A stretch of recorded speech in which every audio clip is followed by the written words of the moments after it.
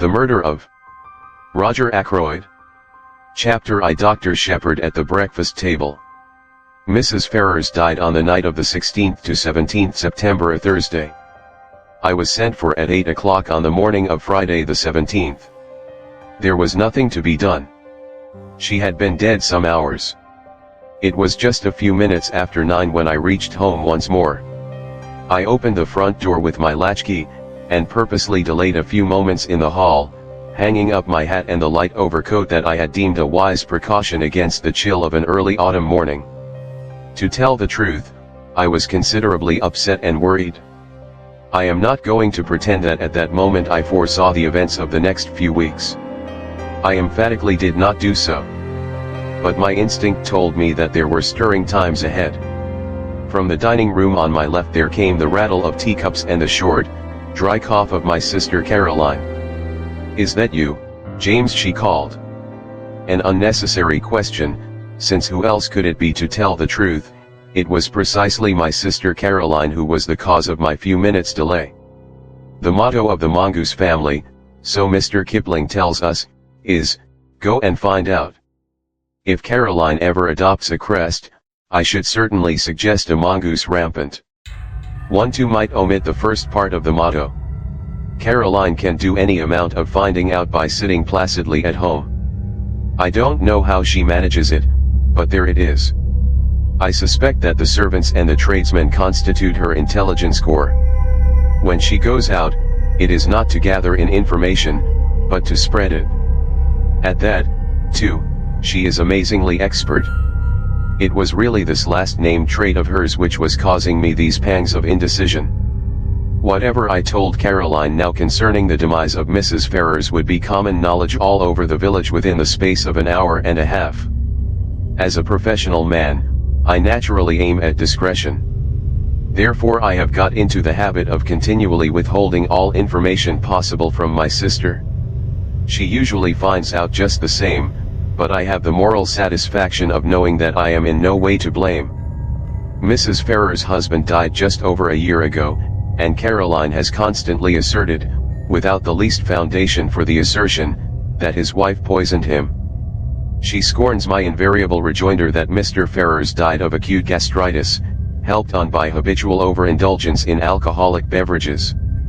The symptoms of gastritis and arsenical poisoning are not, I agree, unlike, but Caroline bases her accusation on quite different lines. "You've only got to look at her," I have heard her say. Mrs. Ferrars, though not in her first youth, was a very attractive woman, and her clothes, though simple, always seemed to fit her very well, but all the same, lots of women buy their clothes in Paris and have not, on that account, necessarily poisoned their husbands. 3. As I stood hesitating in the hall, with all this passing through my mind, Caroline's voice came again, with a sharper note in it. "What on earth are you doing out there, James? Why don't you come and get your breakfast?" "Just coming, my dear," I said hastily. "I've been hanging up my overcoat." "You could have hung up half a dozen overcoats in this time." She was quite right. I could have. I walked into the dining room, gave Caroline the accustomed peck on the cheek, and sat down to eggs and bacon. The bacon was rather cold. "You've had an early call," remarked Caroline. "Yes," I said. "King's paddock. Mrs. Ferrars." "I know," said my sister. "How did you know?" "Annie told me." "Annie is the house parlor maid. A nice girl, but an inveterate talker." There was a pause. I continued to eat eggs and bacon. My sister's nose, which is long and thin, quivered a little at the tip, as it always does when she is interested or excited over anything. "Well," she demanded. "A bad business?" "Nothing to be done. Must have died in her sleep." "I know," said my sister again. This time I was annoyed. "You can't know," I snapped. "I didn't know myself for until I got there, and I haven't mentioned it to a soul yet. If that girl Annie knows, she must be a clairvoyant." "It wasn't Annie who told me. It was the milkman." He had it from the Ferrers' cook. As I say, there is no need for Caroline to go out to get information. She sits at home, and it comes to her. My sister continued, "What, did she die of heart failure?" "Didn't he, the milkman, tell you that?" I inquired sarcastically. Sarcasm is wasted on Caroline. She takes it seriously and answers accordingly. "He didn't he know," she explained. After all, Caroline was bound to hear sooner or later. She might as well hear from me. She died of an overdose of Veronal. She's been taking it lately for sleeplessness. Must have taken too much. "Nonsense," said Caroline immediately. "She took it on purpose." "Don't tell me." It is odd how, when you have a secret belief of your own which you do not wish to acknowledge, the voicing of it by someone else will rouse you to a fury of denial. I burst immediately into indignant speech. "There you go again," I said. "Rushing along without rhyme or reason. Why on earth should Mrs. Ferrers wish to commit suicide, a widow, fairly young still, very well off, good health, and nothing to do but enjoy life? It's absurd." 5. Not at all. Even you must have noticed how different she has been looking lately. It's been coming on for the last 6 months. She's looked positively hag-ridden. And you have just admitted that she hasn't been able to sleep. What is your diagnosis? I demanded coldly. An unfortunate love affair, I suppose. My sister shook her head. "Remorse," she said, with great gusto. "Remorse. Yes. You never would believe me when I told you she poisoned her husband. I'm more than ever convinced of it now." "I don't think you're very logical," I objected. "Surely if a woman committed a crime like murder, she'd be sufficiently cold-blooded to enjoy the fruits of it without any weak-minded sentimentality such as repentance." Caroline shook her head. "There probably are women like that, but Mrs. Ferrers wasn't one of them. She was a mass of nerves. An overmastering impulse drove her on to get rid of her husband because she was the sort of person who simply can't endure suffering of any kind, and there's no doubt that the wife of a man like Ashley Ferrers must have had to suffer a good deal." I nodded. "And ever since she's been haunted by what she did. I can't help feeling sorry for her." I don't think Caroline ever felt sorry for Mrs. Ferrers whilst she was alive. Now that she has gone where presumably 6 Paris frocks can no longer be worn, Caroline is prepared to indulge in the softer emotions of pity and comprehension. I told her firmly that her whole idea was nonsense. I was all the more firm because I secretly agreed with some part, at least, of what she had said. But it is all wrong that Caroline should arrive at the truth simply by a kind of inspired guesswork. I wasn't going to encourage that sort of thing. She will go round the village airing her views, and everyone will think that she is doing so on medical data supplied by me. Life is very trying." "Nonsense," said Caroline, in reply to my strictures. "You'll see. 10 to 1 she's left a letter confessing everything." "She didn't leave a letter of any kind," I said sharply, and not seeing where the admission was going to land me. "Oh," said Caroline. "So you did inquire about that, did you? I believe, James, that in your heart of hearts, you think very much as I do. You're a precious old humbug. One always has to take the possibility of suicide into consideration," I said repressively. "Will there be an inquest?" "There may be. It all depends. If I am able to declare myself absolutely satisfied that the overdose was taken accidentally, an inquest might be dispensed with." "And are you absolutely satisfied?" asked my sister shrewdly. I did not answer, but got up from table. 7. Chapter 2. Who in King's Abbot. Before I proceed further with what I said to Caroline and what Caroline said to me, it might be as well to give some idea of what I should describe as our local geography. Our village, King's Abbot, is, I imagine, very much like any other village. Our big town is Cranchester, 9 miles away. We have a large railway station, a small post office, and 2 rival general stores. Able-bodied men are apt to leave the place early in life, but we are rich in unmarried ladies and retired military officers. Our hobbies and recreations can be summed up in the one word, gossip.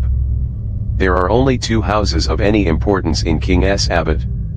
One is King S. Paddock, left to Mrs. Ferrers by her late husband. The other, Fernley Park, is owned by Roger Ackroyd. Ackroyd has always interested me by being a man more impossibly like a country squire than any country squire could really be. He reminds one of the red-faced sportsmen who always appeared early in the first act of an old-fashioned musical comedy, the setting being the village green. They usually sang a song about going up to London. Nowadays we have revues, and the country squire has died out of musical fashion. Of course, Ackroyd is not really a country squire. He is an immensely successful manufacturer of wagon wheels. He is a man of nearly 50 years of age, rubicund of face and genial of manner. He is hand and glove with the vicar, subscribes liberally to parish funds, though rumor has it that he is extremely mean in personal expenditure, encourages cricket matches, lads' clubs, and disabled soldiers' institutes. He is, in fact, the life and soul of our peaceful village of King S. Abbot. Now when Roger Ackroyd was a lad of 21, he fell in love with, and married, a beautiful woman some 5 or 6 years his senior. Her name was Peyton, and she was a widow with 1 child. The history of the marriage was short and painful. To put it bluntly, Mrs. Ackroyd was a dipsomaniac. She succeeded in drinking herself into her grave 4 years after her marriage.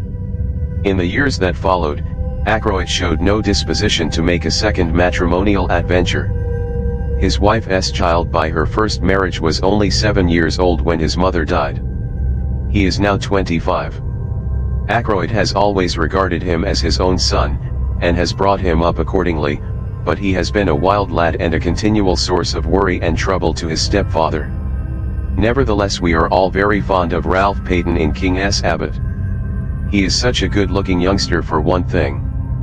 As I said before, we are ready enough to gossip in our village.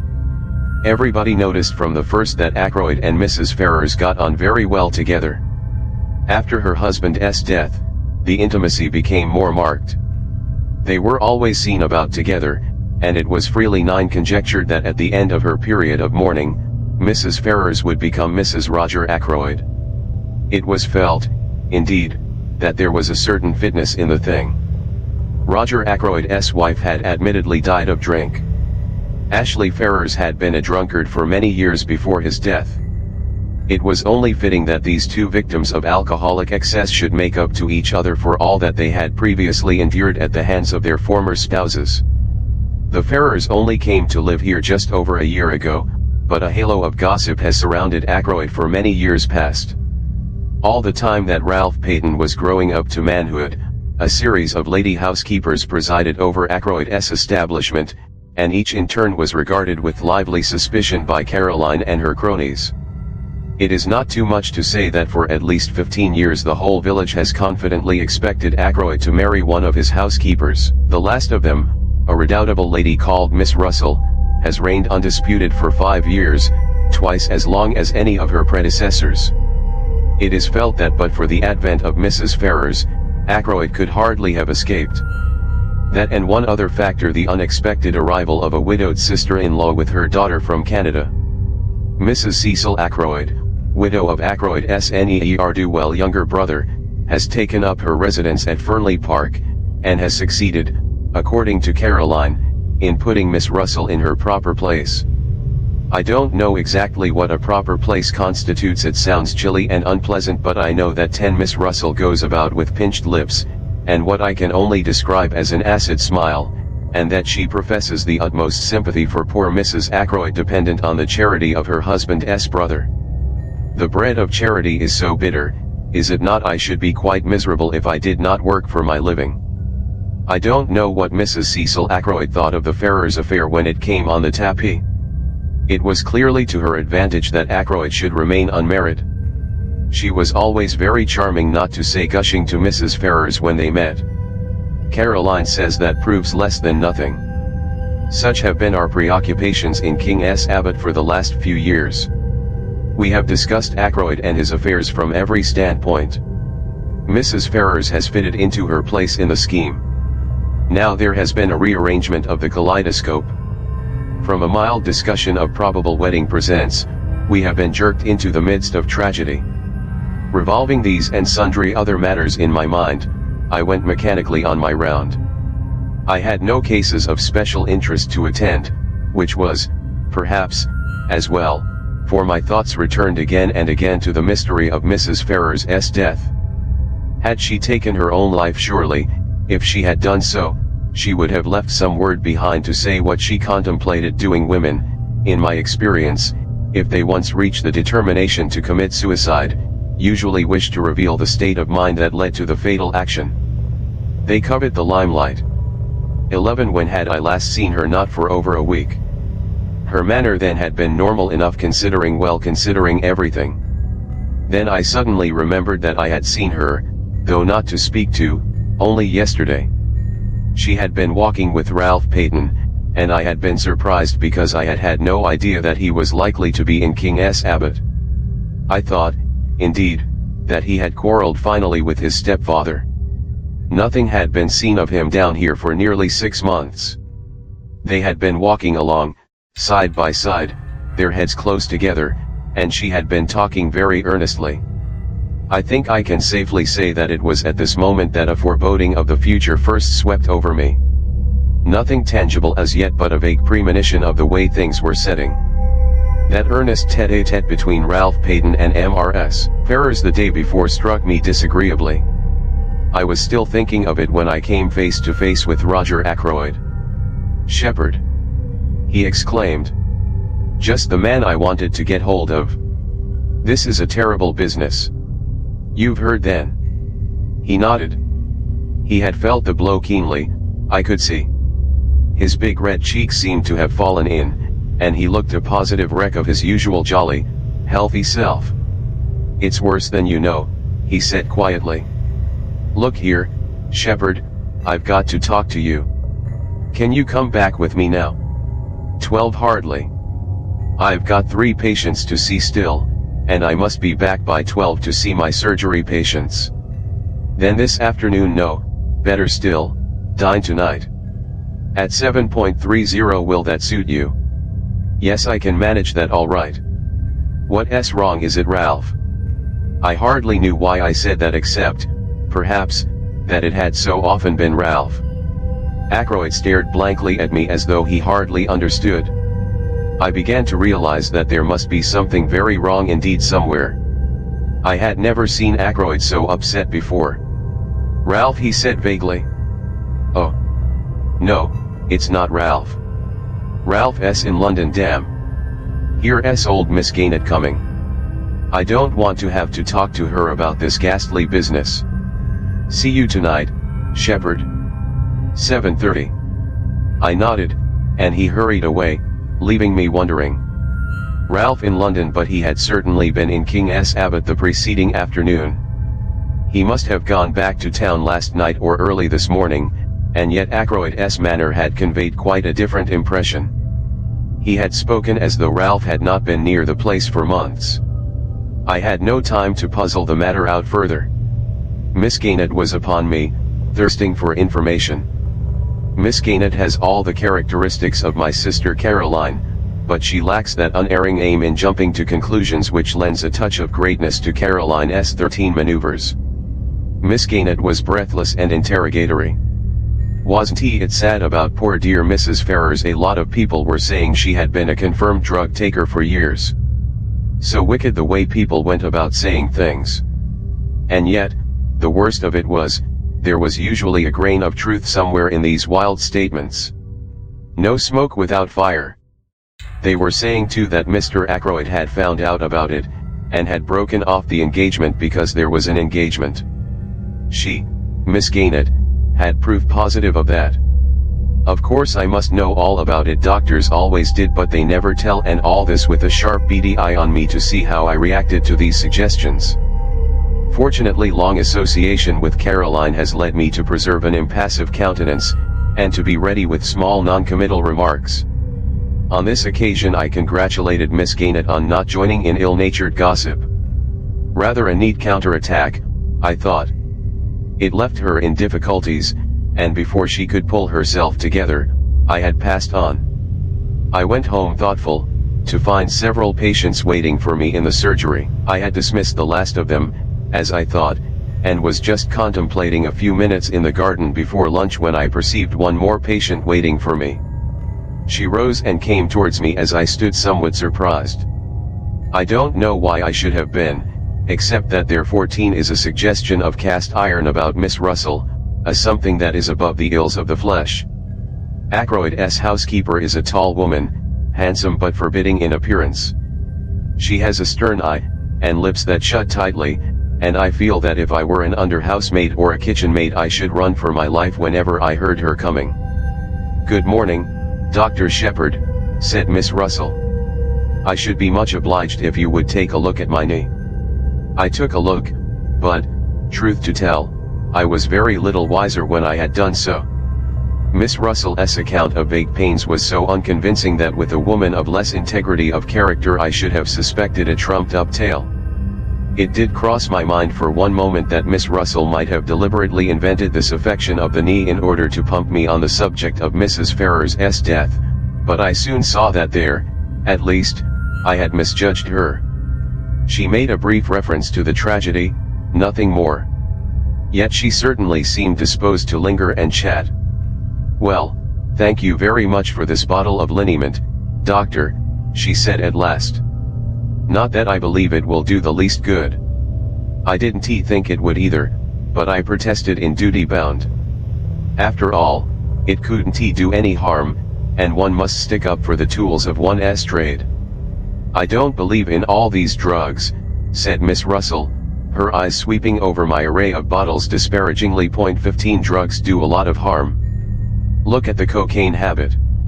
Well, as far as that goes, it's very prevalent in high society. I'm sure Miss Russell knows far more about high society than I do." I didn't attempt to argue with her. "Just tell me this, doctor," said Miss Russell. "Suppose you are really a slave of the drug habit. Is there any cure?" One cannot answer a question like that offhand.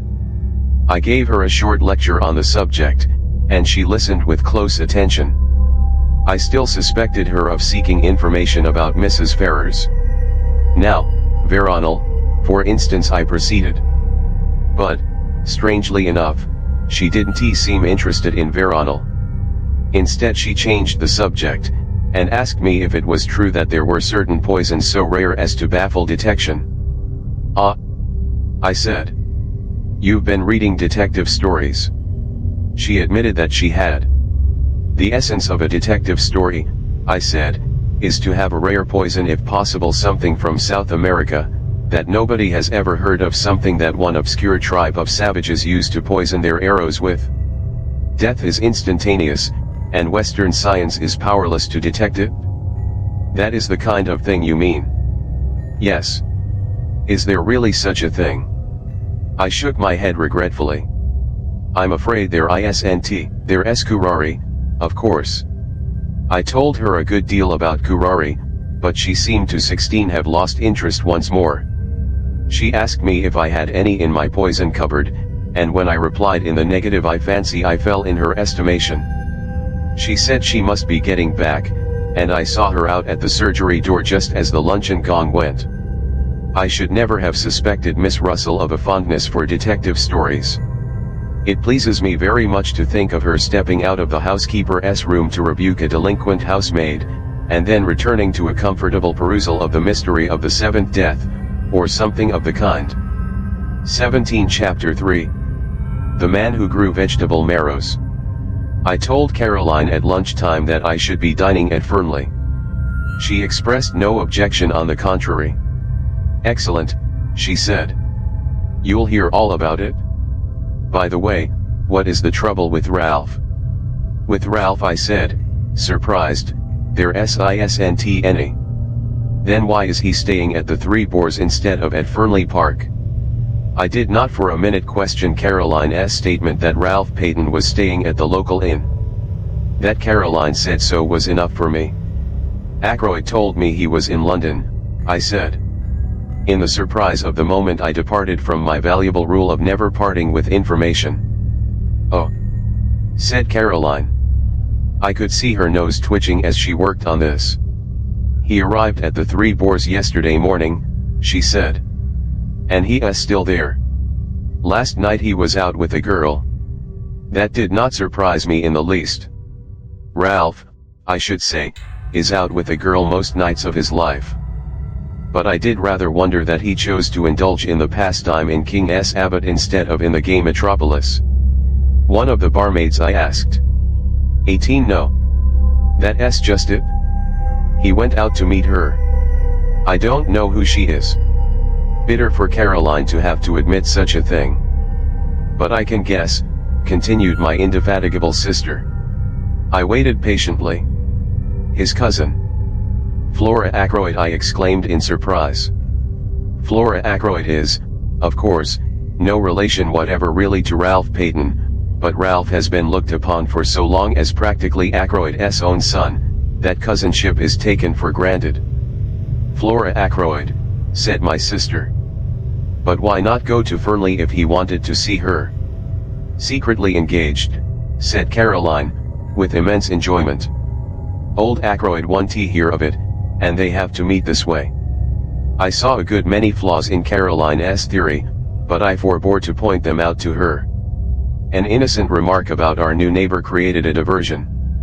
The house next door, the Larches, has recently been taken by a stranger.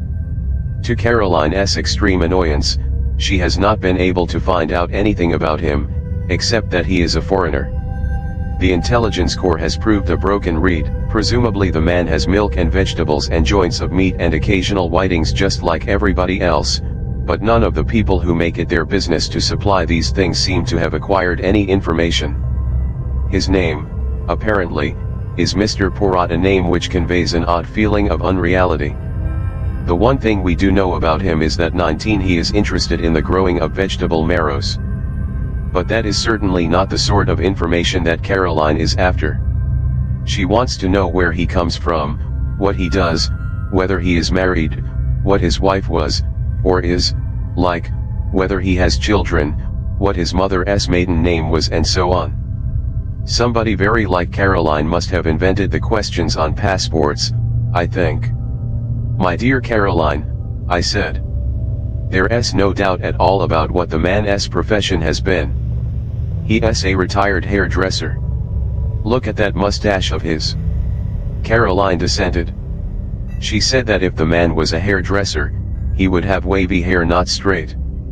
All hairdressers did. I cited several hairdressers personally known to me who had straight hair, but Caroline refused to be convinced. I can't make him out at all, she said in an aggrieved voice.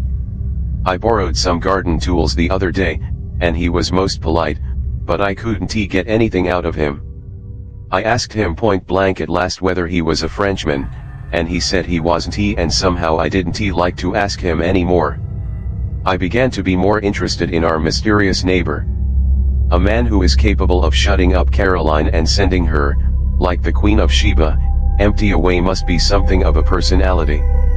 I believe, said Caroline, that he's got one of those new vacuum cleaners. I saw a meditated loan and the opportunity of further 20 questioning gleaming from her eye. I seized the chance to escape into the garden. I am rather fond of gardening. I was busily exterminating dandelion roots when a shout of warning sounded from close by and a heavy body whizzed by my ear and fell at my feet with a repellent squelch. It was a vegetable marrow. I looked up angrily. Over the wall, to my left, there appeared a face.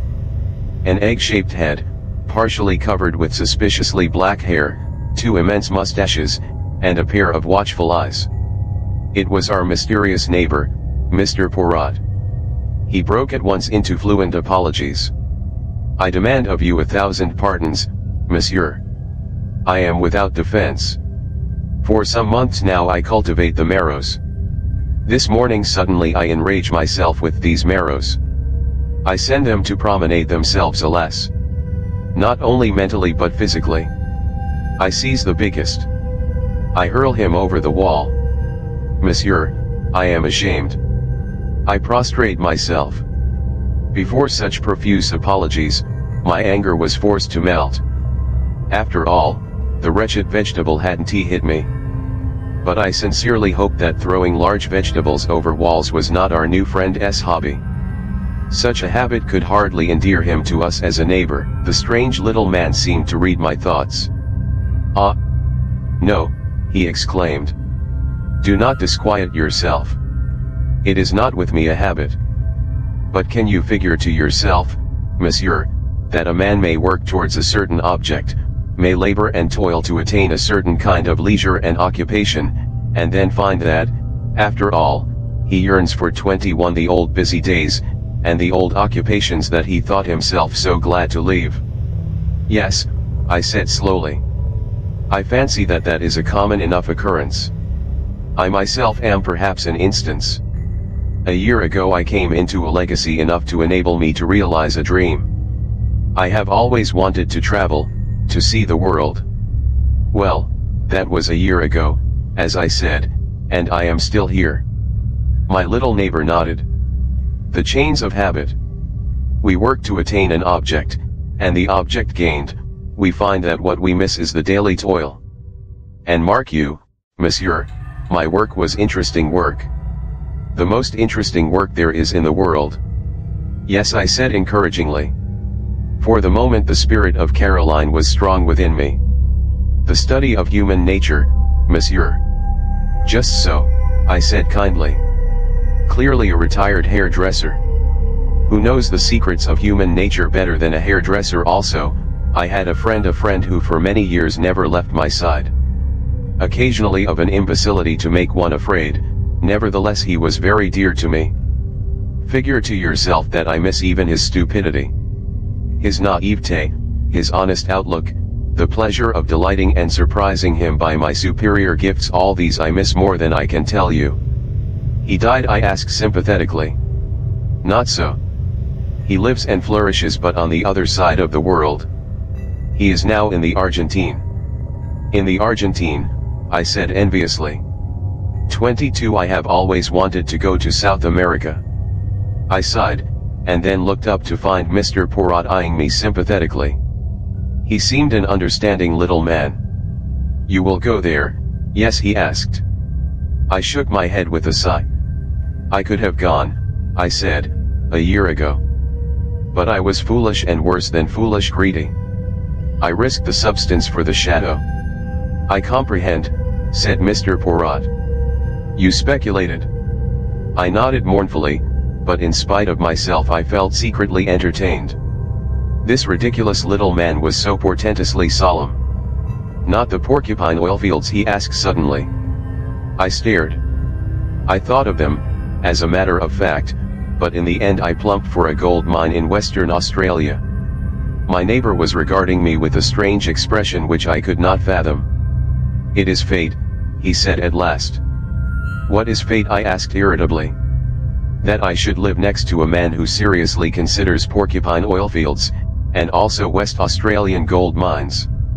Tell me, have you also a penchant for auburn hair? I stared at him open-mouthed, and he burst out laughing. No, it is not the insanity that I suffer from. Make your mind easy. It was a foolish question that I put to you there, for, see you, my friend of whom I spoke was 23, a young man, a man who thought all women good, and most of them beautiful. But you are a man of middle age, a doctor, a man who knows the folly and the vanity of most things in this life of ours. Well, we are neighbors. I beg of you to accept and present to your excellent sister my best marrow. He stooped, and with a flourish produced an immense specimen of the tribe, which I duly accepted in the spirit in which it was offered. Indeed, said the little man cheerfully, this has not been a wasted morning. I have made the acquaintance of a man who in some ways resembles my far-off friend. By the way, I should like to ask you a question. You doubtless know everyone in this tiny village. Who is the young man with the very dark hair and eyes, and the handsome face? He walks with his head flung back, and an easy smile on his lips. The description left me in no doubt. That must be Captain Ralph Peyton, I said slowly. I have not seen him about here before. No, he has not been here for some time. But he is the adopted son, rather, of Mr. Ackroyd of Fernley Park. My neighbor made a slight gesture of impatience. Of course, I should have guessed. Mr. Ackroyd spoke of him many times. You know Mr. Ackroyd, I said, slightly surprised. Mr. Ackroyd knew me in London when I was at work there. I have asked him to say nothing of my profession down here. 24, I see, I said, rather amused by this patent snobbery, as I thought it. But the little man went on with an almost grandiloquent smirk. One prefers to remain incognito. I am not anxious for notoriety. I have not even troubled to correct the local version of my name. Indeed, I said, not knowing quite what to say. Captain Ralph Peyton, mused Mr. Poirot. And so he is engaged to Mr. Ackroyd's niece, the charming Miss Flora. Who told you so? I asked, very much surprised. Mr. Ackroyd. About a week ago. He is very pleased about it, has long desired that such a thing should come to pass, or so I understood from him. I even believe that he brought some pressure to bear upon the young man. That is never wise. A young man should marry to please himself, not to please a stepfather from whom he has expectations. My ideas were completely upset. I could not see Ackroyd taking a hairdresser into his confidence, and discussing the marriage of his niece and stepson with him. Ackroyd extends a genial patronage to the lower orders, but he has a very great sense of his own dignity. I began to think that Poirot couldn't be a hairdresser after all. To hide my confusion, I said the first thing that came into my head. What made you notice Ralph Peyton, his good looks? No, not that alone, though he is unusually good looking, 25 for an Englishman, what your lady novelists would call a Greek god. No, there was something about that young man that I did not understand. He said the last sentence in a musing tone of voice which made an indefinable impression upon me. It was as though he was summing up the boy by the light of some inner knowledge that I did not share. It was that impression that was left with me, for at that moment my sister's voice called me from the house. I went in. Caroline had her hat on, and had evidently just come in from the village. She began without preamble. I met Mr. Ackroyd. Yes, I said. I stopped him, of course, but he seemed in a great hurry, and anxious to get away. I have no doubt but that that was the case. He would feel towards Caroline much as he had felt towards Miss Gaynett earlier in the day, perhaps more so. Caroline is less easy to shake off. I asked him at once about Ralph. He was absolutely astonished. Had no idea the boy was down here. He actually said he thought I must have made a mistake. A mistake? Ridiculous, I said. He ought to have known you better. Then he went on to tell me that Ralph and Flora are engaged. I know that too, I interrupted, with modest pride. Who told you? 26, our new neighbor. Caroline visibly wavered for a second or two, much as a roulette ball might coyly hover between two numbers. Then she declined the tempting red herring. I told Mr. Ackroyd that Ralph was staying at the Three Boars. Caroline, I said, do you never reflect that you might do a lot of harm with this habit of yours of repeating everything indiscriminately? Nonsense, said my sister. People ought to know things. I consider it my duty to tell them. Mr. Ackroyd was very grateful to me. Well, I said, for there was clearly more to come. I think he went straight off to the Three Boars, but if so, he didn't find Ralph there. No. Because as I was coming back through the wood. Coming back through the wood, I interrupted. Caroline had the grace to blush. It was such a lovely day, she exclaimed. I thought I would make a little round. The woods with their autumnal tints are so perfect at this time of year. Caroline does not care a hang for woods at any time of year. Normally she regards them as places where you get your feet damp, and where all kinds of unpleasant things may drop on your head. No, it was good sound mongoose instinct which took her to our local wood. It is the only place adjacent to the village of King S. Abbot 27 where you can talk with a young woman unseen by the whole of the village. It adjoins the park of Fernley. Well, I said, go on. As I say, I was just coming back through the wood when I heard voices. Caroline paused. Yes. One was Ralph Payton's. I knew it at once. The other was a girl's. Of course I didn't mean to listen. Of course not, I interjected, with patent sarcasm which was, however, wasted on Caroline. But I simply couldn't help overhearing. The girl said something I didn't quite catch what it was, and Ralph answered. He sounded very angry. My dear girl, he said, don't you realize that it is quite on the cards the old man will cut me off with a shilling? He has been pretty fed up with me for the last few years. A little more would do it. And we need the dibs, my dear. I shall be a very rich man when the old fellow pops off. He's mean as they make 'em, but he's rolling in money really. I don't want him to go altering his will. You leave it to me, and don't worry. Those were his exact words. I remember them perfectly. Unfortunately, just then I stepped on a dry twig or something, and they lowered their voices and moved away. I couldn't, of course, go rushing after them, so wasn't able to see who the girl was. That must have been most vexing, I said. I suppose, though, you hurried on to the Three Boars, felt 28 faint, and went into the bar for a glass of brandy, and so were able to see if both the barmaids were on duty. It wasn't a barmaid, said Caroline unhesitatingly. In fact, I'm almost sure that it was Flora Ackroyd, only it doesn't seem to make sense, I agreed. But if it wasn't Flora, who could it have been? Rapidly my sister ran over a list of maidens living in the neighborhood, with profuse reasons for and against. When she paused for breath, I murmured something about a patient, and slipped out. I proposed to make my way to the Three Boars. It seemed likely that Ralph Payton would have returned there by now. I knew Ralph very well, better, perhaps, than anyone else in King S. Abbot, for I had known his mother before him, and therefore I understood much in him that puzzled others. He was, to a certain extent, the victim of heredity. He had not inherited his mother's fatal propensity for drink, but nevertheless he had in him a strain of weakness. As my new friend of this morning had declared, he was extraordinarily handsome.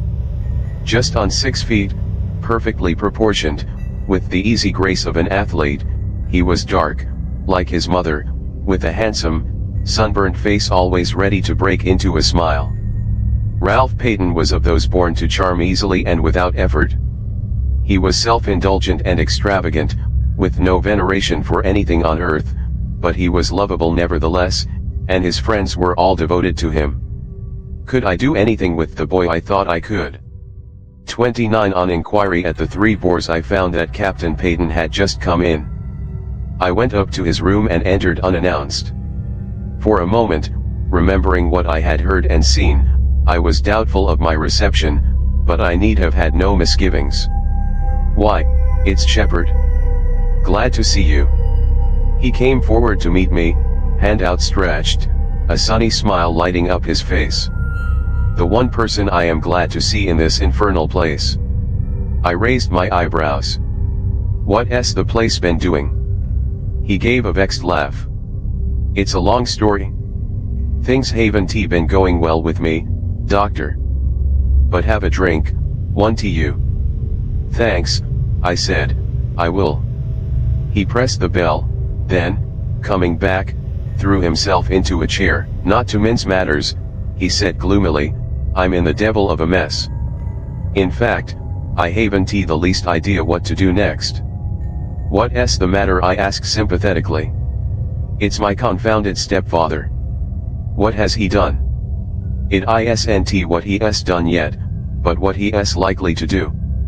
The bell was answered, and Ralph ordered the drinks. When the man had gone again, he sat hunched in the armchair, frowning to himself.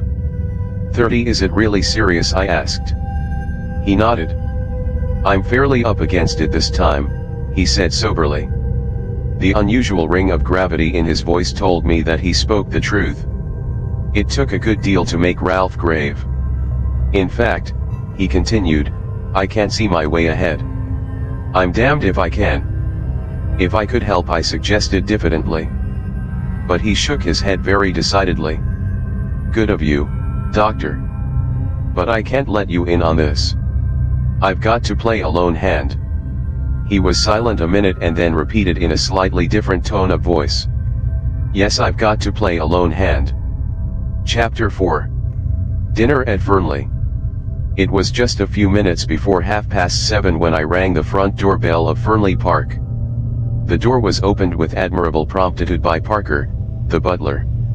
The night was such a fine one that I had preferred to come on foot. I stepped into the big square hall and Parker relieved me of my overcoat.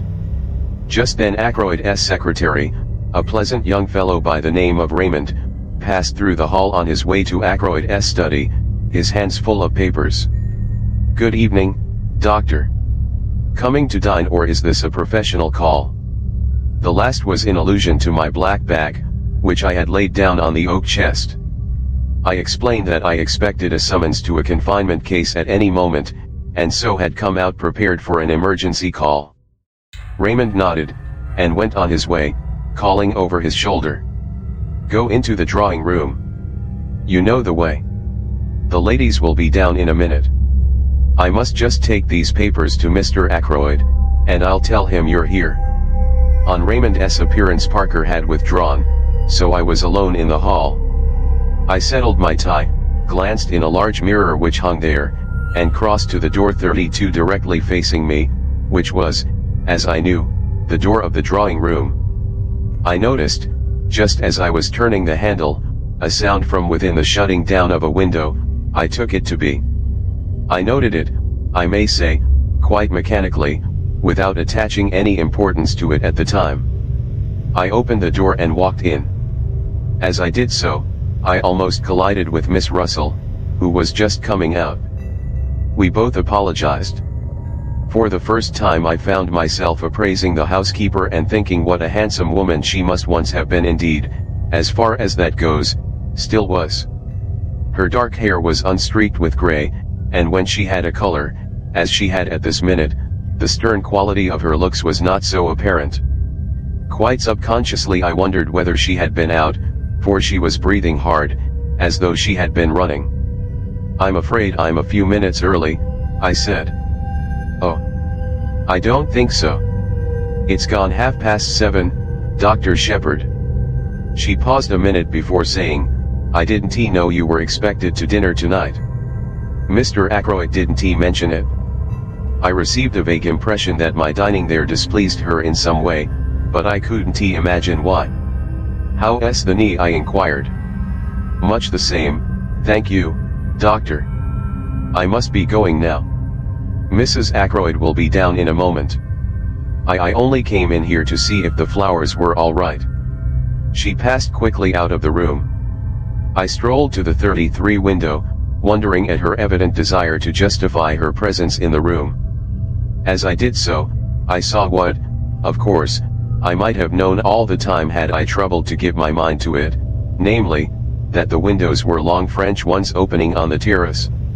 The sound I had heard, therefore, could not have been that of a window being shut down, quite idly, and more to distract my mind from painful thoughts than for any other reason.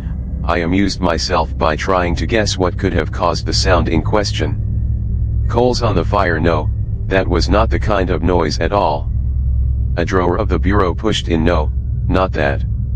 Then my eye was caught by what, I believe, is called a silver table, the lid of which lifts, and through the glass of which you can see the contents. I crossed over to it, studying the things. There were 1 or 2 pieces of old silver, a baby shoe belonging to King Charles I, some Chinese jade figures, and quite a number of African implements and curios. Wanting to examine one of the jade figures more closely, I lifted the lid.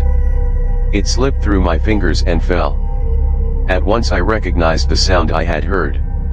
It was the same table lid being shut down gently and carefully.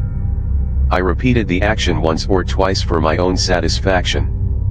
Then I lifted the lid to scrutinize the contents more closely. I was still bending over the open silver table when Flora Ackroyd came into the room. Quite a lot of people do not like Flora Ackroyd, but 34 nobody can help admiring her. And to her friends she can be very charming. The first thing that strikes you about her is her extraordinary fairness.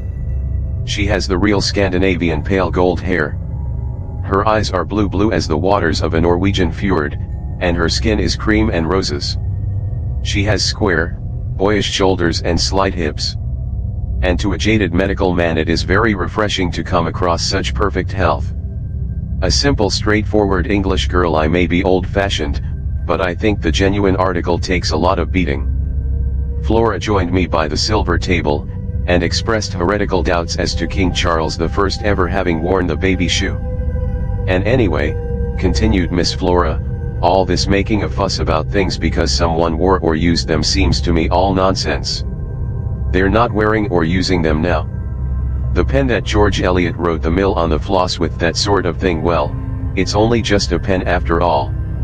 If you're really keen on George Eliot, why not get the mill on the floss in a cheap edition and read it? I suppose you never read such old out-of-date stuff, Miss Flora. You're wrong, Dr. Shepherd. I love the mill on the floss. I was rather pleased to hear it.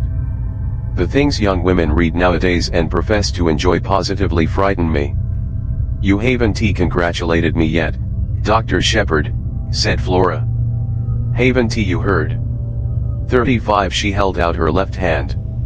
On the third finger of it was an exquisitely set single pearl.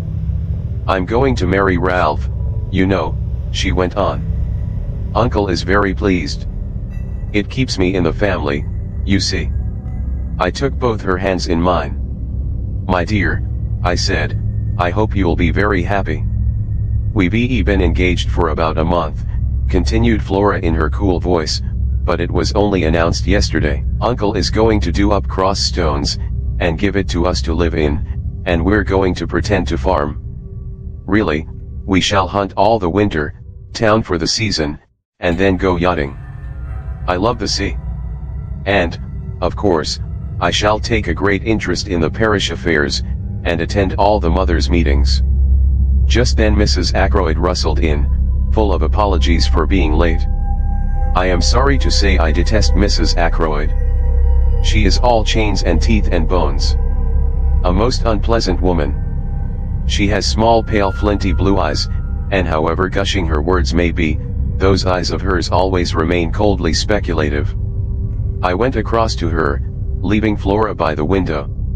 She gave me a handful of assorted knuckles and rings to squeeze, and began talking volubly. Had I heard about Flora's engagement so suitable in every way? The dear young things had fallen in love at first sight. Such a perfect pair, he so dark and she so fair. I can't tell you, my dear Dr. Shepherd, the relief to a mother's heart. 36. Mrs. Ackroyd sighed a tribute to her mother's heart, whilst her eyes remained shrewdly observant of me. I was wondering. You are such an old friend of dear Roger S. We know how much he trusts to your judgment. So difficult for me in my position, as poor Cecil's widow. But there are so many tiresome things, settlements, you know all that. I fully believe that Roger intends to make settlements upon dear Flora, but, as you know, he is just a little peculiar about money. Very usual, I've heard, amongst men who are captains of industry. I wondered, you know, if you could just sound him on the subject. Flora is so fond of you. We feel you are quite an old friend, although we have only really known you just over 2 years. Mrs. Ackroyd's eloquence was cut short as the drawing-room door opened once more. I was pleased at the interruption. I hate interfering in other people's affairs, and I had not the least intention of tackling Ackroyd on the subject of Flora's settlements. In another moment I should have been forced to tell Mrs. Ackroyd as much. You know Major Blunt, don't you, Doctor? Yes, indeed, I said. A lot of people know Hector Blunt, at least by repute. He has shot more wild animals in unlikely places than any man living, I suppose. When you mention him, people say, "Blunt, you don't mean the big game man, do you?" His friendship with Ackroyd has always puzzled me a little. The two men are so totally dissimilar. Hector Blunt is perhaps 5 years Ackroyd's junior. They made 37 friends early in life, and though their ways have diverged, the friendship still holds. About once in 2 years Blunt spends a fortnight at Fernley, and an immense animal's head, with an amazing number of horns which fixes you with a glazed stare as soon as you come inside the front door, is a permanent reminder of the friendship. Blunt had entered the room now with his own peculiar, deliberate, yet soft-footed tread. He is a man of medium height, sturdily and rather stockily built, his face is almost mahogany-colored, and is peculiarly expressionless. He has gray eyes that give the impression of always watching something that is happening very far away. He talks little, and what he does say is said jerkily, as though the words were forced out of him unwillingly. He said now, "How are you, Shepherd," in his usual abrupt fashion, and then stood squarely in front of the fireplace looking over our heads as though he saw something very interesting happening in Timbuktu. "Major Blunt," said Flora, "I wish you'd tell me about these African things. I'm sure you know what they all are.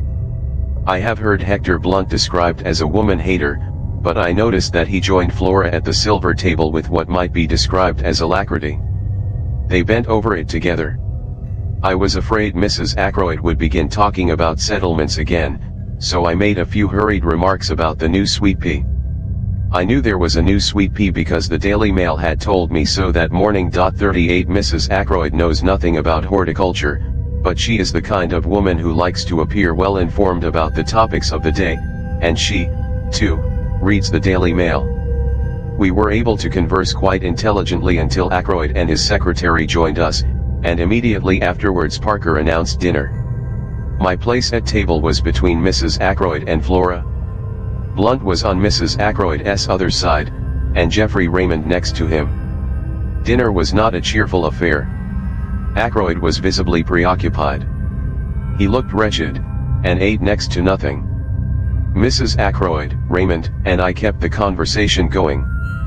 Flora seemed affected by her uncle's depression, and Blunt relapsed into his usual taciturnity. Immediately after dinner Ackroyd slipped his arm through mine and led me off to his study. "Once we've had coffee, we shan't be disturbed again," he explained. I told Raymond to see to it that we shouldn't be interrupted. I studied him quietly without appearing to do so. He was clearly under the influence of some strong excitement. For a minute or two he paced up and down the room, then, as Parker entered with the coffee tray, he sank into an armchair in front of the fire. The study was a comfortable apartment. Bookshelves lined one wall of it. The chairs were big and covered in dark blue leather.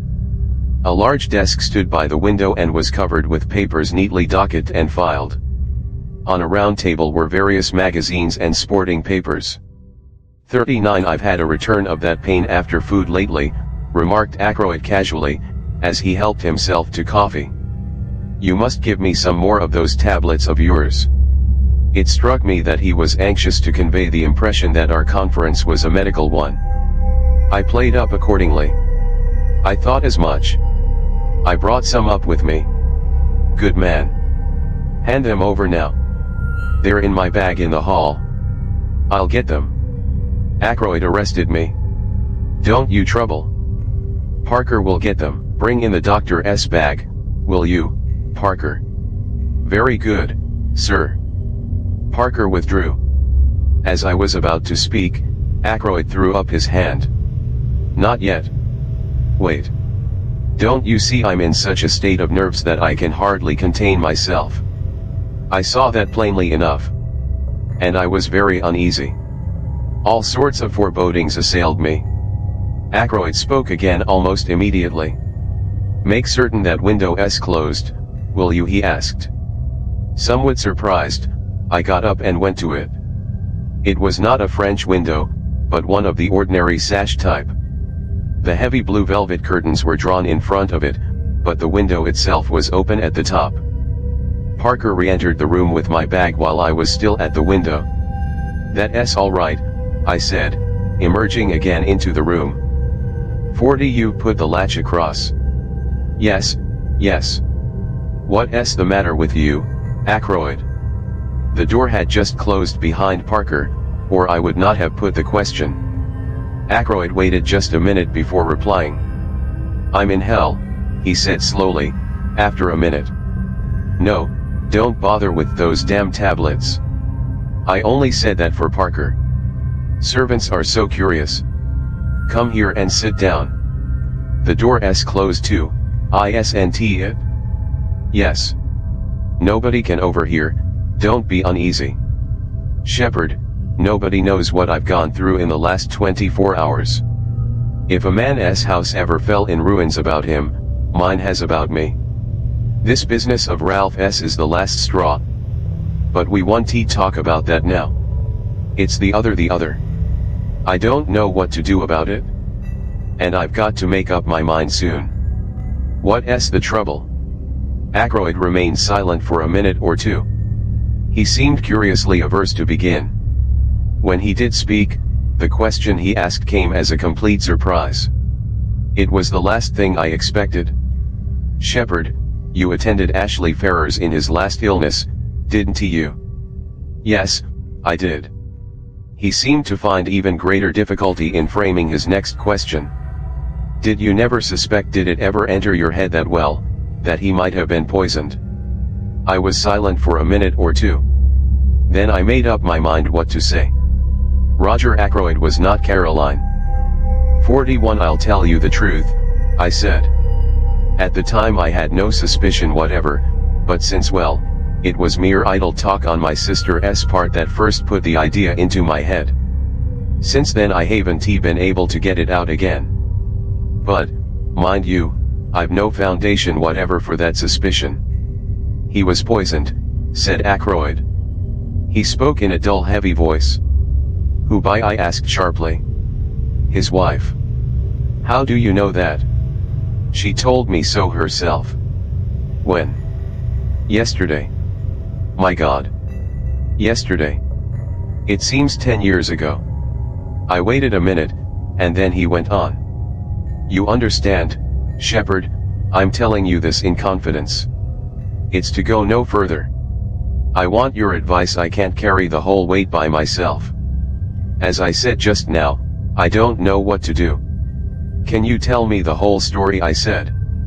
"I'm still in the dark." "How did Mrs. Ferrers come to make this confession to you?" "It's like this. 3 months ago I asked Mrs. Ferrers to marry me. She refused. I asked her again and she consented, but she refused to allow me to make the engagement public until her year of mourning was up.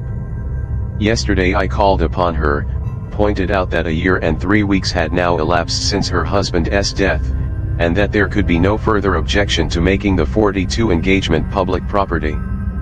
I had noticed that she had been very strange in her manner for some days.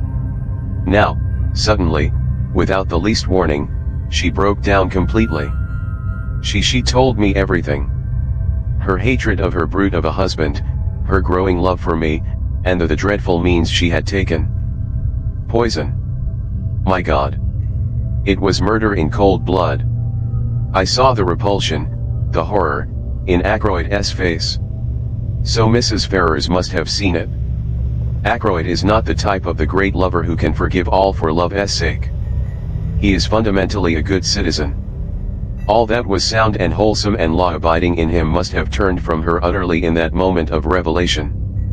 Yes, he went on, in a low, monotonous voice, she confessed everything. It seems that there is one person who has known all along, who has been blackmailing her for huge sums. It was the strain of that drove her nearly mad. Who was the man? Suddenly before my eyes there arose the picture of Ralph Peyton and Mrs. Ferrers side by side. Their heads so close together. I felt a momentary throb of anxiety. Supposing but surely that was impossible. I remembered the frankness of Ralph's greeting that very afternoon. Absurd. She wouldn't tell me his name, said Ackroyd slowly. As a matter of fact, she didn't actually say that it was a man.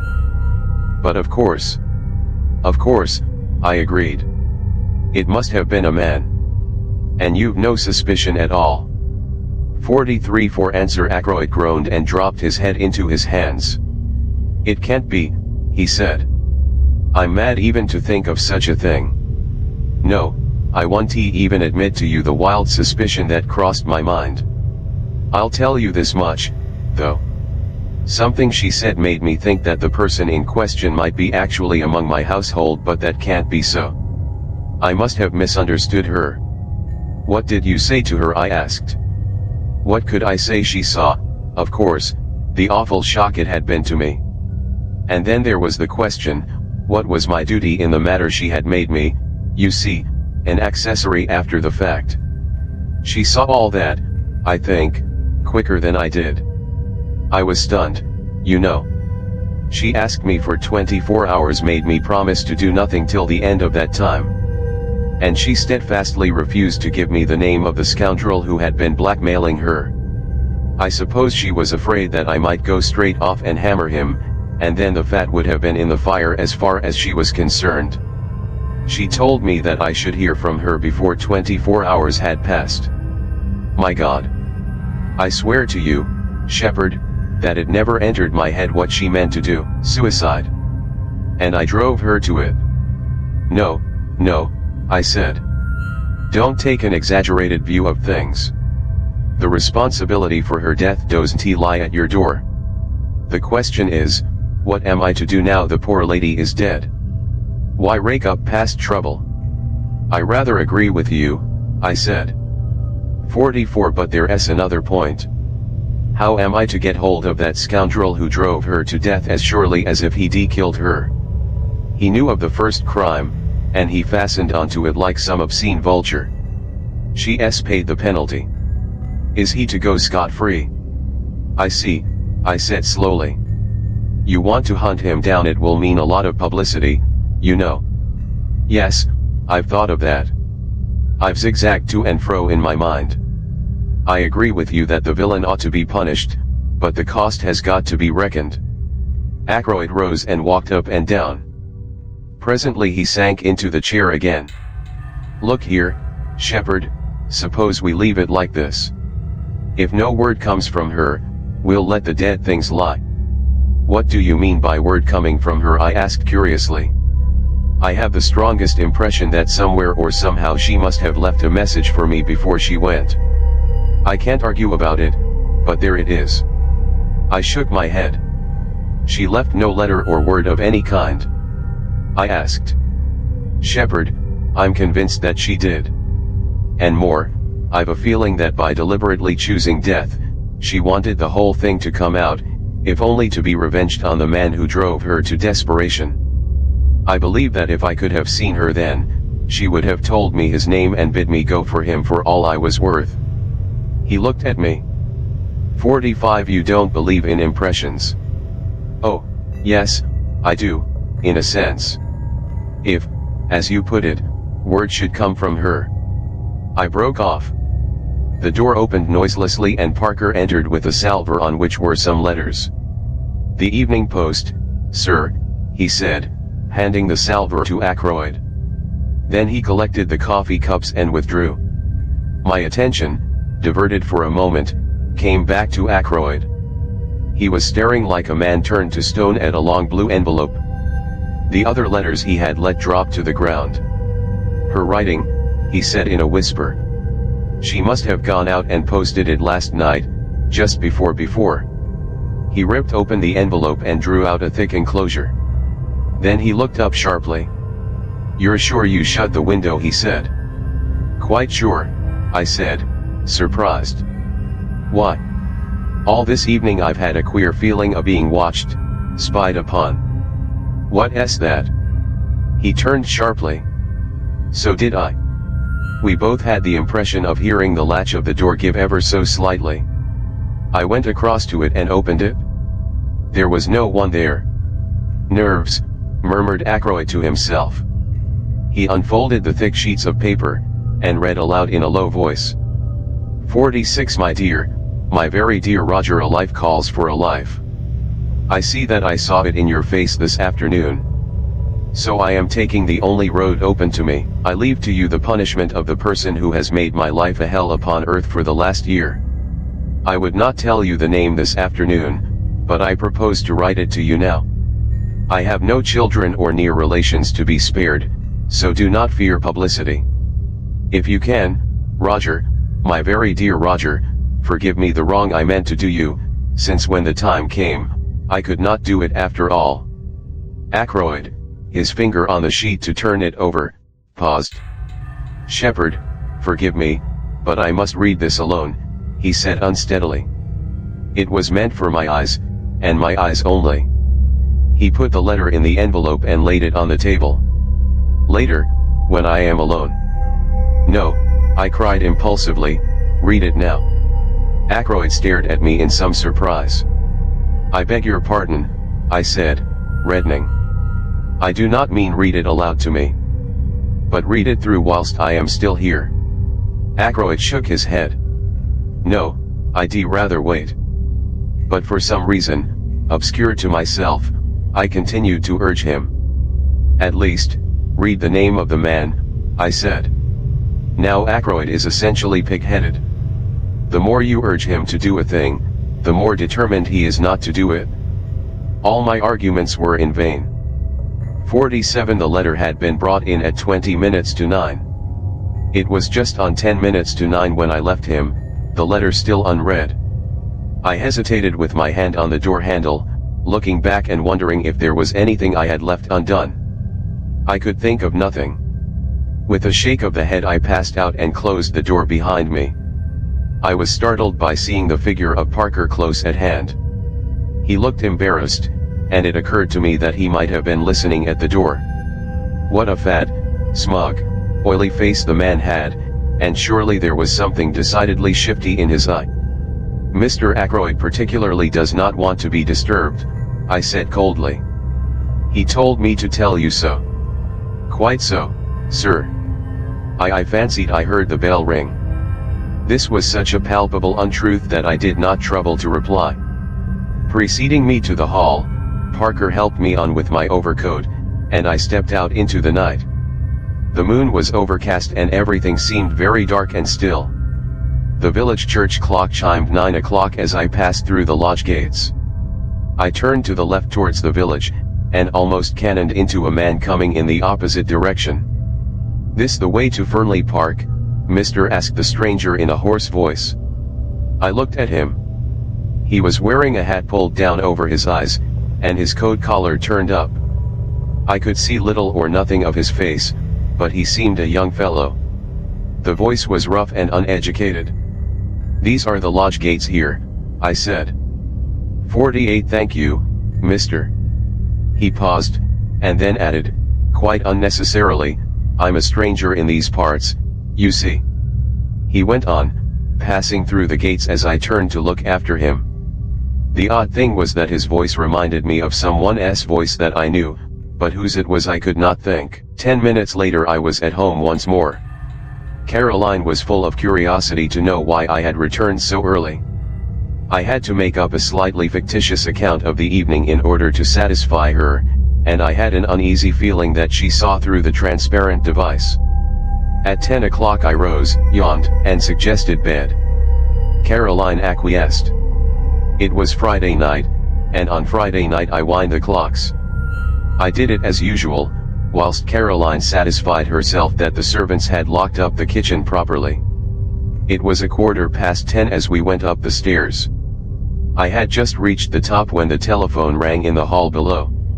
Mrs. Bates, said Caroline immediately. I'm afraid so, I said ruefully. I ran down the stairs and took up the receiver.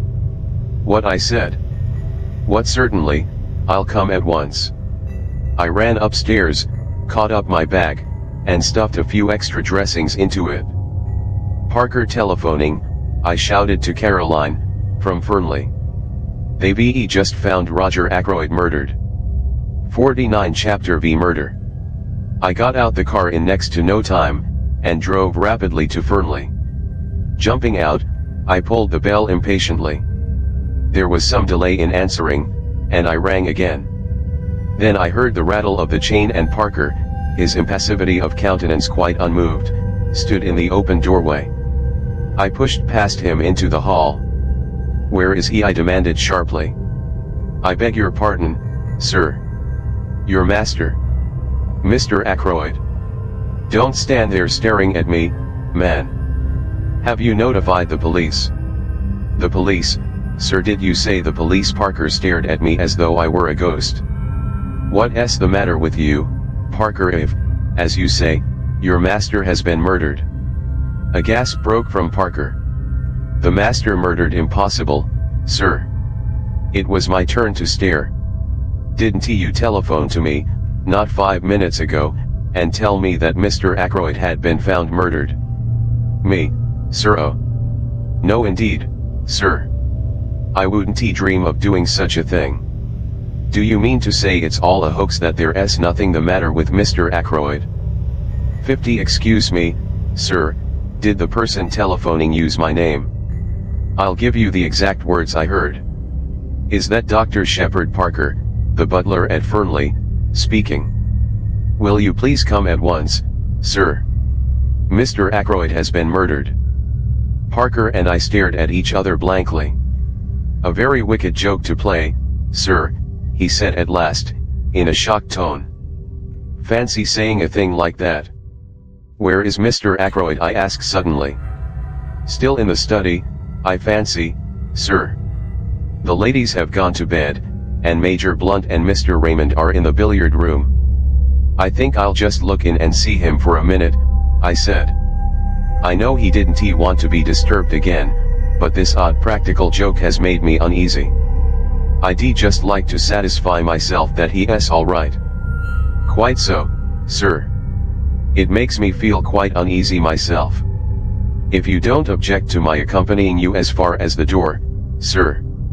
"Not at all," I said. "Come along." I passed through the door on the right, Parker on my heels, traversed the little lobby where a small flight of stairs led upstairs to Ackroyd's bedroom, and tapped on the study door. There was no answer. I turned the handle, but the door was locked. "Allow me, sir," said Parker. Very nimbly, for a man of his build, he dropped on one knee and applied his eye to the keyhole. 51 key is in the lock, all right, sir," he said, rising. "On the inside. Mr. Ackroyd must have locked himself in and possibly just dropped off to sleep." I bent down and verified Parker's statement. "It seems all right," I said, "but, all the same, Parker, I'm going to wake your master up. I shouldn't be satisfied to go home without hearing from his own lips that he's quite all right." So saying, I rattled the handle and called out, "Ackroyd, Ackroyd, just a minute." But still there was no answer. I glanced over my shoulder. "I don't want to alarm the household," I said hesitatingly. Parker went across and shut the door from the big hall through which we had come. "I think that will be all right now, sir. The billiard room is at the other side of the house, and so are the kitchen quarters and the ladies' bedrooms." I nodded comprehendingly. Then I banged once more frantically on the door, and stooping down, fairly bawled through the keyhole. "Ackroyd, Ackroyd. It's Shepard. Let me in." And still silence. Not a sign of life from within the locked room. Parker and I glanced at each other. "Look here, Parker," I said, "I'm going to break this door in, or rather, we are. I'll take the responsibility." "If you say so, sir," said Parker, rather doubtfully. "I do say so. I'm seriously alarmed about Mr. Ackroyd." 52. I looked round the small lobby and picked up a heavy oak chair.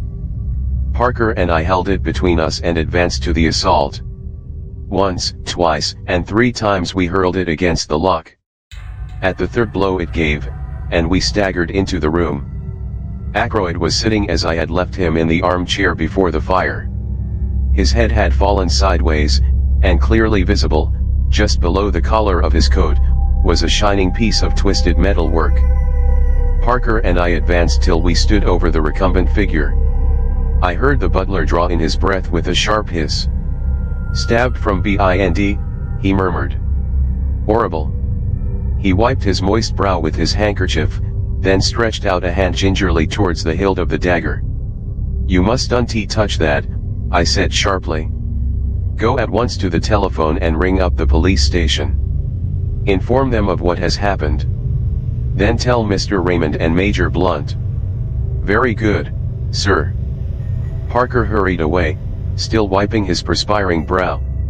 I did what little had to be done. I was careful not to disturb the position of the body, and not to handle the dagger at all. No object was to be attained by moving it. Ackroyd had clearly been dead some little time. Then I heard young Raymond's voice, horror-stricken and incredulous, outside. "What do you say, oh? Impossible. Where's the doctor?" 53. He appeared impetuously in the doorway, then stopped dead, his face very white. A hand put him aside, and Hector Blunt came past him into the room. "My God," said Raymond from behind him, "it's true, then." Blunt came straight until he reached the chair. He bent over the body, and I thought that, like Parker, he was going to lay hold of the dagger hilt. I drew him back with one hand. "Nothing must be moved," I explained. "The police must see him exactly as he is now." Blunt nodded in instant comprehension. His face was expressionless as ever, but I thought I detected signs of emotion beneath the stolid mask. Geoffrey Raymond had joined us now, and stood peering over Blunt's shoulder at the body. "This is terrible," he said in a low voice. He had regained his composure, but as he took off the pince-nez he habitually wore and polished them, I observed that his hand was shaking. "Robbery, I suppose," he said. "How did the fellow get in through the window? Has anything been taken?" He went towards the desk. "You think it's burglary?" I said slowly. "What else could it be? There's no question of suicide, I suppose. No man could stab himself in such a way," I said confidently. "It's murder right enough. But with what motive?"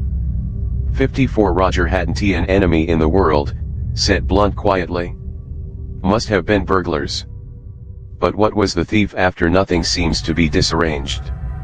He looked round the room. Raymond was still sorting the papers on the desk. "There seems nothing missing, and none of the drawers show signs of having been tampered with," the secretary observed at last. "It's very mysterious." Blunt made a slight motion with his head. "There are some letters on the floor here," he said. I looked down. 3 or 4 letters still lay where Ackroyd had dropped them earlier in the evening. But the blue envelope containing Mrs. Ferrars' letter had disappeared. I half opened my mouth to speak, but at that moment the sound of a bell pealed through the house. There was a confused murmur of voices in the hall, and then Parker appeared with our local inspector and a police constable. "Good evening, gentlemen," said the inspector. "I'm terribly sorry for this. A good kind gentleman like Mr. Ackroyd. The butler says it is murder.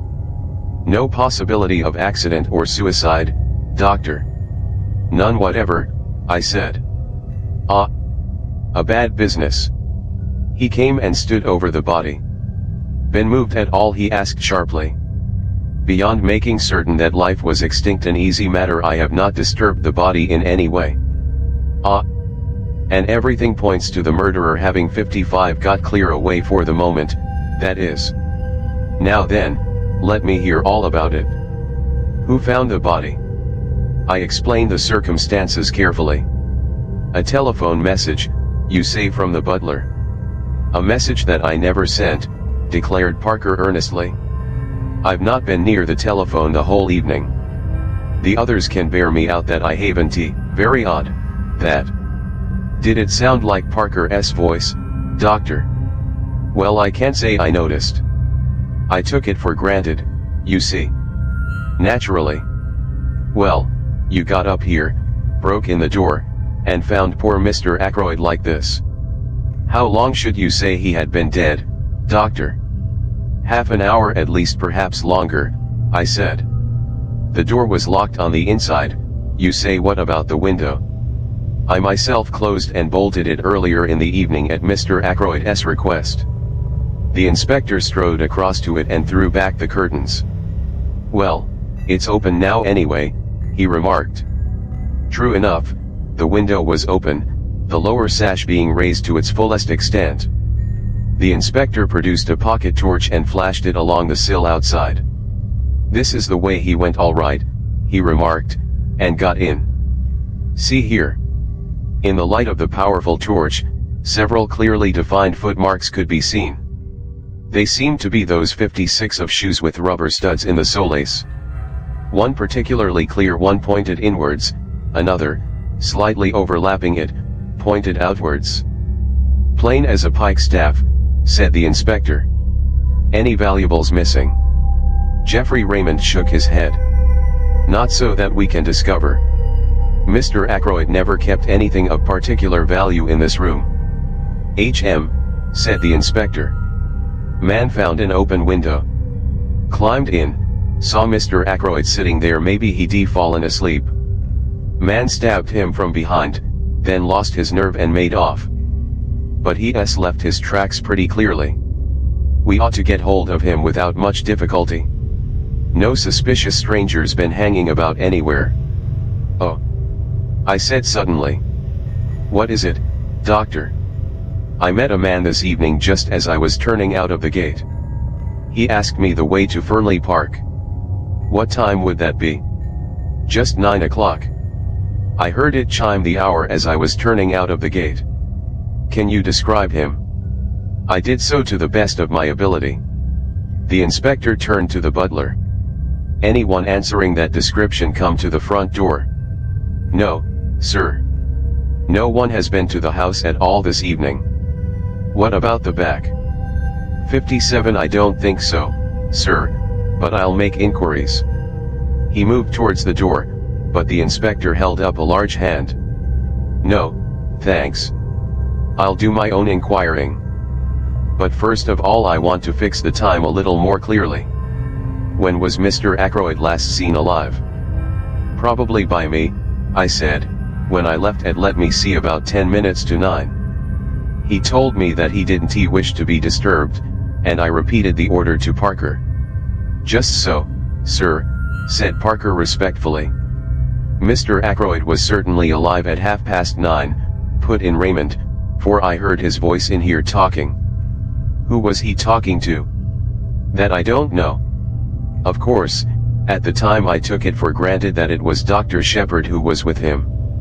I wanted to ask him a question about some papers I was engaged upon, but when I heard the voices I remembered that he had said he wanted to talk to Dr. Shepherd without being disturbed, and I went away again. But now it seems that the doctor had already left. I nodded. I was at home by 9:15, I said. I didn't go out again until I received the telephone call. Who could have been with him at 9:30? queried the inspector. It wasn't you, Mr. E.R. Major Blunt, I said. Major Hector Blunt, asked the inspector, a respectful tone creeping into his voice. Blunt merely jerked his head affirmatively. I think we've seen you down here before, sir, said the 58 inspector. I didn't recognize you for the moment, but you were staying with Mr. Ackroyd a year ago, last May. June, corrected Blunt. Just so, June it was. Now, as I was saying, it wasn't you with Mr. Ackroyd at 9:30 this evening. Blunt shook his head. Never saw him after dinner, he volunteered. The inspector turned once more to Raymond. You didn't overhear any of the conversation going on, did you, sir? I did catch just a fragment of it, said the secretary, and, supposing as I did that it was Dr. Shepherd who was with Mr. Ackroyd, that fragment struck me as distinctly odd. As far as I can remember, the exact words were these. Mr. Ackroyd was speaking. The calls on my purse have been so frequent of late, that is what he was saying of late, that I fear it is impossible for me to accede to your request. I went away again at once, of course, so did not hear any more. But I rather wondered because Dr. Shepherd does not ask for loans for himself or subscriptions for others, I finished. A demand for money, said the inspector musingly. It may be that here we have a very important clue. He turned to the butler. You say, Parker, that nobody was admitted by the front door this evening. That's what I say, sir.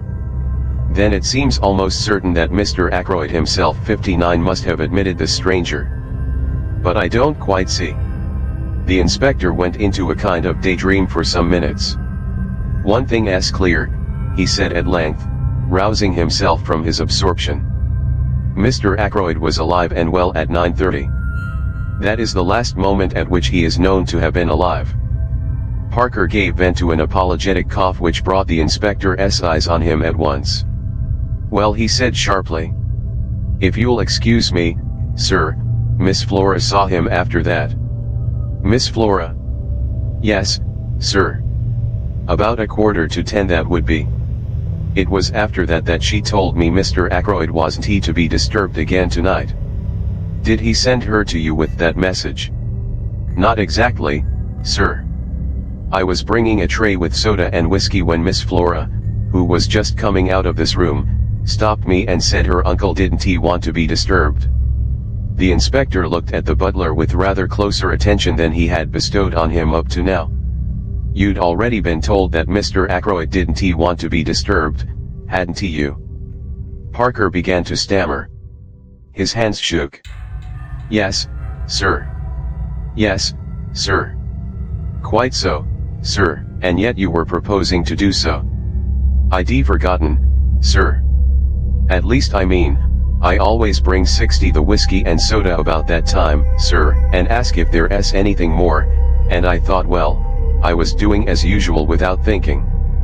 It was at this moment that it began to dawn upon me that Parker was most suspiciously flustered.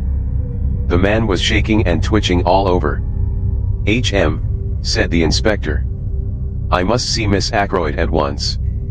For the moment we'll leave this room exactly as it is. I can return here after I've heard what Miss Ackroyd has to tell me.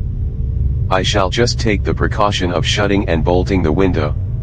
This precaution accomplished, he led the way into the hall and we followed him. He paused a moment, as he glanced up at the little staircase, then spoke over his shoulder to the constable. Jones, you'd better stay here. Don't let anyone go into that room. Parker interposed deferentially. If you'll excuse me, sir. If you were to lock the door into the main hall, nobody could gain access to this part. That staircase leads only to Mr. Ackroyd's bedroom and bathroom. There is no communication with the other part of the house. There once was a door through, but Mr. Ackroyd had it blocked up.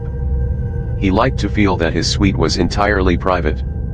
To make things clear and explain the position, I have appended a rough sketch of the right-hand wing of the house. The small staircase leads, as Parker explained, to a big bedroom made by two being knocked into one and an adjoining bathroom and lavatory. The inspector took in the position at a glance. We went through into the large hall and he locked the door behind him, slipping the key into his pocket. Then he gave the constable some low-voiced instructions, and the latter prepared to depart. We must get busy on those shoe tracks, explained the inspector. But first of all, I must have a word with Miss Ackroyd. She was the last person to see her uncle alive. Does she know yet? Raymond shook his head. Well, no need to tell her for another 5 minutes. She can answer my questions better without being upset by knowing the truth about her uncle. Tell her there's been a burglary, and ask her if she would mind dressing and coming down to answer a few questions. It was Raymond who went upstairs on this errand. Miss Ackroyd will be down in a minute, he said, when he returned. I told her just what you suggested. In less than 5 minutes Flora descended the staircase. She was wrapped in a pale pink silk kimono. She looked anxious and excited. The inspector stepped forward. Good evening, Miss Ackroyd, he said civilly. We're afraid there's been an attempt at robbery, and we want you to help us. What's this room? The billiard room. Come in here and sit down.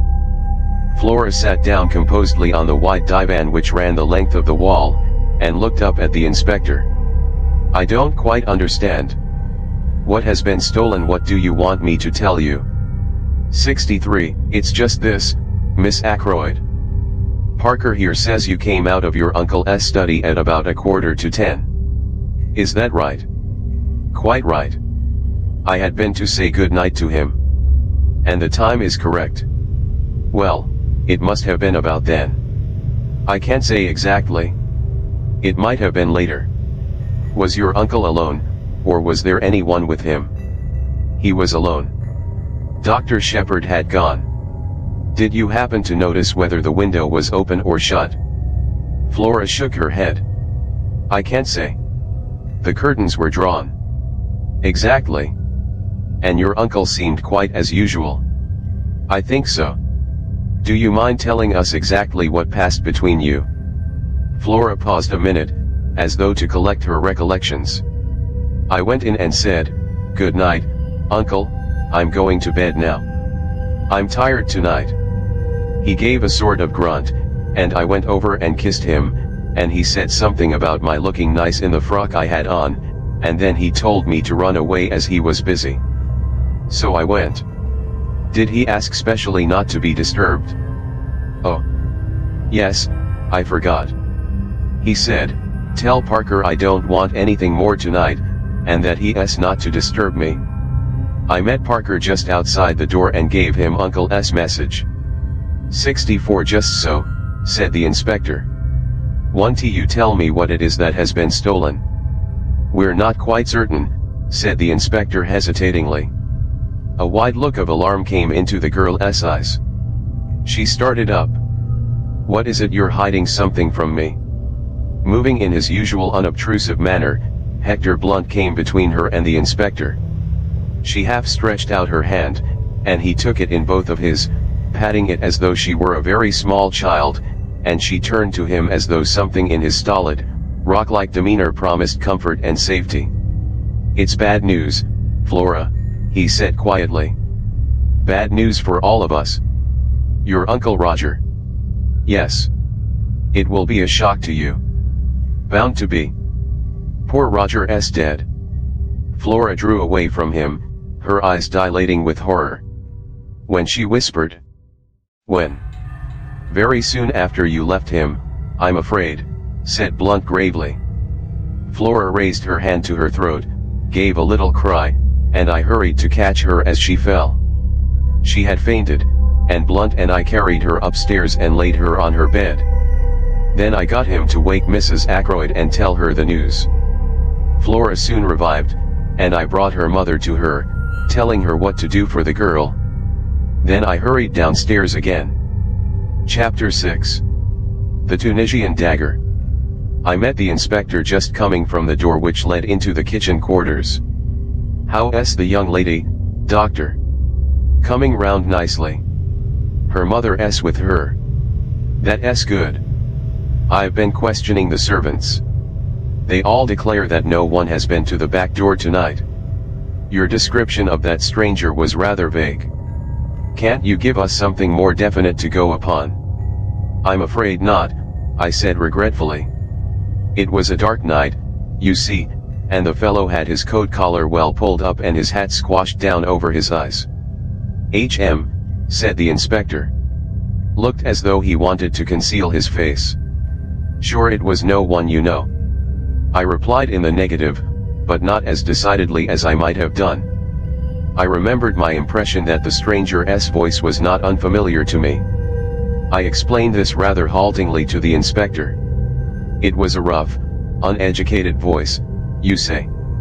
I agreed, but it occurred to me that the roughness had been of an almost exaggerated quality. If, as the inspector thought, the man had wished to hide his face, he might equally well have tried to disguise his voice.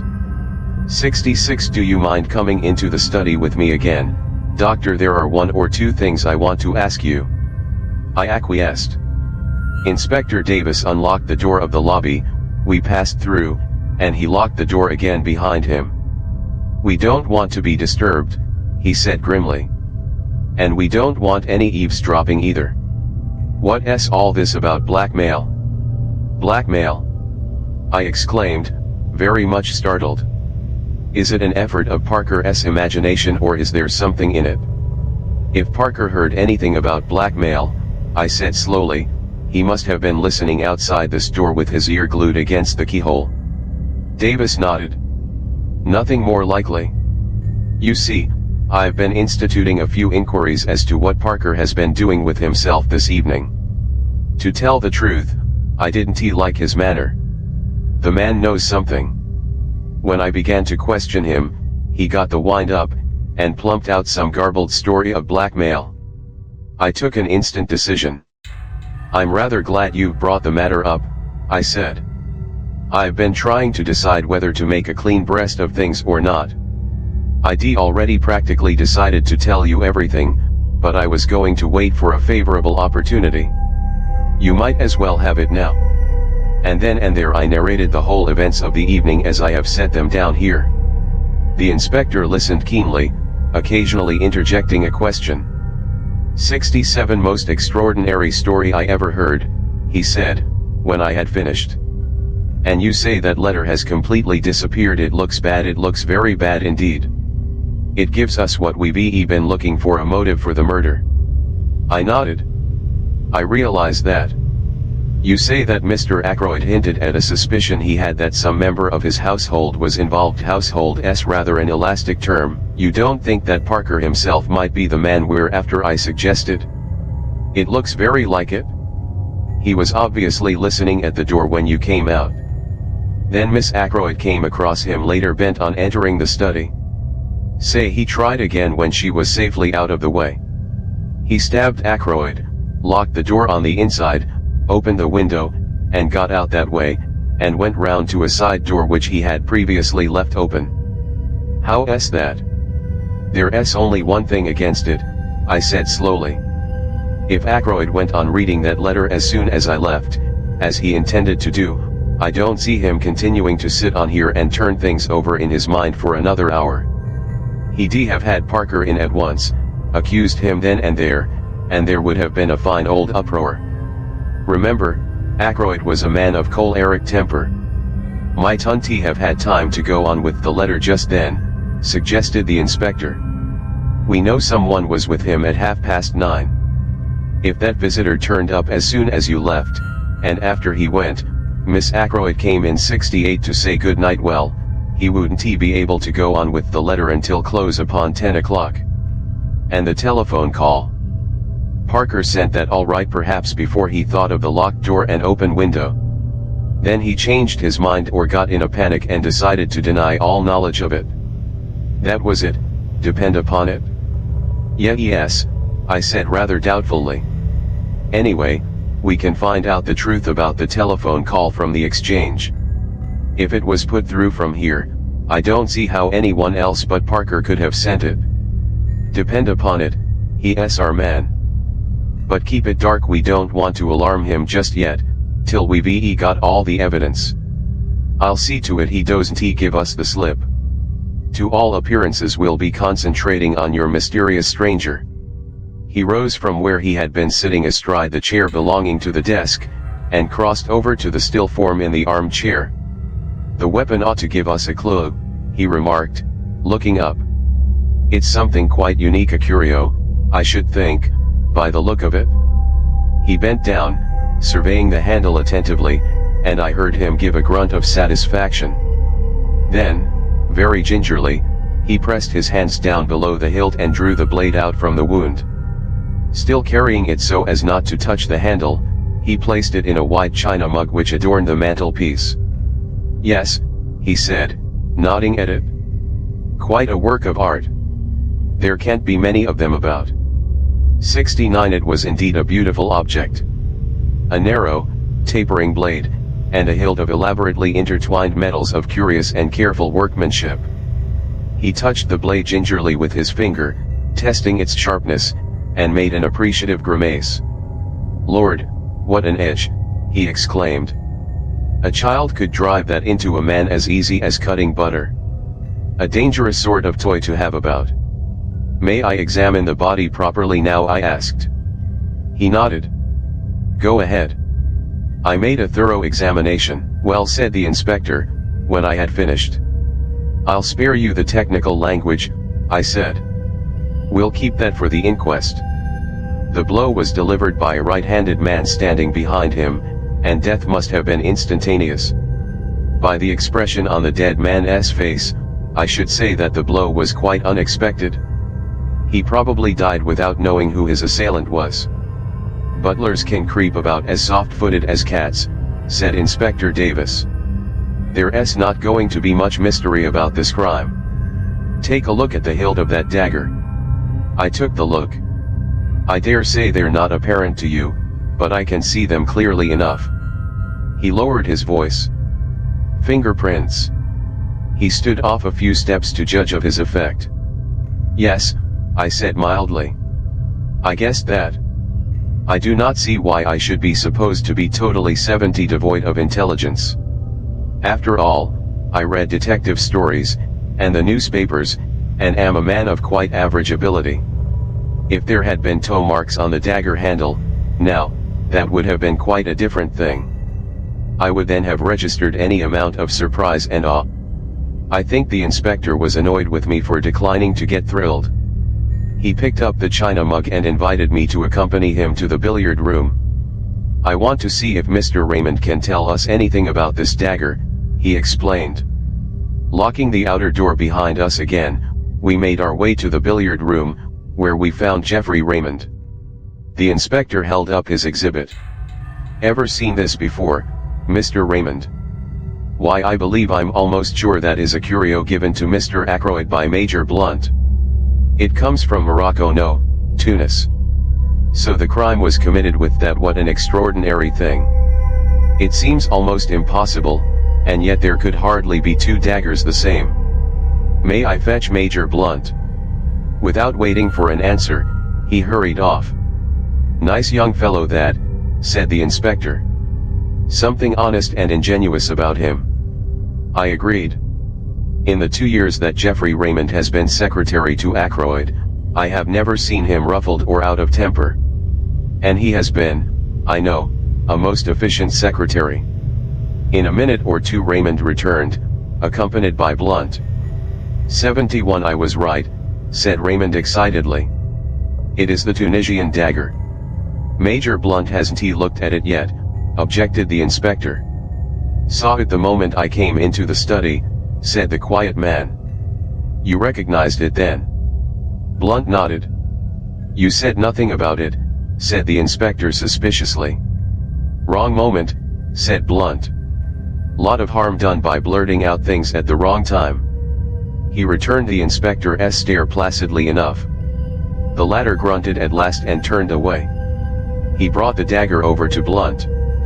You're quite sure about it, sir? You identify it positively? Absolutely. No doubt whatever. Where was this curio usually kept? Can you tell me that, sir? It was the secretary who answered. In the silver table in the drawing room. What? I exclaimed. The others looked at me. Yes, doctor, said the inspector encouragingly. It's nothing. Yes, doctor, said the inspector again, still more encouragingly. It's so trivial, I explained apologetically. Only that when I arrived last night for dinner I heard the lid of the silver table being shut down in the drawing room. 72. I saw profound skepticism and a trace of suspicion on the inspector's countenance. How did you know it was the silver table lid? I was forced to explain in detail a long, tedious explanation which I would infinitely rather not have had to make. The inspector heard me to the end. Was the dagger in its place when you were looking over the contents? He asked. I don't know, I said. I can't say I remember noticing it, but, of course, it may have been there all the time. We'd better get hold of the housekeeper, remarked the inspector, and pulled the bell. A few minutes later Miss Russell, summoned by Parker, entered the room. I don't think I went near the silver table, she said, when the inspector had posed his question. I was looking to see that all the flowers were fresh. Oh. Yes, I remember now. The silver table was open, which it had no business to be, and I shut the lid down as I passed. She looked at him aggressively. I see, said the inspector. Can you tell me if this dagger was in its place then? Miss Russell looked at the weapon composedly. I can't say, I'm sure, she replied. I didn't stop to look. I knew the family would be down any minute, and I wanted to get away. Thank you, said the inspector. There was just a trace of hesitation in his manner, as 73 though he would have liked to question her further, but Miss Russell clearly accepted the words as a dismissal, and glided from the room. Rather a Tartar, I should fancy, said the inspector, looking after her. Let me see. This silver table is in front of one of the windows, I think you said, Doctor. Raymond answered for me. Yes, the left-hand window. And the window was open. They were both ajar. Well, I don't think we need go into the question much further. I'll just say somebody could get that dagger any time he liked, and exactly when he got it doesn't matter in the least. I'll be coming up in the morning with the chief constable, Mr. Raymond. Until then, I'll keep the key of that door. I want Colonel Melrose to see everything exactly as it is. I happen to know that he's dining out the other side of the county, and, I believe, staying the night. We watched the inspector take up the jar. I shall have to pack this carefully, he observed. It's going to be an important piece of evidence in more ways than one. A few minutes later, as I came out of the billiard room with Raymond, the latter gave a low chuckle of amusement. I felt the pressure of his hand on my arm, and followed the direction of his eyes. Inspector Davis seemed to be inviting Parker's opinion of a small pocket diary. 74, a little obvious, murmured my companion. So Parker is the suspect, is he? Shall we oblige Inspector Davis with a set of our fingerprints also? He took 2 cards from the card tray, wiped them with his silk handkerchief, then handed one to me and took the other himself. Then, with a grin, he handed them to the police inspector. Souvenirs, he said. Number 1, Dr. Shepard, number 2, my humble self. One from Major Blunt will be forthcoming in the morning. Youth is very buoyant. Even the brutal murder of his friend and employer could not dim Geoffrey Raymond's spirits for long. Perhaps that is as it should be. I do not know. I have lost the quality of resilience long since myself. It was very late when I got back, and I hoped that Caroline would have gone to bed. I might have known better. She had hot cocoa waiting for me, and whilst I drank it, she extracted the whole history of the evening from me. I said nothing of the blackmailing business, but contented myself with giving her the facts of the murder. The police suspect Parker, I said, as I rose to my feet and prepared to ascend to bed. There seems a fairly clear case against him. Parker, said my sister. Fiddlesticks. That inspector must be a perfect fool. Parker indeed. Don't tell me. With which obscure pronouncement we went up to bed. 75 Chapter 7. I learned my neighbor's profession. On the following morning I hurried unforgivably over my round. My excuse can be that I had no very serious cases to attend. On my return Caroline came into the hall to greet me. Flora Ackroyd is here, she announced in an excited whisper. What? I concealed my surprise as best I could. She's very anxious to see you. She's been here half an hour. Caroline led the way into our small sitting room, and I followed. Flora was sitting on the sofa by the window. She was in black and she sat nervously twisting her hands together. I was shocked by the sight of her face. All the color had faded away from it. But when she spoke her manner was as composed and resolute as possible. Dr. Shepard, I have come to ask you to help me. Of course he'll help you, my dear, said Caroline. I don't think Flora really wished Caroline to be present at the interview. She would, I am sure, have infinitely preferred to speak to me privately. But she also wanted to waste no time, so she made the best of it. 76 I want you to come to the Larches with me. The Larches, I queried, surprised. To see that funny little man, exclaimed Caroline. Yes. You know who he is, don't you? We fancied, I said, that he might be a retired hairdresser. Flora's blue eyes opened very wide. Why, he's Hercule Poirot. You know who I mean, the private detective. They say he's done the most wonderful things, just like detectives do in books. A year ago he retired and came to live down here. Uncle knew who he was, but he promised not to tell anyone, because M. Poirot wanted to live quietly without being bothered by people. So that's who he is, I said slowly. You've heard of him, of course. I'm rather an old fogey, as Caroline tells me, I said, but I have just heard of him. Extraordinary, commented Caroline. I don't know what she was referring to, possibly her own failure to discover the truth. You want to go and see him? I asked slowly. Now why? To get him to investigate this murder, of course, said Caroline sharply. Don't be so stupid, James. I was not really being stupid. Caroline does not always understand what I am driving at.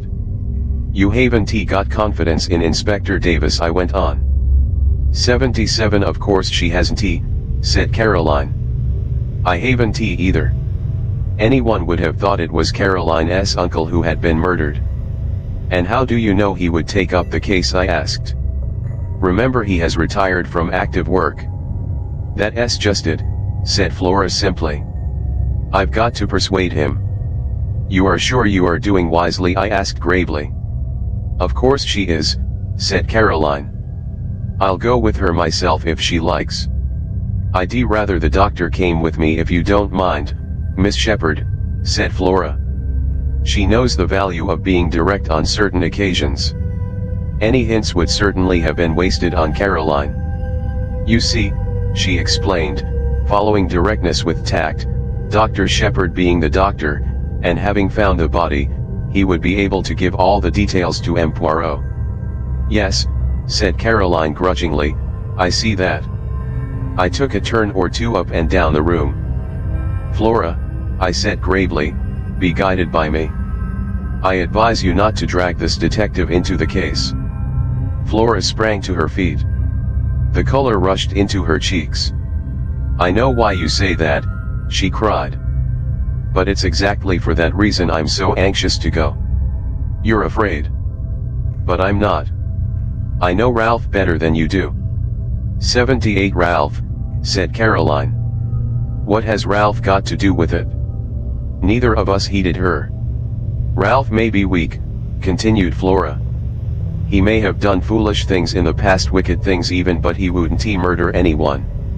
No, no, I exclaimed. I never thought it of him. Then why did you go to the Three Boars last night, demanded Flora, on your way home after Uncle's body was found? I was momentarily silenced. I had hoped that that visit of mine would remain unnoticed.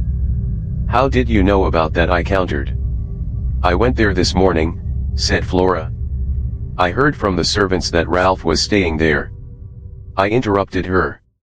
You had no idea that he was in King's Abbot? No, I was astounded. I couldn't understand it. I went there and asked for him. They told me, what I suppose they told you last night, that he went out at about 9 o'clock yesterday evening and never came back. Her eyes met mine defiantly, and as though answering something in my look, she burst out.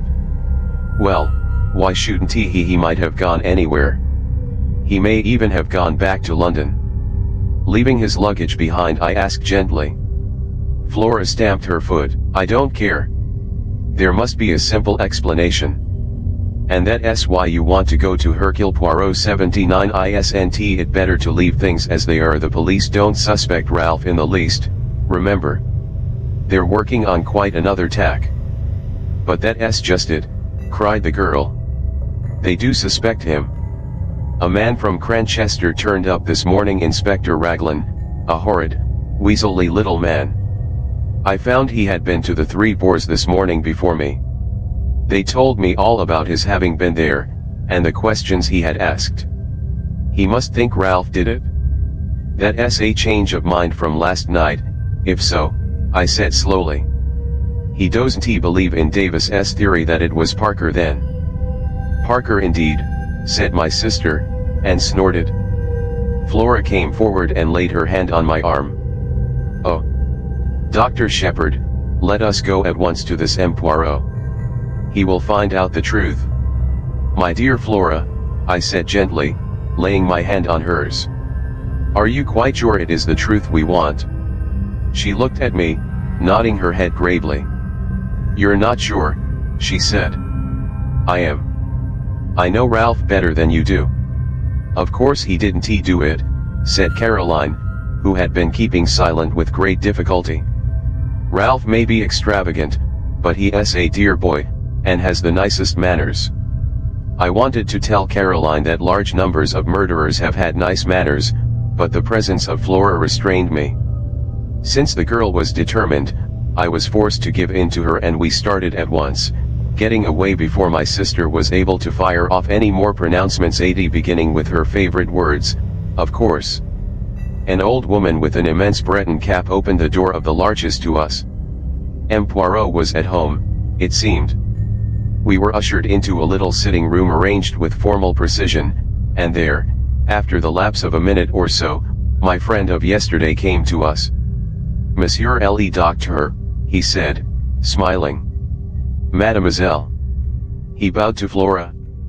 Perhaps, I began, you have heard of the tragedy which occurred last night. His face grew grave.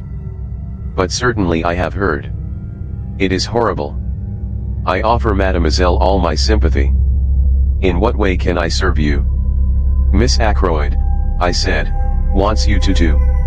To find the murderer, said Flora in a clear voice. I see, said the little man. But the police will do that, will they not? They might make a mistake, said Flora. They are on their way to make a mistake now, I think. Please, M. Poirot, won't you help us if it is a question of money? Poirot held up his hand. Not that, I beg of you, mademoiselle. Not that I do not care for money. His eyes showed a momentary twinkle. Money, it means much to me and always has done. No, if I go into this, you must understand 181 thing clearly. I shall go through with it to the end. The good dog, he does not leave the scent, remember. You may wish that, after all, you had left it to the local police. I want the truth, said Flora, looking him straight in the eyes. All the truth. All the truth. Then I accept, said the little man quietly.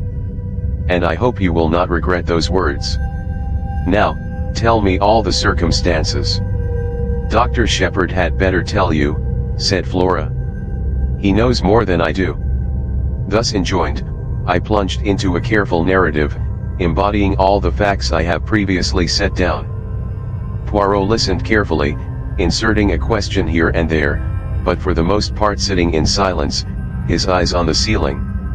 I brought my story to a close with the departure of the inspector and myself from Fernley Park the previous night.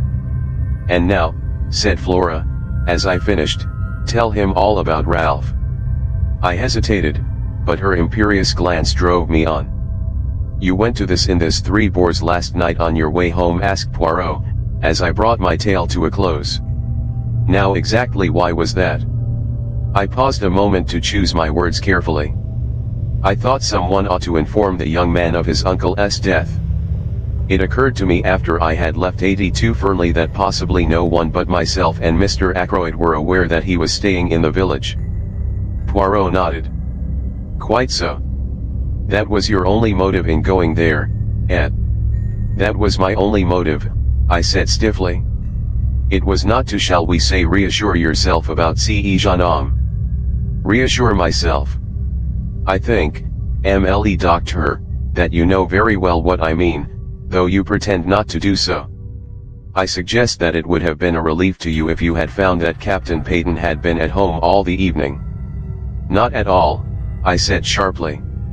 The little detective shook his head at me gravely. You have not the trust in me of Miss Flora, he said. But no matter. What we have to look at is this: Captain Peyton is missing, under circumstances which call for an explanation. I will not hide from you that the matter looks grave. Still, it may admit of a perfectly simple explanation. That's just what I keep saying, cried Flora eagerly. Poirot touched no more upon that theme. Instead, he suggested an immediate visit to the local police. He thought it better for Flora to return home, and for me to be the one to accompany him there and introduce him to the officer in charge of the case. We carried out this plan forthwith. We found Inspector Davis outside the police station looking very glum indeed. With him was Colonel Melrose, the Chief Constable 83, and another man whom, from Flora's description of Weasley, I had no difficulty in recognizing as Inspector Raglan from Cranchester. I know Melrose fairly well, and I introduced Poirot to him and explained the situation. The Chief Constable was clearly vexed, and Inspector Raglan looked as black as thunder. Davis, however, seemed slightly exhilarated by the sight of his superior officer's annoyance. The case is going to be plain as a pikestaff, said Raglan. Not the least need for amateurs to come butting in. You'd think any fool would have seen the way things were last night, and then we shouldn't have lost 12 hours. He directed a vengeful glance at poor Davis, who received it with perfect stolidity. Mr. Ackroyd's family must, of course, do what they see fit, said Colonel Melrose. But we cannot have the official investigation hampered in any way. I know M. Poirot's great reputation, of course, he added courteously. The police can't advertise themselves, worse luck, said Raglan. It was Poirot who saved the situation. It is true that I have retired from the world, he said. I never intended to take up a case again. Above all things, I have a horror of publicity. I must beg, that in the case of my being able to contribute something to the solution of the mystery, my name may not be mentioned. Inspector Raglan's face lightened a little. 84 I've heard of some very remarkable successes of yours, observed the Colonel, thawing. I have had much experience, said Poirot quietly. But most of my successes have been obtained by the aid of the police. I admire enormously your English police. If Inspector Raglan permits me to assist him, I shall be both honored and flattered. The inspector's countenance became still more gracious. Colonel Melrose drew me aside. From all I hear, this little fellow's done some really remarkable things, he murmured. We're naturally anxious not to have to call in Scotland Yard. Raglan seems very sure of himself, but I'm not quite certain that I agree with him. You see, I know the parties concerned better than he does. This fellow doesn't seem out after kudos, does he? Would work in with us unobtrusively, to the greater glory of Inspector Raglan, I said solemnly. Well, said Colonel Melrose breezily in a louder voice, we must put you wise to the latest developments, M. Poirot. I thank you, said Poirot. My friend, Dr. Shepherd, said something of the butler being suspected. That's all bunkum, said Raglan instantly. These high-class servants get in such a funk that they act suspiciously for nothing at all. The fingerprints, I hinted. Nothing like Parker's. He gave a faint smile, and 85 added, and yours and Mr. Raymond's don't fit either, Doctor. What about those of Captain Ralph Peyton? Asked Poirot quietly. I felt a secret admiration for the way he took the bull by the horns. I saw a look of respect creep into the inspector's eye. I see you don't let the grass grow under your feet, Mr. Poirot. It will be a pleasure to work with you, I'm sure. We're going to take that young gentleman's fingerprints as soon as we can lay hands upon him. I can't help thinking you're mistaken, Inspector, said Colonel Melrose warmly. I've known Ralph Peyton from a boy upward. He never stooped to murder. Maybe not, said the inspector tonelessly. "What have you got against him?" I asked. "Went out just on 9 o'clock last night, was seen in neighborhood of Fernley Park somewhere about 9:30. Not been seen since. Believed to be in serious money difficulties. I've got a pair of his shoes here, shoes with rubber studs in them. He had 2 pairs, almost exactly alike. I am going up now to compare them with those footmarks. The constable is up there seeing that no one tampers with them." "We'll go at once," said Colonel Melrose.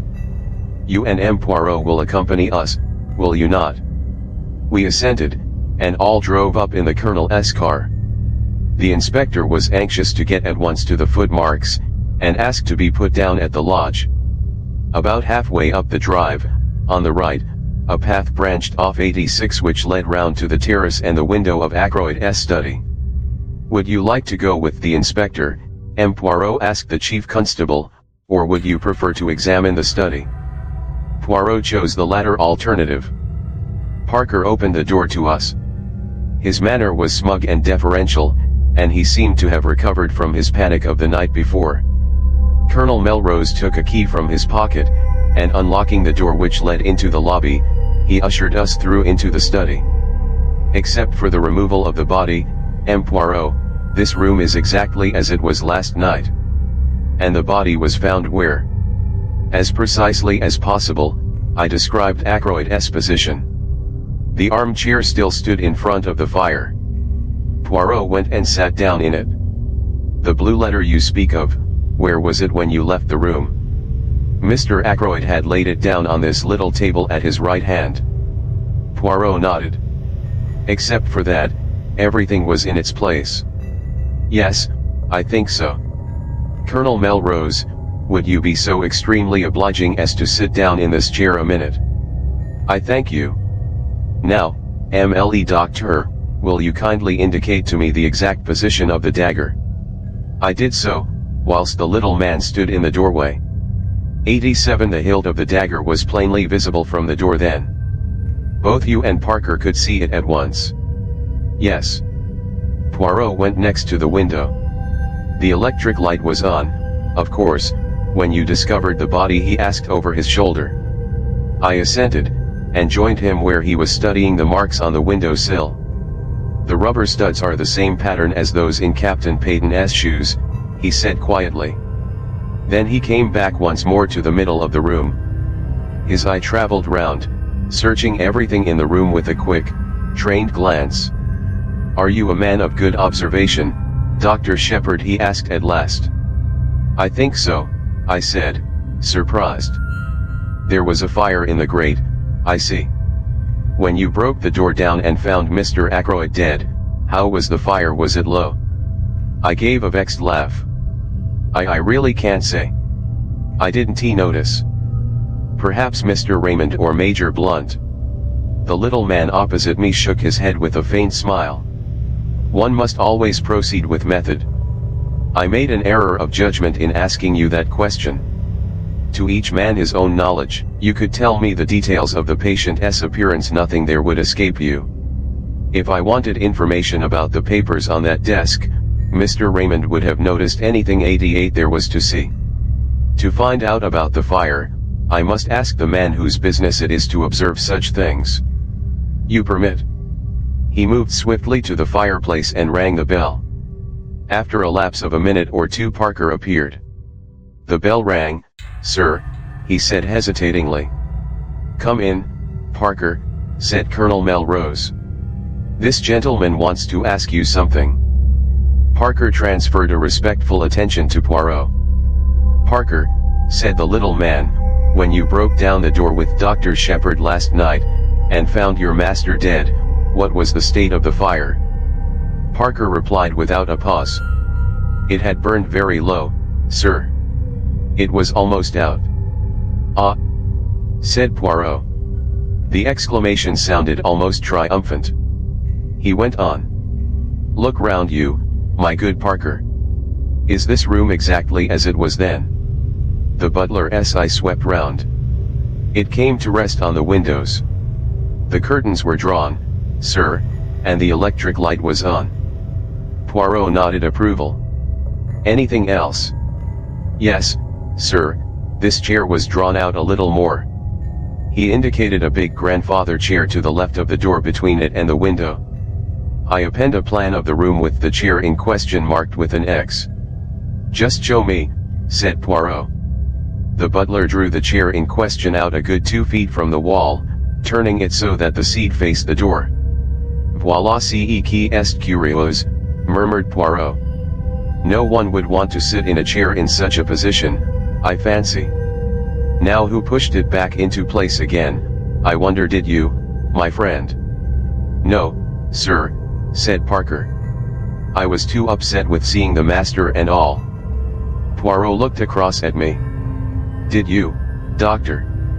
I shook my head. It was back in position when I arrived with the police, sir, put in Parker. I'm sure of that. Curious, said Poirot again. 90 Raymond or Blunt must have pushed it back, I suggested. Surely it isn't important. It is completely unimportant, said Poirot. That is why it is so interesting, he added softly. Excuse me a minute, said Colonel Melrose. He left the room with Parker. Do you think Parker is speaking the truth? I asked. About the chair, yes. Otherwise I do not know. You will find, MLE Doctor, if you have much to do with cases of this kind, that they all resemble each other in one thing. What is that? I asked curiously. Everyone concerned in them has something to hide. Have I asked, smiling. Poirot looked at me attentively. I think you have, he said quietly. But have you told me everything known to you about this young man Peyton? He smiled as I grew red. Oh. Do not fear. I will not press you. I shall learn it in good time. I wish you'd tell me something of your methods, I said hastily, to cover my confusion. The point about the fire, for instance. Oh. That was very simple. You leave Mr. Ackroyd at 10 minutes to 9, was it not? Yes, exactly, I should say. The window is then closed and bolted and the door unlocked. At 10:15 when the body is discovered, the door is locked and the window is open. 91 Who opened it? Clearly only Mr. Ackroyd himself could have done so, and for one of two reasons. Either because the room became unbearably hot, but since the fire was nearly out and there was a sharp drop in temperature last night, that cannot be the reason, or because he admitted someone that way. And if he admitted someone that way, it must have been someone well known to him, since he had previously shown himself uneasy on the subject of that same window. It sounds very simple, I said. Everything is simple, if you arrange the facts methodically. We are concerned now with the personality of the person who was with him at 9:30 last night. Everything goes to show that that was the individual admitted by the window, and though Mr. Ackroyd was seen alive later by Miss Flora, we cannot approach a solution of the mystery until we know who that visitor was. The window may have been left open after his departure and so afforded entrance to the murderer, or the same person may have returned a second time. Ah! Here is the Colonel who returns. Colonel Melrose entered with an animated manner. That telephone call has been traced at last, he said. It did not come from here. It was put through to Dr. Shepherd at 10:15 last night from a public call office at King's Abbot Station. And at 10:23 the night mail leaves for Liverpool. Chapter 8. Inspector Raglan is confident. We looked at each other. You'll have inquiries made at the station, of course, I said. Naturally, but I'm not over-sanguine as to the result. You know what that station is like. I did. King's Abbot is a mere village, but its station happens to be an important junction. Most of the big expresses stop there, and trains are shunted, resorted, and made up. It has 2 or 3 public telephone boxes. At that time of night 3 local trains come in close upon each other, to catch the connection with the express for the north, which comes in at 10:19 and leaves at 10:23. The whole place is in a bustle, and the chances of one particular person being noticed telephoning or getting into the express are very small indeed. "But why telephone at all?" demanded Melrose. "That is what I find so extraordinary. There seems no rhyme or reason in the thing." Poirot carefully straightened a china ornament on one of the bookcases. "Be sure there was a reason," he said over his shoulder. "But what reason could it be? When we know that, we shall know everything. This case is very curious and very interesting." 93 There was something almost indescribable in the way he said those last words. I felt that he was looking at the case from some peculiar angle of his own, and what he saw I could not tell. He went to the window and stood there, looking out. "You say it was 9 o'clock, Dr. Shepherd, when you met this stranger outside the gate?" He asked the question without turning round. "Yes," I replied. "I heard the church clock chime the hour." "How long would it take him to reach the house, to reach this window, for instance?" 5 minutes at the outside. 2 or 3 minutes only if he took the path at the right of the drive and came straight here. But to do that he would have to know the way. How can I explain myself? It would mean that he had been here before, that he knew his surroundings." "That is true," replied Colonel Melrose. "We could find out, doubtless, if Mr. Ackroyd had received any strangers during the past week." "Young Raymond could tell us that," I said. "Or Parker," suggested Colonel Melrose. "Oh, you two lay do," suggested Poirot, smiling. Colonel Melrose went in search of Raymond, and I rang the bell once more for Parker. Colonel Melrose returned almost immediately, accompanied by the young secretary, whom he introduced to Poirot. Geoffrey Raymond was fresh and debonair as 94 ever. He seemed surprised and delighted to make Poirot's acquaintance. "No idea you'd been living among us incognito, M. Poirot," he said. "It will be a great privilege to watch you at work. Hello, what's this?" Poirot had been standing just to the left of the door. Now he moved aside suddenly, and I saw that while my back was turned he must have swiftly drawn out the armchair till it stood in the position Parker had indicated. "Want me to sit in the chair whilst you take a blood test?" asked Raymond good-humoredly. "What's the idea?" "M. Raymond, this chair was pulled out so last night when Mr. Ackroyd was found killed. Someone moved it back again into place." "Did you do so?" The secretary's reply came without a second's hesitation. "No, indeed I didn't. I don't even remember that it was in that position, but it must have been if you say so. Anyway, somebody else must have moved it back to its proper place. Have they destroyed a clue in doing so? Too bad." "It is of no consequence," said the detective. "Of no consequence whatever. What I really want to ask you is this, M. Raymond, did any stranger come to see Mr. Ackroyd during this past week?" The secretary reflected for a minute or two, knitting his brows, and during the pause Parker appeared in answer to the bell. 95 No, said Raymond at last. "I can't remember anyone." "Can you, Parker?" "I beg your pardon, sir. Any stranger coming to see Mr. Ackroyd this week?" The butler reflected for a minute or two. "There was the young man who came on Wednesday, sir," he said at last. "From Curtis and Troywood, I understood he was." Raymond moved this aside with an impatient hand. "Oh. Yes, I remember, but that is not the kind of stranger this gentleman means." He turned to Poirot. "Mr. Ackroyd had some idea of purchasing a dictaphone," he explained. "It would have enabled us to get through a lot more work in a limited time. The firm in question sent down their representative, but nothing came of it. Mr. Ackroyd did not make up his mind to purchase." Poirot turned to the butler. "Can you describe this young man to me, my good Parker?" "He was fair-haired, sir, and short. Very neatly dressed in a blue serge suit. A very presentable young man, sir, for his station in life." Poirot turned to me. "The man you met outside the gate, doctor, was tall, was he not?" "Yes," I said. "Somewhere about 6 feet, I should say." "There is nothing in that, then," declared the Belgian. "I thank you, Parker. 96. The butler spoke to Raymond. "Mr. Hammond has just arrived, sir," he said. "He is anxious to know if he can be of any service, and he would be glad to have a word with you." "I'll come at once," said the young man. He hurried out. Poirot looked inquiringly at the chief constable. "The family solicitor, M. Poirot," said the latter. "It is a busy time for this young M. Raymond," murmured M. Poirot. "He has the air efficient, that one. I believe Mr. Ackroyd considered him a most able secretary. He has been here how long? Just on 2 years, I fancy. His duties he fulfills punctiliously. Of that I am sure.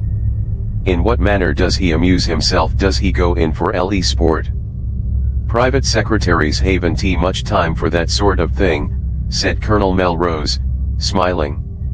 "Raymond plays golf, I believe. And tennis in the summertime. He does not attend the courses, I should say the running of the horses. Race meetings, no, I don't think he is interested in racing." Poirot nodded and seemed to lose interest. He glanced slowly round the study. "I have seen, I think, all that there is to be seen here." I, too, looked round. "If those walls could speak," I murmured.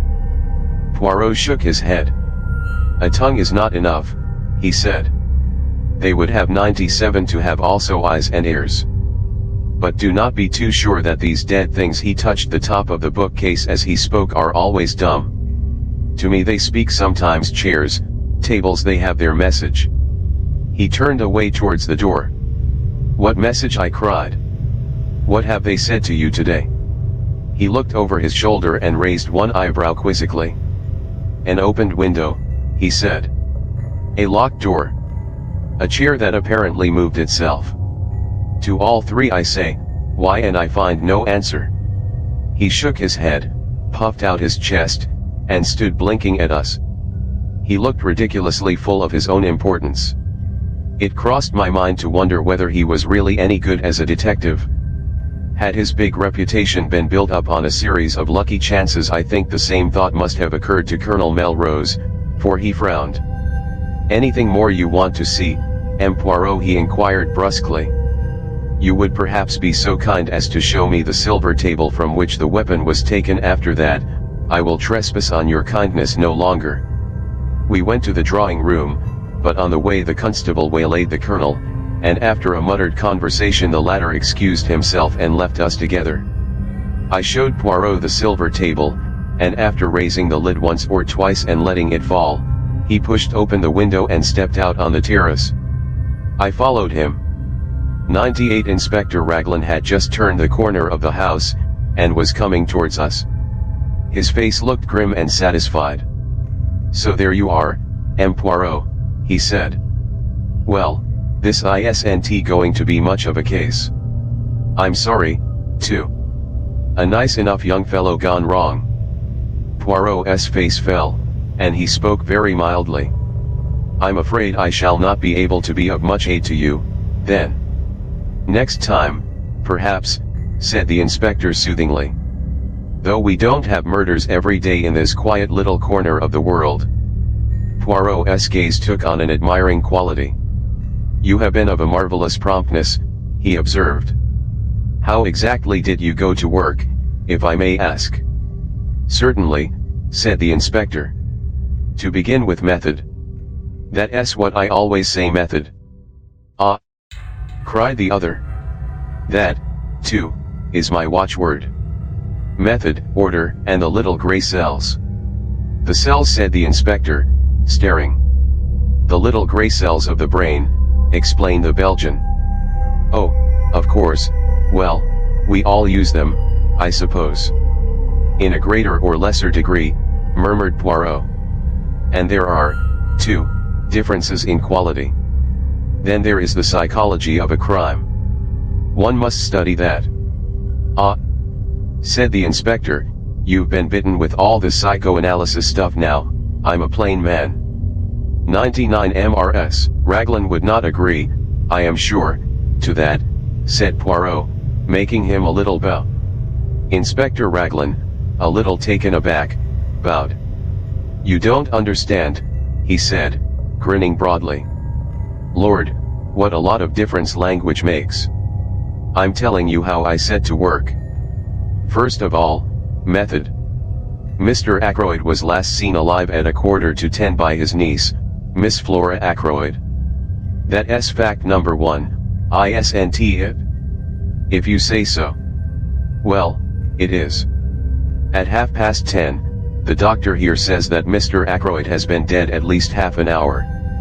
You stick to that, doctor?" "Certainly," I said. "Half an hour or longer." "Very good. That gives us exactly a quarter of an hour in which the crime must have been committed. I make a list of everyone in the house, and work through it, setting down opposite their names where they were and what they were doing between the hour of 9:45 and 10 p.m. He handed a sheet of paper to Poirot. I read it over his shoulder.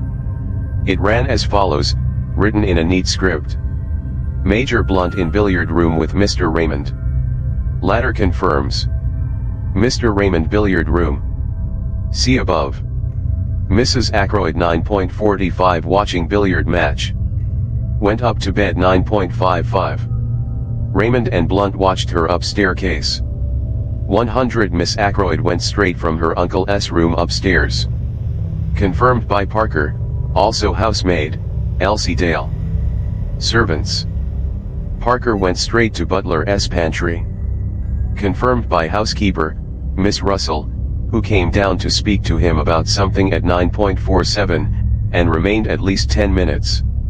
Miss Russell as above.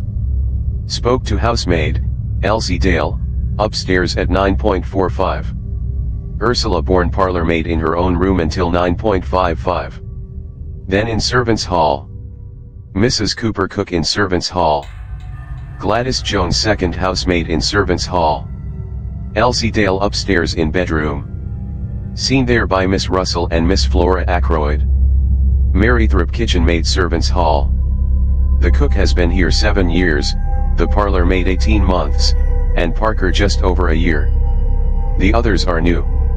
Except for something fishy about Parker, they all seem quite alright. A very complete list, said Poirot, handing it back to him. I am quite sure that Parker did not do the murder, he added gravely. So is my sister, I struck in. And she's usually right. Nobody paid any attention to my interpolation. That disposes pretty effectually of the household, continued the inspector. Now we come to a very grave point. The woman at the lodge, Mary Black, was 101 pulling the curtains last night when she saw Ralph Payton turn in at the gate and go up towards the house. She is sure of that, I asked sharply. Quite sure. She knows him well by sight. He went past very quickly and turned off by the path to the right, which is a short cut to the terrace. And what time was that? Asked Poirot, who had sat with an immovable face. Exactly 25 minutes past 9, said the inspector gravely. There was a silence. Then the inspector spoke again. It's all clear enough. It fits in without a flaw. At 25 minutes past 9, Captain Payton is seen passing the lodge. At 9:30 or thereabouts, Mr. Geoffrey Raymond hears someone in here asking for money and Mr. Ackroyd refusing. What happens next? Captain Payton leaves the same way through the window. He walks along the terrace, angry and baffled. He comes to the open drawing room window. Say it's now 9:45. Miss Flora Ackroyd is saying good night to her uncle. Major Blunt, Mr. Raymond, and Mrs. Ackroyd are in the billiard room. The drawing room is empty. He steals in, takes the dagger from the silver table, and returns to the study window. He slips off his shoes, climbs in, and well, I don't need to go into details. Then he slips out again and goes off. Hadn't he the nerve to go back to the inn? He makes for the station, rings up from there. Why, said Poirot softly. I jumped at the interruption. The little man was 102, leaning forward. His eyes shone with a queer green light. For a moment Inspector Raglan was taken aback by the question. It's difficult to say exactly why he did that, he said at last. But murderers do funny things. You'd know that if you were in the police force. The cleverest of them make stupid mistakes sometimes. But come along and I'll show you those footprints. We followed him round the corner of the terrace to the study window. At a word from Raglan, a police constable produced the shoes which had been obtained from the local inn. The inspector laid them over the marks. They're the same, he said confidently. That is to say, they're not the same pair that actually made these prints. He went away in those. This is a pair just like them, but older. See how the studs are worn down. Surely a great many people wear shoes with rubber studs in them, asked Poirot. That's so, of course, said the inspector. I shouldn't put so much stress on the footmarks if it wasn't for everything else.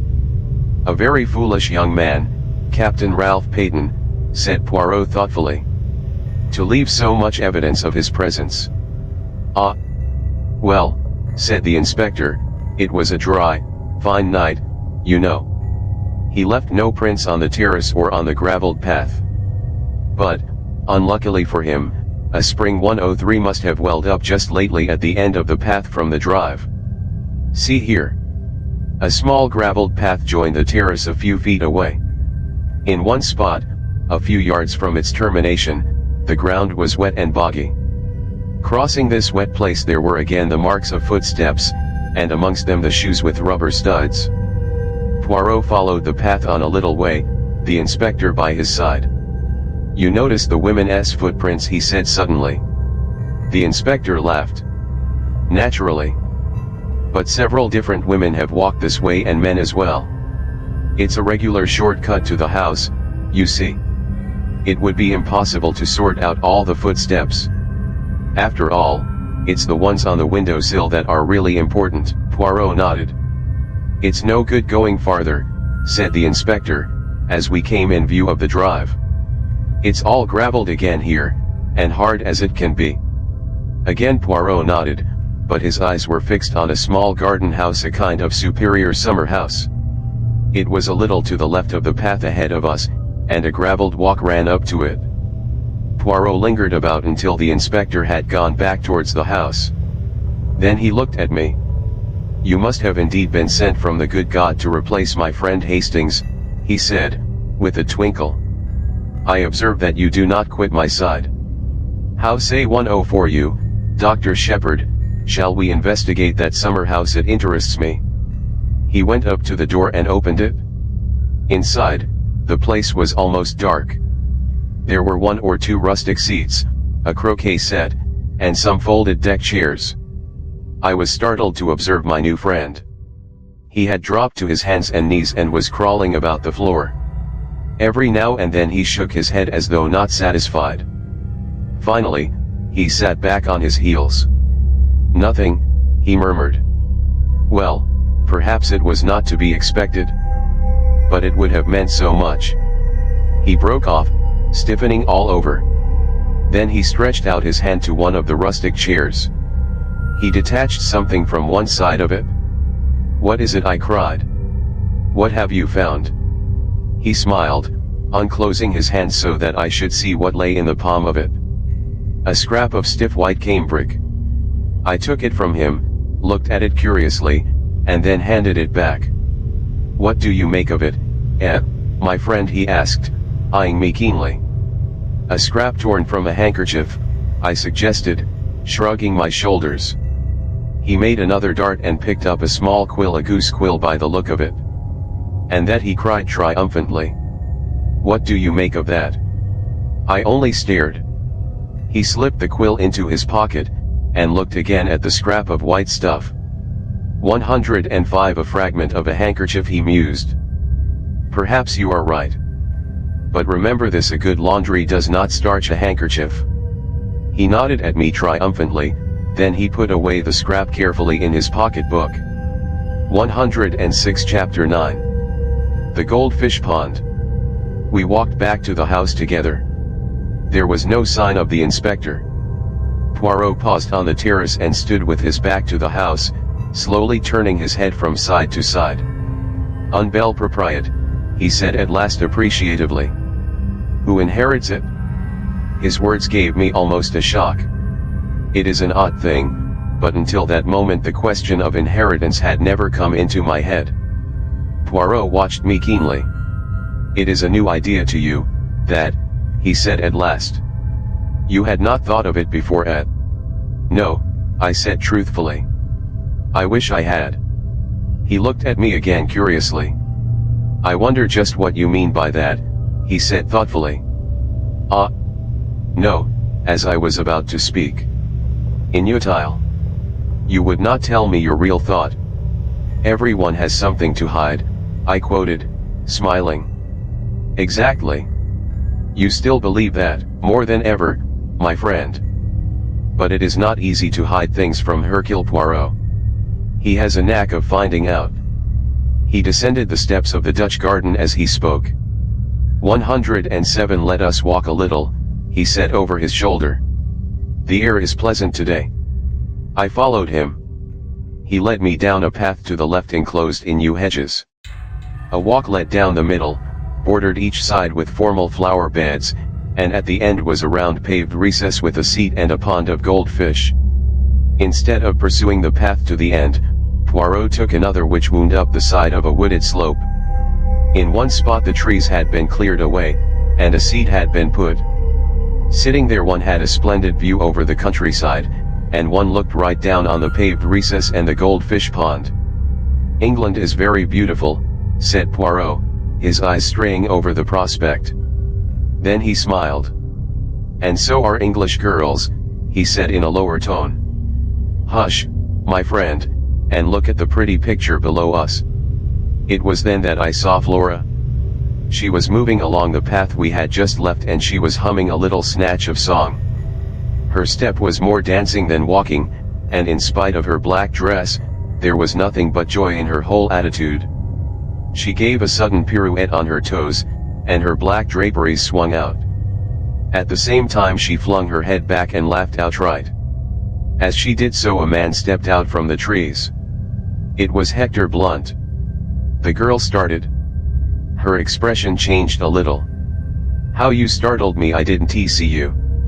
Blunt said nothing, but stood looking at her for a minute or two in silence. 108. What I like about you, said Flora, with a touch of malice, is your cheery conversation. I fancy that at that Blunt reddened under his tan. His voice, when he spoke, sounded different. It had a curious sort of humility in it. Never was much of a fellow for talking. Not even when I was young. That was a very long time ago, I suppose, said Flora gravely. I caught the undercurrent of laughter in her voice, but I don't think Blunt did. Yes, he said simply, it was. How does it feel to be Methuselah, asked Flora. This time the laughter was more apparent, but Blunt was following out an idea of his own. Remember the Johnny who sold his soul to the devil in return for being made young again? There's an opera about it. Faust, you mean? That's the beggar. Rum story. Some of us would do it if we could. Anyone would think you were creaking at the joints to hear you talk, cried Flora, half vexed, half amused. Blunt said nothing for a minute or two. Then he looked away from Flora into the middle distance and observed to an adjacent tree trunk that it was about time he got back to Africa. Are you going on another expedition shooting things? 109. Expect so. Usually do, you know, shoot things, I mean. You shot that head in the hall, didn't you? Blunt nodded. Then he jerked out, going rather red, as he did so. Care for some decent skins any time? If so, I could get 'em for you. Oh. Please do, cried Flora. Will you really? You won't forget. I shan't forget, said Hector Blunt. He added, in a sudden burst of communicativeness. Time I went. I'm no good in this sort of life. Haven't got the manners for it? I'm a rough fellow, no use in society. Never remember the things one's expected to say. Yes, time I went. But you're not going at once, cried Flora. Not while we're in all this trouble. Oh. Please. If you go. She turned away a little. You want me to stay? Asked Blunt. He spoke deliberately but quite simply. We all. I meant you personally, said Blunt, with directness. Flora turned slowly back again and met his eyes. I want you to stay, she said, if that makes any difference. It makes all the difference, said Blunt. There was a moment's silence. They sat down on the stone seat by the goldfish pond. It seemed as though neither of them knew quite what to say next. 110. It's such a lovely morning, said Flora at last. You know, I can't help feeling happy, in spite of everything. That's awful, I suppose. Quite natural, said Blunt. Never saw your uncle until 2 years ago, did you? Can't be expected to grieve very much. Much better to have no humbug about it. There's something awfully consoling about you, said Flora. You make things so simple. Things are simple as a rule, said the big game hunter. Not always, said Flora. Her voice had lowered itself, and I saw Blunt turn and look at her, bringing his eyes back from apparently the coast of Africa to do so. He evidently put his own construction on her change of tone, for he said, after a minute or two, in rather an abrupt manner. I say, you know, you mustn't worry. About that young chap, I mean. Inspector S&S. Everybody knows utterly absurd to think he could have done it. Man from outside. Burglar chap.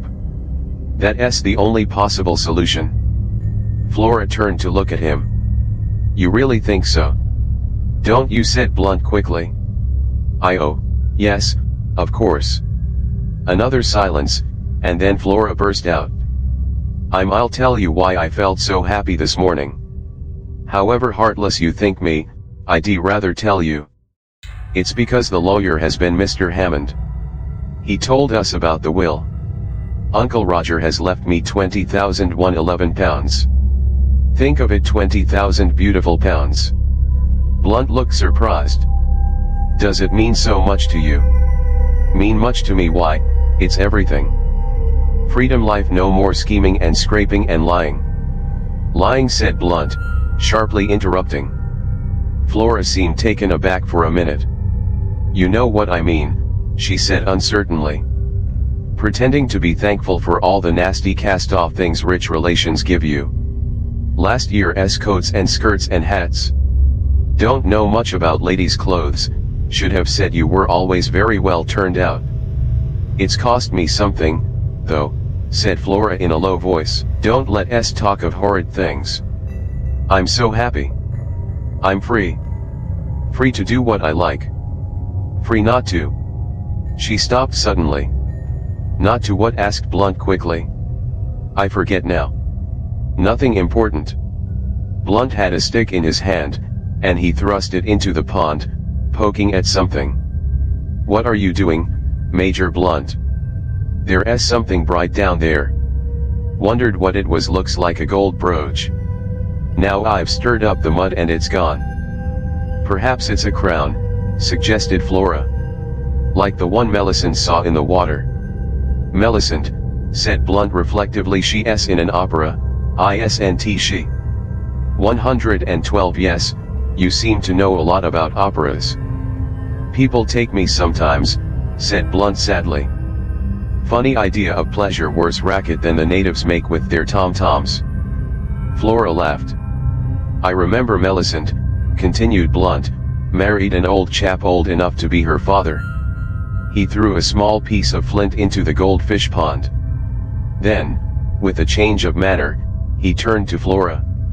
Miss Ackroyd, can I do anything about Peyton? I mean, I know how dreadfully anxious you must be.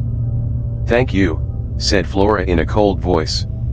There is really nothing to be done. Ralph will be all right. I've got hold of the most wonderful detective in the world, and he's going to find out all about it. For some time I had felt uneasy as to our position. We were not exactly eavesdropping, since the two in the garden below had only to lift their heads to see us. Nevertheless, I should have drawn attention to our presence before now, had not my companion put a warning pressure on my arm. Clearly he wished me to remain silent. But now he rose briskly to his feet, clearing his throat. "I demand pardon," he cried. "I cannot allow Mademoiselle thus extravagantly to compliment me, and not draw attention to my presence. They say the listener hears no good of himself, but that is not the case this time. To spare my blushes, I must join you and apologize." 113 He hurried down the path with me close behind him, and joined the others by the pond. "This is M. Hercule Poirot," said Flora.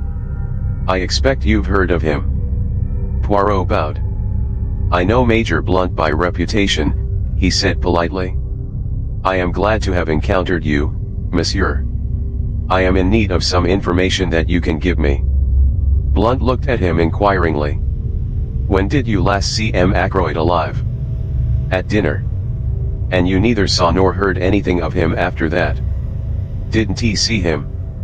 "Heard his voice." "How was that?" "I strolled out on the terrace." "Pardon me, what time was this?" "About 9:30. I was walking up and down smoking in front of the drawing room window. I heard Ackroyd talking in his study." Poirot stooped and removed a microscopic weed. "Surely you couldn't hear voices in the study from that part of the terrace," he murmured. He was not looking at Blunt, but I was, and to my intense surprise, I saw the latter flush. "Went as far as the corner," he explained unwillingly. "Ah, indeed," said Poirot. In the mildest manner he conveyed an impression that more was wanted. 114 Thought I saw a woman disappearing into the bushes. Just a gleam of white, you know. Must have been mistaken. It was while I was standing at the corner of the terrace that I heard Ackroyd's voice speaking to that secretary of his. Speaking to Mr. Geoffrey Raymond. Yes, that's what I supposed at the time. Seems I was wrong. Mr. Ackroyd didn't address him by name?" "Oh, no." "Then, if I may ask, why did you think?" Blunt explained laboriously. "Took it for granted that it would be Raymond, because he had said just before I came out that he was taking some papers to Ackroyd. Never thought of it being anybody else." "Can you remember what the words you heard were?" "Afraid I can't. Something quite ordinary and unimportant. Only caught a scrap of it. I was thinking of something else at the time." "It is of no importance," murmured Poirot. "Did you move a chair back against the wall when you went into the study after the body was discovered?" "Chair? No, why should I?" Poirot shrugged his shoulders but did not answer. He turned to Flora. "There is one thing I should like to know from you, mademoiselle. When you were examining the things in the silver table with Dr. Shepherd, was the dagger in its place, or was it not?" 115 Flora's chin shot up. "Inspector Raglan has been asking me that," she said resentfully. "I've told him, and I'll tell you. I'm perfectly certain the dagger was not there. He thinks it was and that Ralph sneaked it later in the evening. And he doesn't believe me. He thinks I'm saying it to shield Ralph." "And aren't you?" I asked gravely. Flora stamped her foot. "You, too, Dr. Shepherd? Oh. It's too bad." Poirot tactfully made a diversion. "It is true what I heard you say, Major Blunt. There is something that glitters in this pond. Let us see if I can reach it." He knelt down by the pond, baring his arm to the elbow, and lowered it in very slowly, so as not to disturb the bottom of the pond. But in spite of all his precautions the mud eddied and swirled, and he was forced to draw his arm out again empty-handed. He gazed ruefully at the mud upon his arm. I offered him my handkerchief, which he accepted with fervent protestations of thanks. Blunt looked at his watch. "Nearly lunchtime," he said. "We'd better be getting back to the house." "You will lunch with us, M. Poirot?" asked Flora. "I should like you to meet my mother. She is very fond of Ralph." The little man bowed. "I shall be delighted, mademoiselle." 116 And you will stay, too, won't you, Dr. Shepherd? I hesitated. "Oh, do. I wanted to," so I accepted the invitation without further ceremony. We set out towards the house, Flora and Blunt walking ahead. "What hair?" said Poirot to me in a low tone, nodding towards Flora. "The real gold. They will make a pretty couple. She and the dark, handsome Captain Peyton. Will they not?" I looked at him inquiringly, but he began to fuss about a few microscopic drops of water on his coat sleeve. The man reminded me in some ways of a cat. His green eyes and his finicking habits. "And all for nothing, too," I said sympathetically. "I wonder what it was in the pond." "Would you like to see?" asked Poirot. I stared at him. He nodded. "My good friend," he said gently and reproachfully, "Hercule Poirot does not run the risk of disarranging his costume without being sure of attaining his object. To do so would be ridiculous and absurd." "I am never ridiculous." "But you brought your hand out empty," I objected. "There are times when it is necessary to have discretion." "Do you tell your patients everything, doctor?" "I think not." "Nor do you tell your excellent sister everything either, is it not so?" Before showing 117 my empty hand, I dropped what it contained into my other hand. "You shall see what that was." He held out his left hand, palm open. On it lay a little circlet of gold. A woman's wedding ring. I took it from him. "Look inside," commanded Poirot. I did so. Inside was an inscription in fine writing. "From our March 13th. I looked at Poirot, but he was busy inspecting his appearance in a tiny pocket glass. He paid particular attention to his mustaches, and none at all to me. I saw that he did not intend to be communicative. Chapter X. The parlor maid. We found Mrs. Ackroyd in the hall. With her was a small dried-up little man, with an aggressive chin and sharp gray eyes, and lawyer written all over him. "Mr. Hammond is staying to lunch with us," said Mrs. Ackroyd. "You know Major Blunt, Mr. Hammond, and dear Dr. Shepherd, also a close friend of poor Roger S. And, let me see." She paused, surveying Hercule Poirot in some perplexity. "This is M. Poirot, mother," said Flora. "I told you about him this morning." "Oh. Yes," said Mrs. Ackroyd vaguely. "Of course, my dear, of course. He is to find Ralph, is he not?" "He is to find out who killed Uncle," said Flora. "Oh. My dear," cried her mother. "Please. My poor nerves. I am a wreck this morning, a positive wreck. Such a dreadful thing to happen. I can't help feeling that it must have been an accident of some kind. Roger was so fond of handling queer curios. His hand must have slipped, or something." This theory was received in polite silence. I saw Poirot edge up to the lawyer, and speak to him in a confidential undertone. They moved aside into the embrasure of the window. I joined them, then hesitated. 119 Perhaps I'm intruding," I said. "Not at all," cried Poirot heartily. "You and I, MLE Doctor, we investigate this affair side by side. Without you I should be lost. I desire a little information from the good Mr. Hammond. You are acting on behalf of Captain Ralph Peyton, I understand," said the lawyer cautiously. Poirot shook his head. "Not so.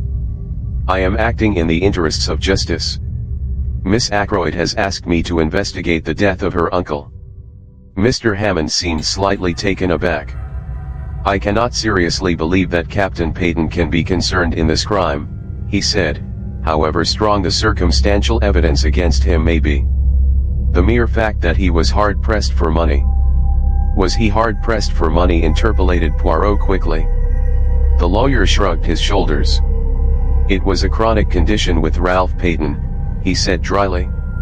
"Money went through his hands like water. He was always applying to his stepfather. Had he done so of late during the last year, for instance? I cannot say. Mr. Ackroyd did not mention the fact to me." "I comprehend. Mr. Hammond, I take it that you are acquainted with the provisions of Mr. Ackroyd's will?" "Certainly. That is my principal business here today. 120 Then, seeing that I am acting for Miss Ackroyd, you will not object to telling me the terms of that will. They are quite simple. Shorn of legal phraseology, and after paying certain legacies and bequests. Such as interrupted Poirot. Mr. Hammond seemed a little surprised. £1,000 to his housekeeper, Miss Russell, £50 to the cook, Emma Cooper, £500 to his secretary, Mr. Geoffrey Raymond. Then to various hospitals. Poirot held up his hand. Ah! The charitable bequests, they interest me not. Quite so. The income on £10,000 worth of shares to be paid to Mrs. Cecil Ackroyd during her lifetime. Miss Flora Ackroyd inherits £20,000 outright. The residue including this property, and the shares in Ackroyd and Son to his adopted son, Ralph Peyton. Mr. Ackroyd possessed a large fortune. A very large fortune. Captain Peyton will be an exceedingly wealthy young man. There was a silence. Poirot and the lawyer looked at each other. Mr. Hammond, came Mrs. Ackroyd's voice plaintively from the fireplace. The lawyer answered the summons. Poirot took my arm and drew me right into the window. Regard the irises, he remarked in rather a loud voice. Magnificent, are they not a straight and pleasing effect? 121 At the same time I felt the pressure of his hand on my arm, and he added in a low tone. Do you really wish to aid me to take part in this investigation? Yes, indeed, I said eagerly. There's nothing I should like better. You don't know what a dull old fogey's life I lead. Never anything out of the ordinary. Good, we will be colleagues then. In a minute or two I fancy Major Blunt will join us. He is not happy with the good mamma. Now there are some things I want to know but I do not wish to seem to want to know them. You comprehend, so it will be your part to ask the questions. What questions do you want me to ask? I asked apprehensively. I want you to introduce the name of Mrs. Ferrars. Yes. Speak of her in a natural fashion. Ask him if he was down here when her husband died. You understand the kind of thing I mean. And while he replies, watch his face without seeming to watch it. Si est compris. There was no time for more, for at that minute, as Poirot had prophesied, Blunt left the others in his abrupt fashion and came over to us. I suggested strolling on the terrace, and he acquiesced. Poirot stayed behind. I stopped to examine a late rose. How things change in the course of a day or so, I observed. I was up here last Wednesday, I remember, walking up and down this same terrace. Ackroyd was 122 with me, full of spirits. And now 3 days later Ackroyd's dead. Poor fellow, Mrs. Ferrars' dead. You knew her, didn't you? But of course you did. Blunt nodded his head. Had you seen her since you'd been down this time? Went with Ackroyd to call. Last Tuesday, think it was. Fascinating woman, but something queer about her. Deep, one would never know what she was up to. I looked into his steady gray eyes. Nothing there surely. I went on. I suppose you'd met her before. Last time I was here she and her husband had just come here to live. He paused a minute and then added, rum thing, she had changed a lot between then and now. How changed? I asked. Looked 10 years older. Were you down here when her husband died? I asked, trying to make the question sound as casual as possible. No. From all I heard it would be a good riddance. Uncharitable, perhaps, but the truth. I agreed. Ashley Ferrars was by no means a pattern husband, I said cautiously. Blackguard, I thought, said Blunt. No, I said, only a man with more money than was good for him. Oh. Money. All the troubles in the world can be put down to money or the lack of it. 123 Which has been your particular trouble? I asked. I've enough for what I want. I'm one of the lucky ones. Indeed. I'm not too flush just now, as a matter of fact. Came into a legacy a year ago, and like a fool let myself be persuaded into putting it into some wildcat scheme. I sympathized, and narrated my own similar trouble. Then the gong pealed out, and we all went into lunch. Poirot drew me back a little. Bien. Yes, all right, I said. I'm sure of it. Nothing disturbing. He had a legacy just a year ago, I said. But why not? Why shouldn't he? I'll swear the man is perfectly square and above board. Without doubt, said Poirot soothingly. Do not upset yourself. He spoke as though to a fractious child. We all trooped into the dining room. It seemed incredible that less than 24 hours had passed since I last sat at that table. Afterwards, Mrs. Ackroyd took me aside and sat down with me on a sofa. I can't help feeling a little hurt, she murmured, producing a handkerchief of the kind obviously not meant to be cried into. Hurt, I mean, by Roger's lack of confidence in me. That £20,000 ought to have been left to me, not to Flora. A mother could be 124 trusted to safeguard the interests of her child. A lack of trust, I call it. You forget, Mrs. Ackroyd, I said, Flora was Ackroyd's own niece, a blood relation. It would have been different had you been his sister instead of his sister-in-law. As poor Cecil's widow, I think my feelings ought to have been considered, said the lady, touching her eyelashes gingerly with the handkerchief. But Roger was always most peculiar, not to say mean, about money matters. It has been a most difficult position for both Flora and myself. He did not even give the poor child an allowance. He would pay her bills, you know, and even that with a good deal of reluctance and asking what she wanted all those fal-lals for, so like a man. But now I've forgotten what it was I was going to say. Oh, yes, not a penny we could call our own, you know. Flora resented it, yes, I must say she resented it very strongly. Though devoted to her uncle, of course. But any girl would have resented it. Yes, I must say Roger had very strange ideas about money. He wouldn't even buy new face towels, though I told him the old ones were in holes. And then, proceeded Mrs. Ackroyd, with a sudden leap highly characteristic of her conversation, to leave all that money, £1,000, fancy, £1,000, to that woman. What woman? That Russell woman. Something very queer about her, and so I've always said. But Roger wouldn't hear a word against her, said she was a woman of great force of 125 character, and that he admired and respected her. He was always going on about her rectitude and independence and moral worth. I think there's something fishy about her. She was certainly doing her best to marry Roger. But I soon put a stop to that. She's always hated me. Naturally. I saw through her. I began to wonder if there was any chance of stemming Mrs. Ackroyd's eloquence, and getting away. Mr. Hammond provided the necessary diversion by coming up to say goodbye. I seized my chance and rose also. About the inquest, I said. Where would you prefer it to be held? Here, or at the Three Boars? Mrs. Ackroyd stared at me with a dropped jaw. The inquest, she asked, the picture of consternation. But surely there won't have to be an inquest. Mr. Hammond gave a dry little cough and murmured, inevitable. Under the circumstances, in two short little barks. But surely Dr. Shepherd can arrange. There are limits to my powers of arrangement, I said dryly. If his death was an accident. He was murdered, Mrs. Ackroyd, I said brutally. She gave a little cry. No theory of accident will hold water for a minute. Mrs. Ackroyd looked at me in distress. I had no patience with what I thought was her silly fear of unpleasantness.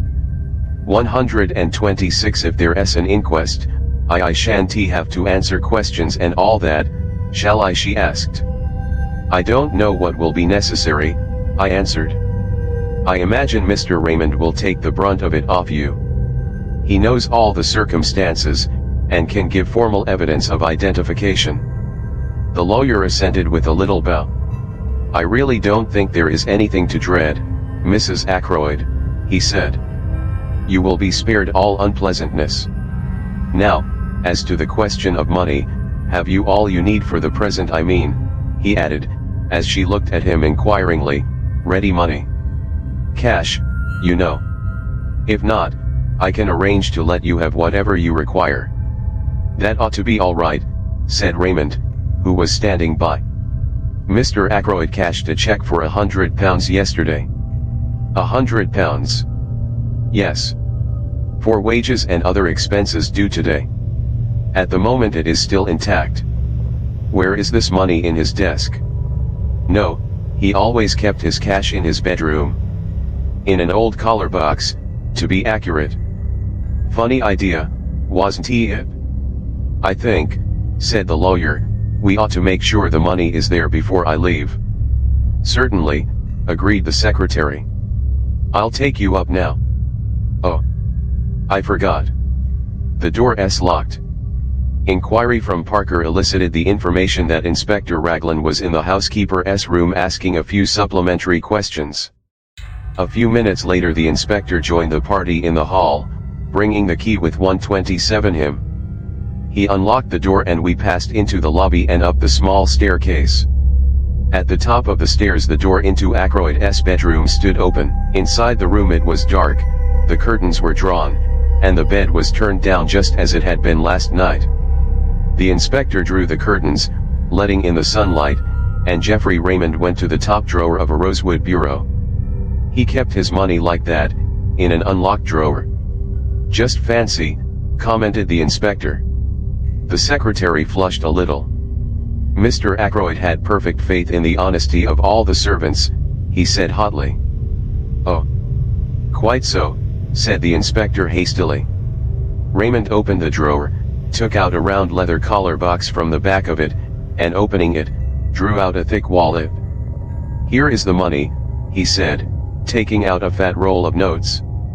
"You will find the 100 intact, I know, for Mr. Ackroyd put it in the collar box in my presence last night when he was dressing for dinner, and of course it has not been touched since." Mr. Hammond took the roll from him and counted it. He looked up sharply. £100, you said? But there is only 60 here." Raymond stared at him. "Impossible," he cried, springing forward. Taking the notes from the other's hand, he counted them aloud. Mr. Hammond had been right. The total amounted to £60. "128, but I can't understand it," cried the secretary, bewildered. Poirot asked a question. "You saw Mr. Ackroyd put this money away last night when he was dressing for dinner. You are sure he had not paid away any of it already?" "I'm sure he hadn't. He even said, 'I don't want to take £100 down to dinner with me. Too bulgy.'" "Then the affair is very simple," remarked Poirot. "Either he paid out that £40 sometime last evening, or else it has been stolen." "That's the matter in a nutshell," agreed the inspector. He turned to Mrs. Ackroyd. "Which of the servants would come in here yesterday evening? I suppose the housemaid would turn down the bed." "Who is she? What do you know about her?" "She's not been here very long," said Mrs. Ackroyd. "But she's a nice ordinary country girl." "I think we ought to clear this matter up," said the inspector. "If Mr. Ackroyd paid that money away himself, it may have a bearing on the mystery of the crime. The other servants all right, as far as you know?" "Oh, I think so." "Not missed anything before?" "No. None of them leaving, or anything like that?" "The parlor maid is leaving." "When?" "She gave notice yesterday, I believe." 129 to you?" "Oh, no. I have nothing to do with the servants. Miss Russell attends to the household matters." The inspector remained lost in thought for a minute or two.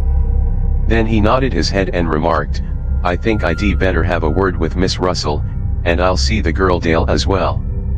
Poirot and I accompanied him to the housekeeper's room. Miss Russell received us with her usual sang-froid. Elsie Dale had been at Fernley 5 months. A nice girl, quick at her duties, and most respectable. good references, the last girl in the world to take anything not belonging to her. What about the parlor maid? She, too, was a most superior girl. Very quiet and ladylike. An excellent worker. Then why is she leaving? Asked the inspector. Miss Russell pursed up her lips.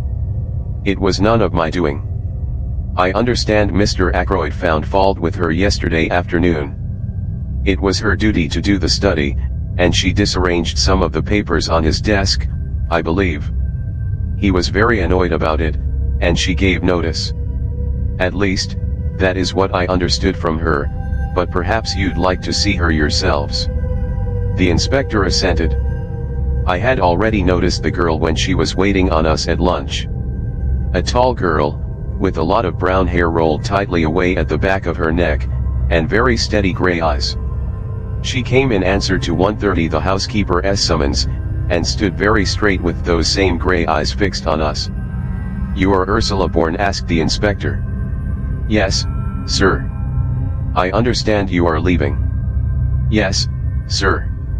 Why is that? I disarranged some papers on Mr. Ackroyd's desk. He was very angry about it, and I said I had better leave. He told me to go as soon as possible. Were you in Mr. Ackroyd's bedroom at all last night tidying up or anything? No, sir. That is Elsie's work. I never went near that part of the house. I must tell you, my girl, that a large sum of money is missing from Mr. Ackroyd's room. At last I saw her roused. A wave of color swept over her face. I know nothing about any money. If you think I took it, and that is why Mr. Ackroyd dismissed me, you are wrong. I'm not accusing you of taking it, my girl, said the inspector. Don't flare up so. The girl looked at him coldly. You can search my things if you like, she said disdainfully. But you won't find anything. Poirot suddenly interposed. It was yesterday afternoon that Mr. Ackroyd dismissed you, or you dismissed yourself, was it not? He asked. 131. The girl nodded. How long did the interview last? The interview? Yes, the interview between you and Mr. Ackroyd in the study. I don't know. 20 minutes, half an hour. Something like that. Not longer. Not longer than half an hour, certainly. Thank you, mademoiselle. I looked curiously at him. He was rearranging a few objects on the table, setting them straight with precise fingers. His eyes were shining. That'll do, said the inspector. Ursula Bourne disappeared. The inspector turned to Miss Russell. How long has she been here? Have you got a copy of the reference you had with her? Without answering the first question, Miss Russell moved to an adjacent bureau, opened one of the drawers, and took out a handful of letters clipped together with a patent fastener. She selected one and handed it to the inspector. "H.M.," said he. "Reads all right. Mrs. Richard Folliot, Marby Grange, Marby. Who is this woman?" "Quite good county people," said Miss Russell. "Well," said the inspector, handing it back, "let us have a look at the other one, Elsie Dale." Elsie Dale was a big fair girl, with a pleasant but 132 slightly stupid face. She answered our questions readily enough, and showed much distress and concern at the loss of the money. "I don't think there's anything wrong with her," observed the inspector, after he had dismissed her. "What about Parker?"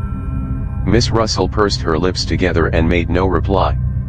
"I've a feeling there's something wrong about that man," the inspector continued thoughtfully. "The trouble is that I don't quite see when he got his opportunity. He'd be busy with his duties immediately after dinner, and he's got a pretty good alibi all through the evening.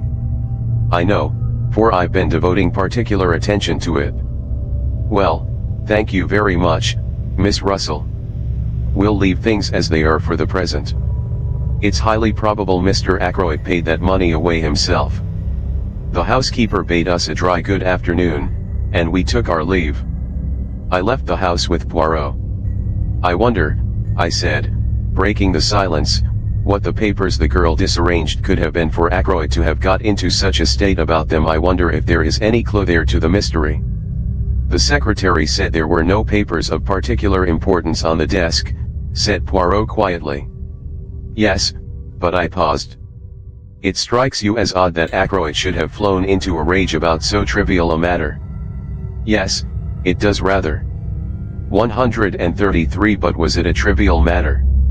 Of course, I admitted, we don't know what those papers may have been. But Raymond certainly said. Leave Raymond out of it for a minute. What did you think of that girl? Which girl? The parlor maid. Yes, the parlor maid.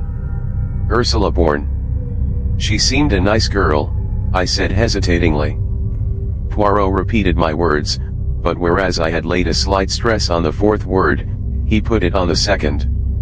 She seemed a nice girl, yes. Then, after a minute's silence, he took something from his pocket and handed it to me. See, my friend, I will show you something. Look there. The paper he had handed me was that compiled by the inspector and given by him to Poirot that morning. Following the pointing finger, I saw a small cross marked in pencil opposite the name Ursula Bourne. You may not have noticed it at the time, my good friend, but there was one person on this list whose alibi had no kind of confirmation. Ursula Bourne. You don't think? Dr. Shepherd, I dare to think anything. Ursula Bourne may have killed Mr. Ackroyd, but I confess I can see no motive for her doing so. Can you? He looked at me very hard, so hard that I felt uncomfortable. Can you? He repeated. 134. No motive whatsoever, I said firmly. His gaze relaxed. He frowned and murmured to himself. Since the blackmailer was a man, it follows that she cannot be the blackmailer, then. I coughed. As far as that goes, I began doubtfully. He spun round on me. What are you going to say? Nothing. Nothing. Only that, strictly speaking, Mrs. Ferrars in her letter mentioned a person. She didn't actually specify a man. But we took it for granted, Ackroyd and I, that it was a man. Poirot did not seem to be listening to me. He was muttering to himself again. But then it is possible after all. Yes, certainly it is possible, but then I must rearrange my ideas. Method, order, never have I needed them more. Everything must fit in its appointed place, otherwise I am on the wrong tack. He broke off, and whirled round upon me again. Where is Marby? It's on the other side of Cranchester. How far away? Oh, 14 miles, perhaps. Would it be possible for you to go there tomorrow, say? Tomorrow, let me see, that's Sunday. Yes, I could arrange it. What do you want me to do there? 135. See this Mrs. Folliot. Find out all you can about Ursula Bourne. Very well. But I don't much care for the job. It is not the time to make difficulties. A man's life may hang on this. Poor Ralph, I said with a sigh. You believe him to be innocent, though? Poirot looked at me very gravely. Do you want to know the truth? Of course. Then you shall have it. My friend, everything points to the assumption that he is guilty. What? I exclaimed. Poirot nodded. Yes, that stupid inspector, for he is stupid, has everything pointing his way. I seek for the truth, and the truth leads me every time to Ralph Peyton. Motive, opportunity, means. But I will leave no stone unturned. I promised Mademoiselle Flora. And she was very sure, that little one.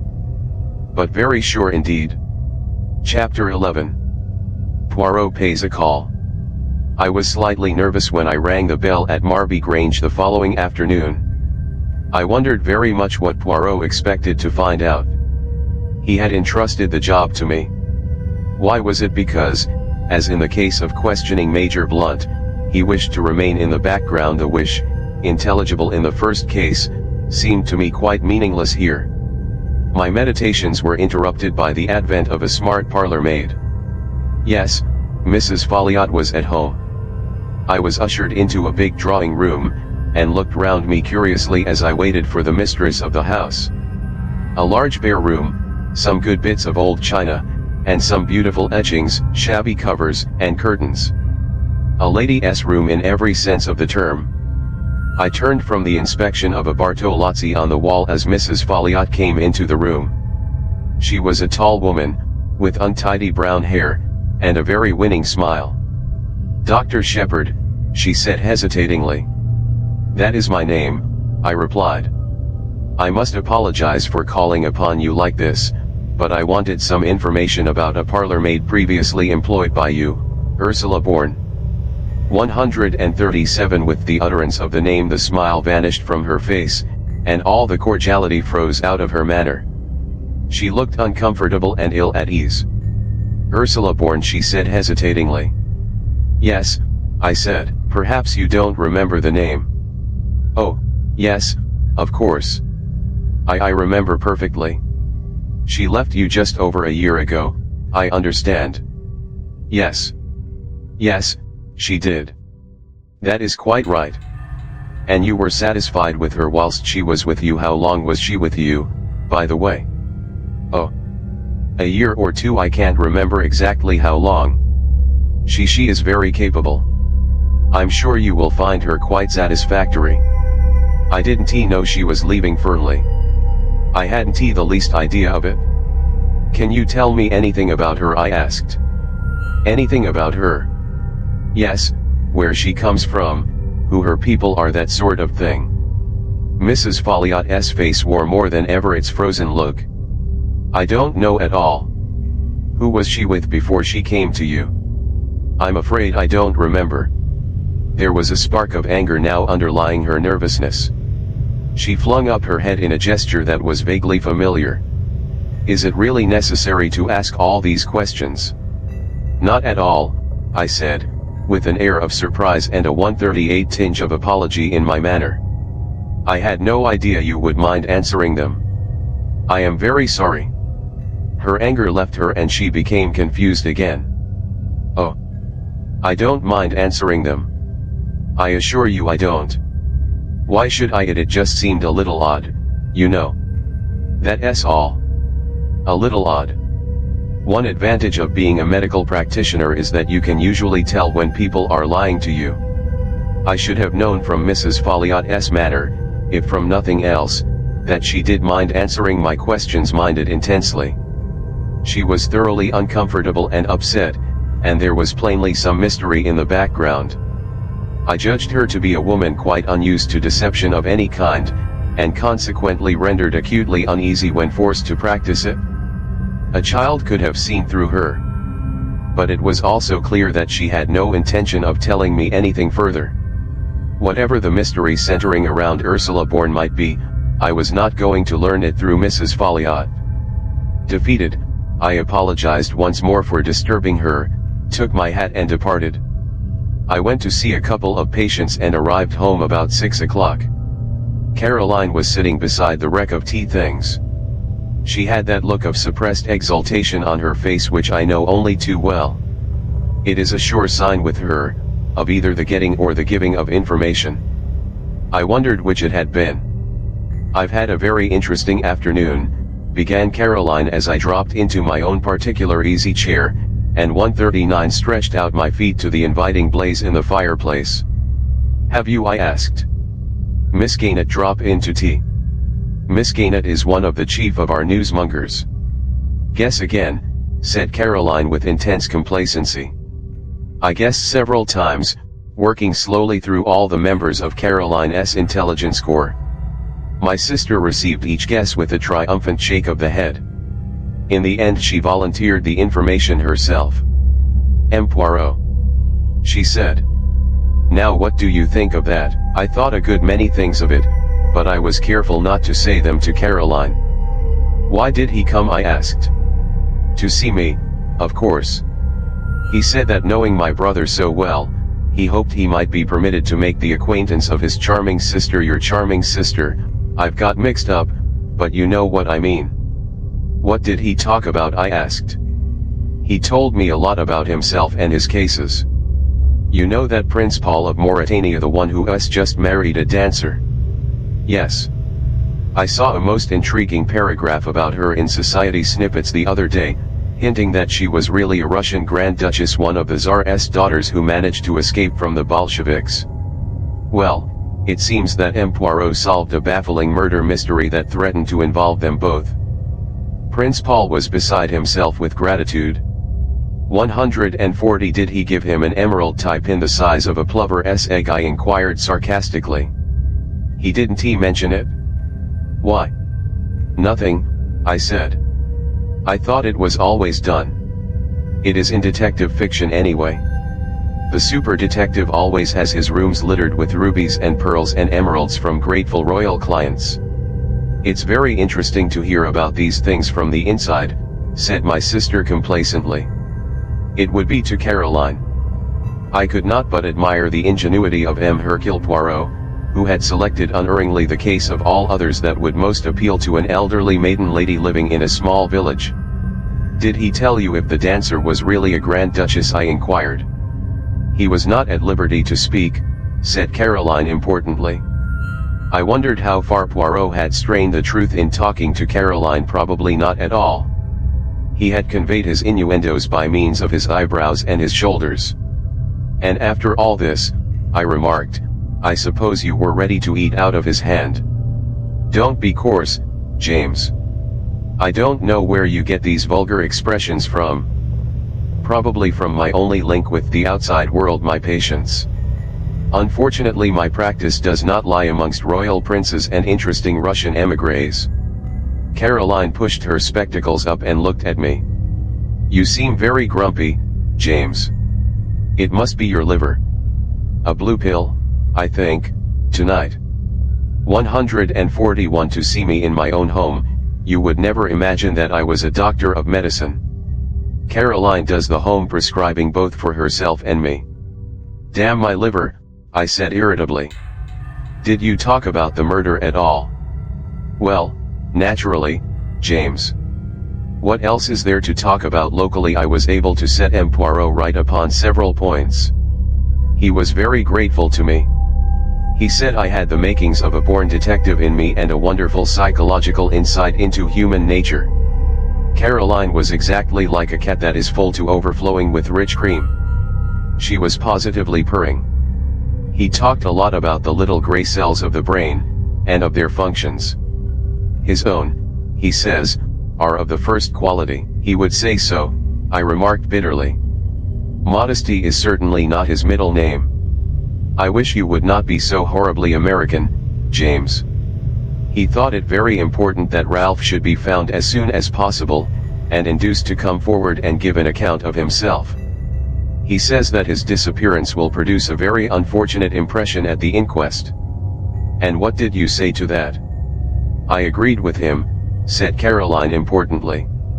And I was able to tell him the way people were already talking about it. Caroline, I said sharply, did you tell M. Poirot what you overheard in the wood that day? I did, said Caroline complacently. I got up and began to walk about. 142. You realize what you're doing, I hope, I jerked out. You're putting a halter round Ralph Payton's neck as surely as you're sitting in that chair. Not at all, said Caroline, quite unruffled. I was surprised you hadn't told him. I took very good care not to, I said. I'm fond of that boy. So am I. That's why I say you're talking nonsense. I don't believe Ralph did it, and so the truth can't hurt him, and we ought to give M. Poirot all the help we can. Why, think, very likely Ralph was out with that identical girl on the night of the murder, and if so, he's got a perfect alibi. If he's got a perfect alibi, I retorted, why doesn't he come forward and say so? Might get the girl into trouble, said Caroline sapiently. But if M. Poirot gets hold of her, and puts it to her as her duty, she'll come forward of her own accord and clear Ralph. You seem to have invented a romantic fairy story of your own, I said. You read too many trashy novels, Caroline. I've always told you so. I dropped into my chair again. "Did Poirot ask you any more questions?" I inquired. "Only about the patients you had that morning." "The patients?" I demanded, unbelievingly. "Yes, your surgery patients." "How many and who they were?" "Do you mean to say you were able to tell him that?" I demanded. 143. Caroline is really amazing. "Why not?" asked my sister triumphantly. "I can see the path up to the surgery door perfectly from this window. And I've got an excellent memory, James. Much better than yours, let me tell you." "I'm sure you have," I murmured mechanically. My sister went on, checking the names on her fingers. There was old Mrs. Bennet, and that boy from the farm with the bad finger, Dolly Grice to have a needle out of her finger, that American steward off the liner. "Let me see that S4. "Yes, and old George Evans with his ulcer. And lastly..." She paused significantly. "Well..." Caroline brought out her climax triumphantly. She hissed in the most approved style, aided by the fortunate number of SS at her disposal. "Miss Russell."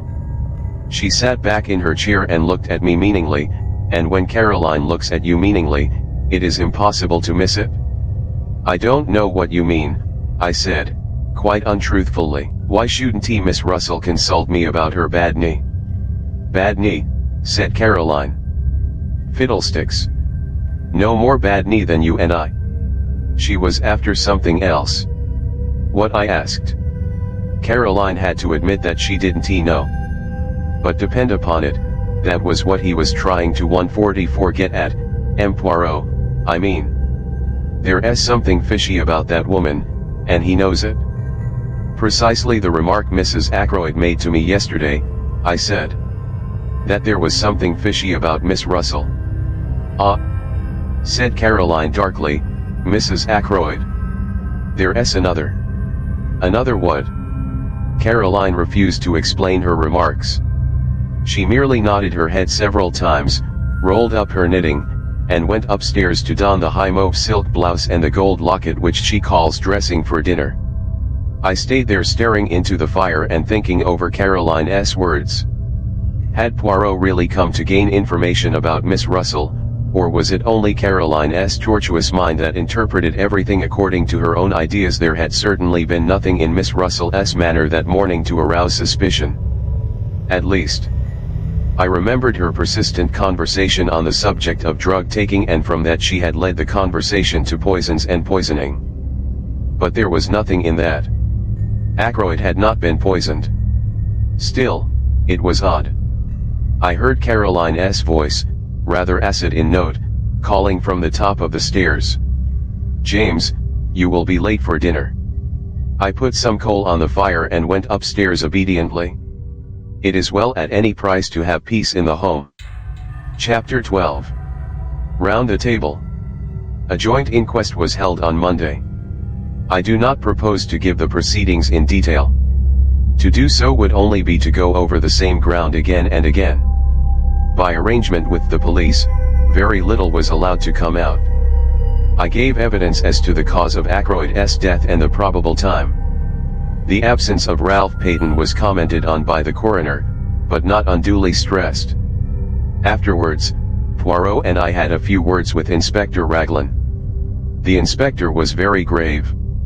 "It looks bad, Mr. Poirot," he said. "I'm trying to judge the thing fair and square. I'm a local man, and I've seen Captain Peyton many times in Cranchester. I'm not wanting him to be the guilty one, but it's bad whichever way you look at it. If he's innocent, why doesn't he come forward? We've got evidence against him, but it's just possible that that evidence could be explained away. Then why doesn't he give an explanation?" A lot more lay behind the inspector's words than I knew at the time. Ralph's description had been wired to every port and railway station in England. The police everywhere were on the alert. His rooms in town were watched, and any houses he had been known to be in 146 the habit of frequenting. With such a cordon it seemed impossible that Ralph should be able to evade detection.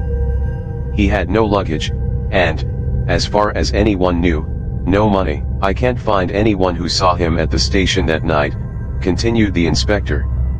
And yet he's well known down here, and you'd think somebody would have noticed him. There's no news from Liverpool either. You think he went to Liverpool? Queried Poirot. Well, it's on the cards. That telephone message from the station, just 3 minutes before the Liverpool Express left, there ought to be something in that. Unless it was deliberately intended to throw you off the scent. That might just possibly be the point of the telephone message. That's an idea, said the inspector eagerly. Do you really think that's the explanation of the telephone call? My friend, said Poirot gravely, I do not know. But I will tell you this, I believe that when we find the explanation of that telephone call we shall find the explanation of the murder. You said something like that before, I remember, I observed, looking at him curiously. Poirot nodded. I always come back to it, he said seriously. It seems to me utterly irrelevant, I declared. I wouldn't say that, demurred the inspector. But I must confess I think Mr. Poirot here harps on it a little too much. We be better clues than that. The fingerprints on the dagger, for instance. 147. Poirot became suddenly very foreign in manner, as he often did when excited over anything. Inspector, he said, beware of the blind comment dire the little street that has no end to it. Inspector Raglan stared, but I was quicker. You mean a blind alley? I said. That is it, the blind street that leads nowhere. So it may be with those fingerprints they may lead you nowhere. I don't see how that can well be, said the police officer.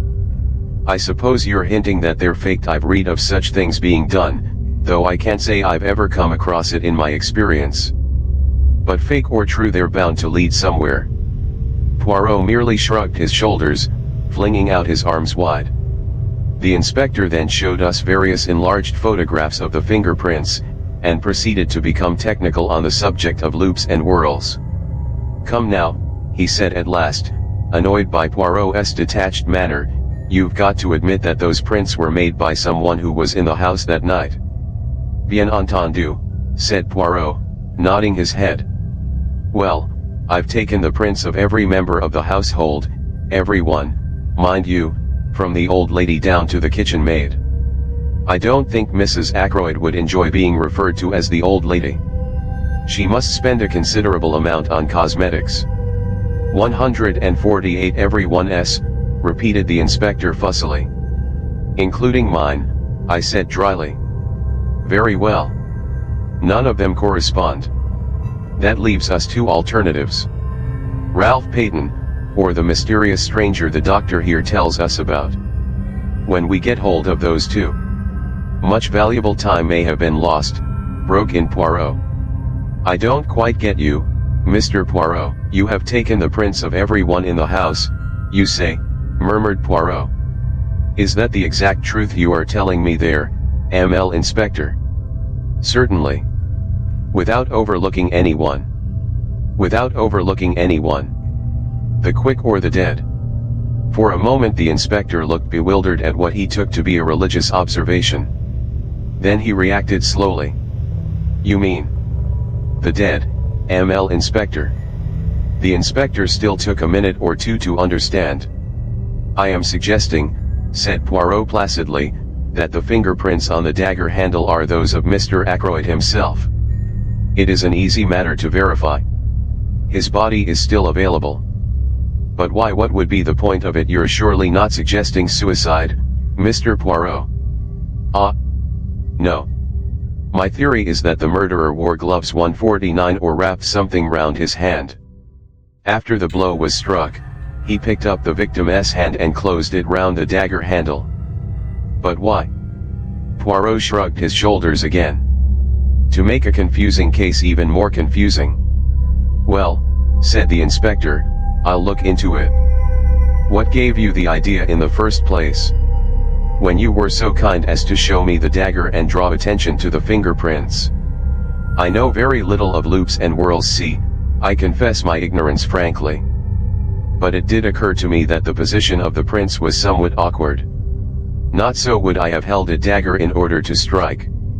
Naturally, with the right hand brought up over the shoulder backwards, it would have been difficult to put it in exactly the right position. Inspector Raglan stared at the little man. Poirot, with an air of great unconcern, flecked a speck of dust from his coat sleeve. "Well," said the inspector, "it's an idea. I'll look into it all right, but don't you be disappointed if nothing comes of it." He endeavored to make his tone kindly and patronizing. Poirot watched him go off. Then he turned to me with twinkling eyes. "Another time," he observed, "I must be more careful of his amour propre. And now that we are left to our own devices, what do you think, my good friend, of a little reunion of the family?" The little reunion, as Poirot called it, took place 1:50 about half an hour later. We sat round the table in the dining room at Fernley, Poirot at the head of the table, like the chairman of some ghastly board meeting. The servants were not present, so we were 6 in all. Mrs. Ackroyd, Flora, Major Blunt, young Raymond, Poirot, and myself. When everyone was assembled, Poirot rose, and bowed. "Messieurs, Mesdames, I have called you together for a certain purpose." He paused. "To begin with, I want to make a very special plea to Mademoiselle." "To me," said Flora. "Mademoiselle, you are engaged to Captain Ralph Peyton. If anyone is in his confidence, you are. I beg you, most earnestly, if you know of his whereabouts, to persuade him to come forward." "One little minute," as Flora raised her head to speak. "Say nothing till you have well reflected, Mademoiselle. His position grows daily more dangerous. If he had come forward at once, no matter how damning the facts, he might have had a chance of explaining them away. But this silence, this flight, what can it mean? Surely only one thing: knowledge of guilt. Mademoiselle, if you really believe in his innocence, persuade him to come forward before it is too late." Flora's face had gone very white. "Too late?" she repeated, very low. Poirot leaned forward, looking at her. "See now, Mademoiselle," he said very gently, "it is Papa Poirot who asks you this. The old Papa Poirot, who has much knowledge and much experience. I would not 151 seek to entrap you, Mademoiselle. Will you not trust me and tell me where Ralph Peyton is hiding?"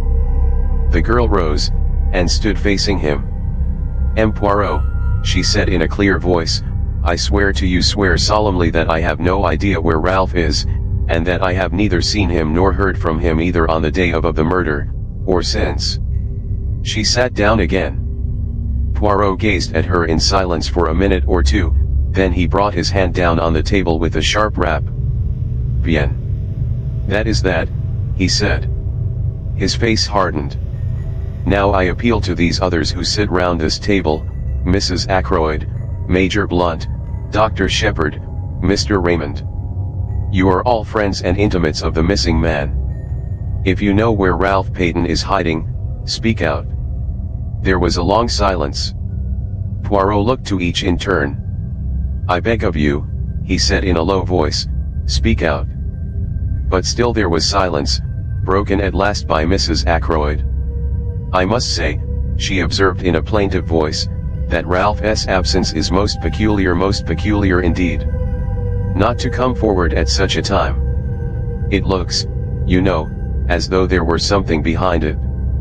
I can't help thinking, Flora dear, that it was a very fortunate thing your engagement was never formally announced." "Mother!" cried Flora angrily.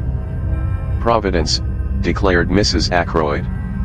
"I have a devout 152 belief in Providence, a divinity that shapes our ends, as Shakespeare's beautiful line runs. Surely you don't make the Almighty directly responsible for thick ankles, Mrs. Ackroyd, do you?" asked Geoffrey Raymond, his irresponsible laugh ringing out. His idea was, I think, to loosen the tension, but Mrs. Ackroyd threw him a glance of reproach and took out her handkerchief. "Flora has been saved a terrible amount of notoriety and unpleasantness. Not for a moment that I think dear Ralph had anything to do with poor Roger's death. I don't think so. But then I have a trusting heart, I always have had, ever since a child. I am loath to believe the worst of anyone. But, Of course, one must remember that Ralph was in several air raids as a young boy. The results are apparent long after. Sometimes, they say, people are not responsible for their actions in the least. They lose control, you know, without being able to help it. Mother, cried Flora, you don't think Ralph did it? Come, Mrs. Ackroyd, said Blunt. I don't know what to think, said Mrs. Ackroyd tearfully. It's all very upsetting. What would happen to the estate, I wonder, if Ralph were found guilty? Raymond pushed his chair away from the table violently. Major Blunt remained very quiet, looking thoughtfully at her. Like shell shock, you know, said Mrs. Ackroyd obstinately, and I dare say Roger kept him very short of money with the best intentions, of course. I can see you are all against me, but I do think 153 it is very odd that Ralph has not come forward, and I must say I am thankful Flora's engagement was never announced formally. It will be tomorrow, said Flora in a clear voice. Flora? Cried her mother, aghast. Flora had turned to the secretary. Will you send the announcement to the Morning Post and the Times, please, Mr. Raymond? If you are sure that it is wise, Miss Ackroyd, he replied gravely. She turned impulsively to Blunt. You understand, she said. What else can I do as things are? I must stand by Ralph. Don't you see that I must? She looked very searchingly at him, and after a long pause he nodded abruptly. Mrs. Ackroyd burst out into shrill protests. Flora remained unmoved. Then Raymond spoke. I appreciate your motives, Miss Ackroyd. But don't you think you're being rather precipitate? Wait a day or two. Tomorrow, said Flora, in a clear voice. It's no good, Mother, going on like this. Whatever else I am, I'm not disloyal to my friends. M. Poirot, Mrs. Ackroyd appealed tearfully, can't you say anything at all? Nothing to be said, interpolated Blunt. She's doing the right thing. I'll stand by her through thick and thin. Flora held out her hand to him. 154. Thank you, Major Blunt, she said. Mademoiselle, said Poirot, will you let an old man congratulate you on your courage and your loyalty, and will you not misunderstand me if I ask you most solemnly to postpone the announcement you speak of for at least 2 days more? Flora hesitated. I ask it in Ralph Peyton's interests as much as in yours, mademoiselle. You frown. You do not see how that can be. But I assure you that it is so. Pas de blogs. You put the case into my hands, you must not hamper me now. Flora paused a few minutes before replying. I do not like it, she said at last, but I will do what you say. She sat down again at the table. And now, Messieurs et Mesdames, said Poirot rapidly, I will continue with what I was about to say. Understand this, I mean to arrive at the truth. The truth, however ugly in itself, is always curious and beautiful to the seeker after it. I am much aged, my powers may not be what they were. Here he clearly expected a contradiction. In all probability this is the last case I shall ever investigate. But Hercule Poirot does not end with a failure. Messieurs et Mesdames, I tell you, I mean to know. And I shall know in spite of you all. He brought out the last words provocatively, hurling them in our face as it were. I think we all flinched back a little, excepting Geoffrey Raymond, who remained good-humored and imperturbable as usual. 155. How do you mean in spite of us all? He asked, with slightly raised eyebrows. But just that, monsieur. Every one of you in this room is concealing something from me. He raised his hand as a faint murmur of protest arose. Yes, I know what I am saying. It may be something unimportant, trivial, which is supposed to have no bearing on the case, but there it is. Each one of you has something to hide. Come, now, am I right? His glance, challenging and accusing, swept round the table. And every pair of eyes dropped before his. Yes, mine as well. I am answered, said Poirot, with a curious laugh. He got up from his seat. "I appeal to you all. Tell me the truth, the whole truth." There was a silence. "Will no one speak?" He gave the same short laugh again. "C.S. Damage," he said, and went out. Chapter 13. The Goose Quill. That evening, at Poirot's request, I went over to his house after dinner. Caroline saw me depart with visible reluctance. I think she would have liked to have accompanied me. Poirot greeted me hospitably. He had placed a bottle of Irish whiskey, which I detest, on a small table, with a soda water siphon and a glass. He himself was engaged in brewing hot chocolate. It was a favorite beverage of his, I discovered later. He inquired politely after my sister, whom he declared to be a most interesting woman. "I'm afraid you've been giving her a swelled head," I said dryly. "What about Sunday afternoon?" He laughed and twinkled. "I always like to employ the expert," he remarked obscurely, but he refused to explain the remark. "You got all the local gossip anyway," I remarked. "True, and untrue. And a great deal of valuable information," he added quietly. "Such as?" He shook his head. "Why not have told me the truth?" he countered. Point 157. In a place like this, all Ralph Payton's doings were bound to be known. If your sister had not happened to pass through the wood that day, somebody else would have done so. "I suppose they would," I said grumpily. "What about this interest of yours in my patients?" Again he twinkled. "Only one of them, Doctor. Only one of them. The last," I hazarded. "I find Miss Russell a study of the most interesting," he said evasively. "Do you agree with my sister and Mrs. Ackroyd that there is something fishy about her?" I asked. "And what do you say, fishy?" I explained to the best of my ability. "And they say that, do they?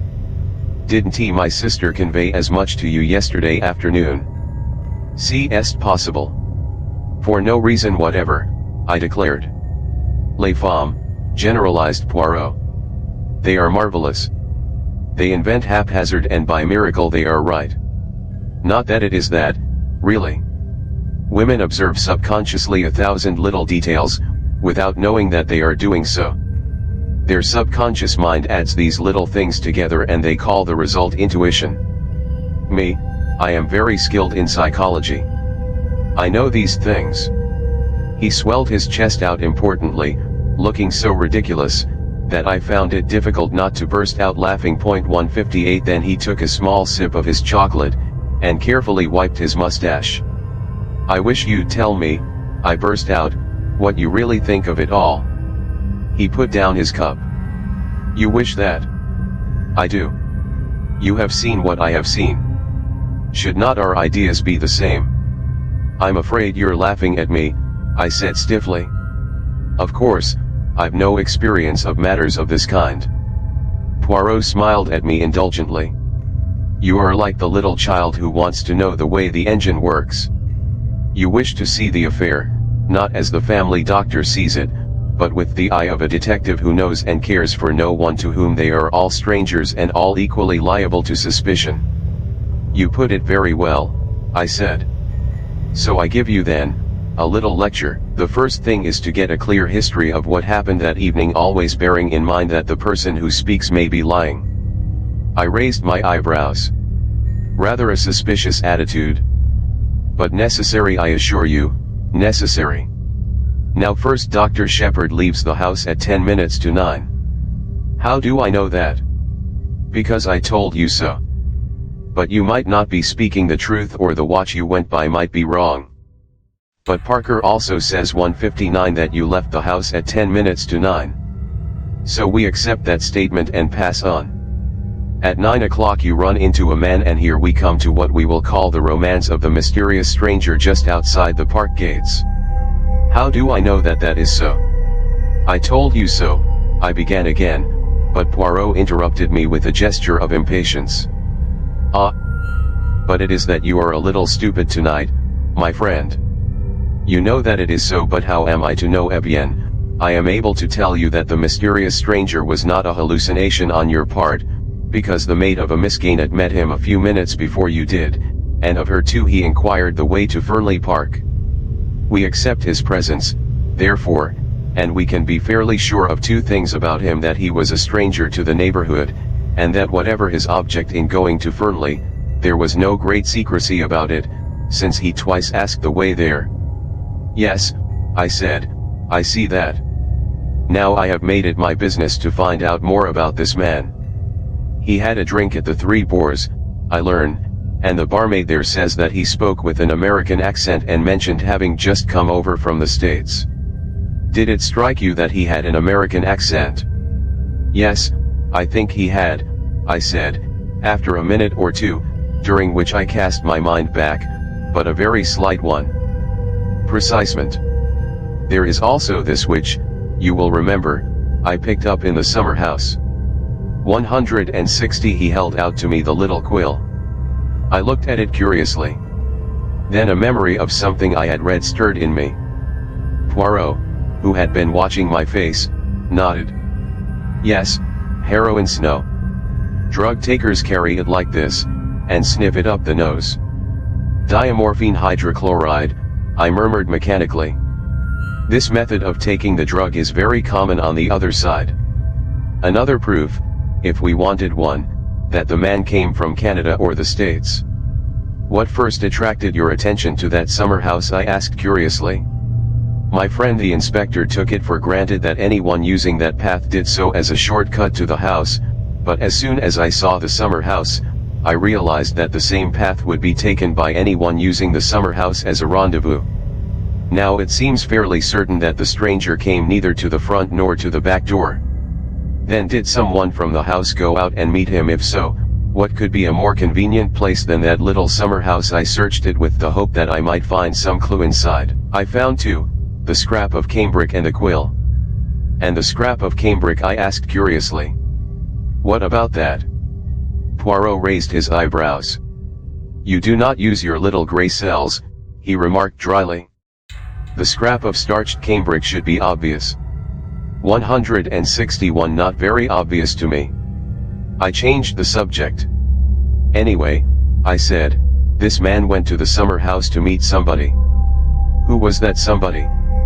Exactly the question, said Poirot. You will remember that Mrs. Ackroyd and her daughter came over from Canada to live here. Is that what you meant today when you accused them of hiding the truth? Perhaps. Now another point. What did you think of the parlour-maid's story? What story? The story of her dismissal. Does it take half an hour to dismiss a servant? Was the story of those important papers a likely one? And remember, though she says she was in her bedroom from 9:30 until 10 o'clock, there is no one to confirm her statement. You bewilder me, I said. To me it grows clearer. But tell me now your own ideas and theories. I drew a piece of paper from my pocket. I just scribbled down a few suggestions, I said apologetically. But excellent, you have method. Let us hear them. I read out in a somewhat embarrassed voice. To begin with, one must look at the thing logically. Just what my poor Hastings used to say, interrupted Poirot, but alas, he never did so. Point no. 1. Mr. Ackroyd was heard talking to someone at 9:30. 162.02. At some time during the evening Ralph Payton must have come in through the window, as evidenced by the prints of his shoes. Point no. 3. Mr. Ackroyd was nervous that evening, and would only have admitted someone he knew. Point no. 4. The person with Mr. Ackroyd at 9:30 was asking for money. We know Ralph Payton was in a scrape. These 4 points go to show that the person with Mr. Ackroyd at 9:30 was Ralph Payton. But we know that Mr. Ackroyd was alive at 9:45, therefore it was not Ralph who killed him. Ralph left the window open. Afterwards the murderer came in that way. And who was the murderer? Inquired Poirot. The American stranger. He may have been in league with Parker, and possibly in Parker we have the man who blackmailed Mrs. Ferrars. If so, Parker may have heard enough to realize the game was up, have told his accomplice so, and the latter did the crime with the dagger which Parker gave him. It is a theory that, admitted Poirot. Decidedly you have cells of a kind. But it leaves a good deal unaccounted for. Such as the telephone call, the pushed-out chair. Do you really think the latter important? I interrupted. Perhaps not, admitted my friend. It may have been pulled out by accident, and Raymond or Blunt may have shoved it into place unconsciously under the stress 163 of emotion. Then there is the missing 40 pounds. Given by Ackroyd to Ralph, I suggested. He may have reconsidered his first refusal. That still leaves one thing unexplained. What? Why was Blunt so certain in his own mind that it was Raymond with Mr. Ackroyd at 9:30? He explained that, I said.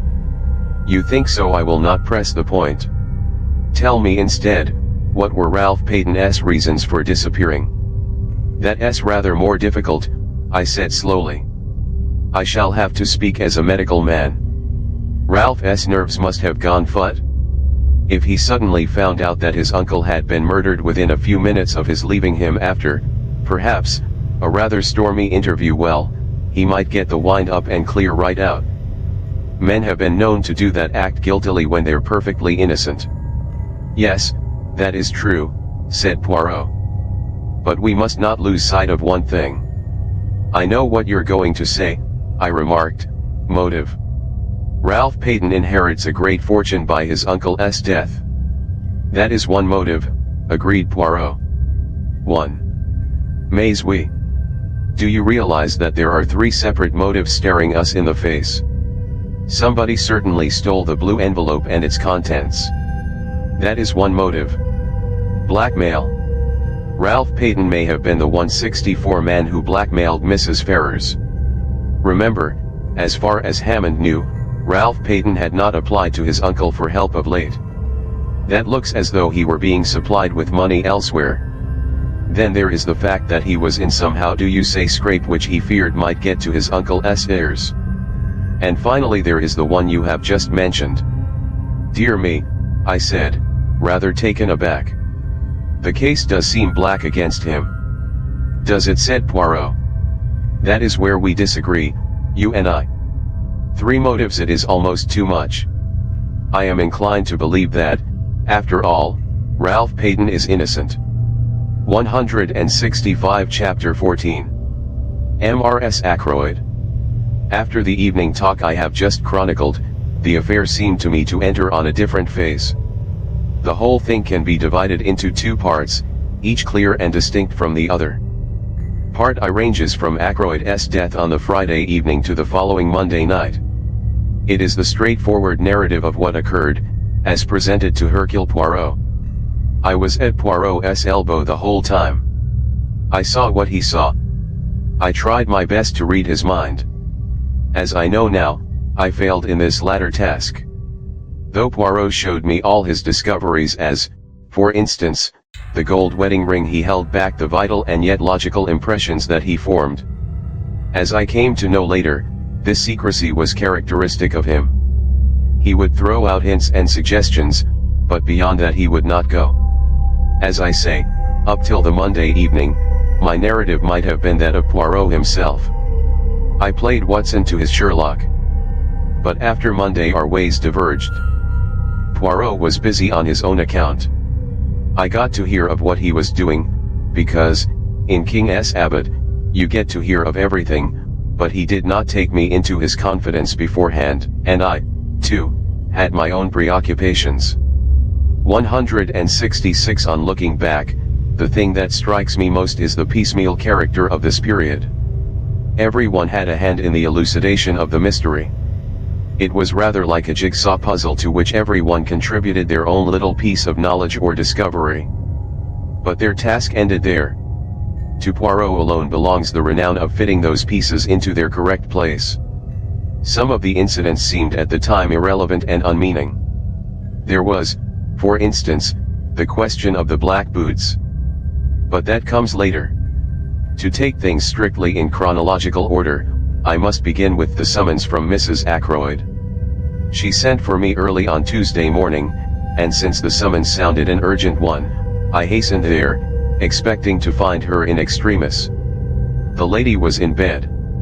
So much did she concede to the etiquette of the situation.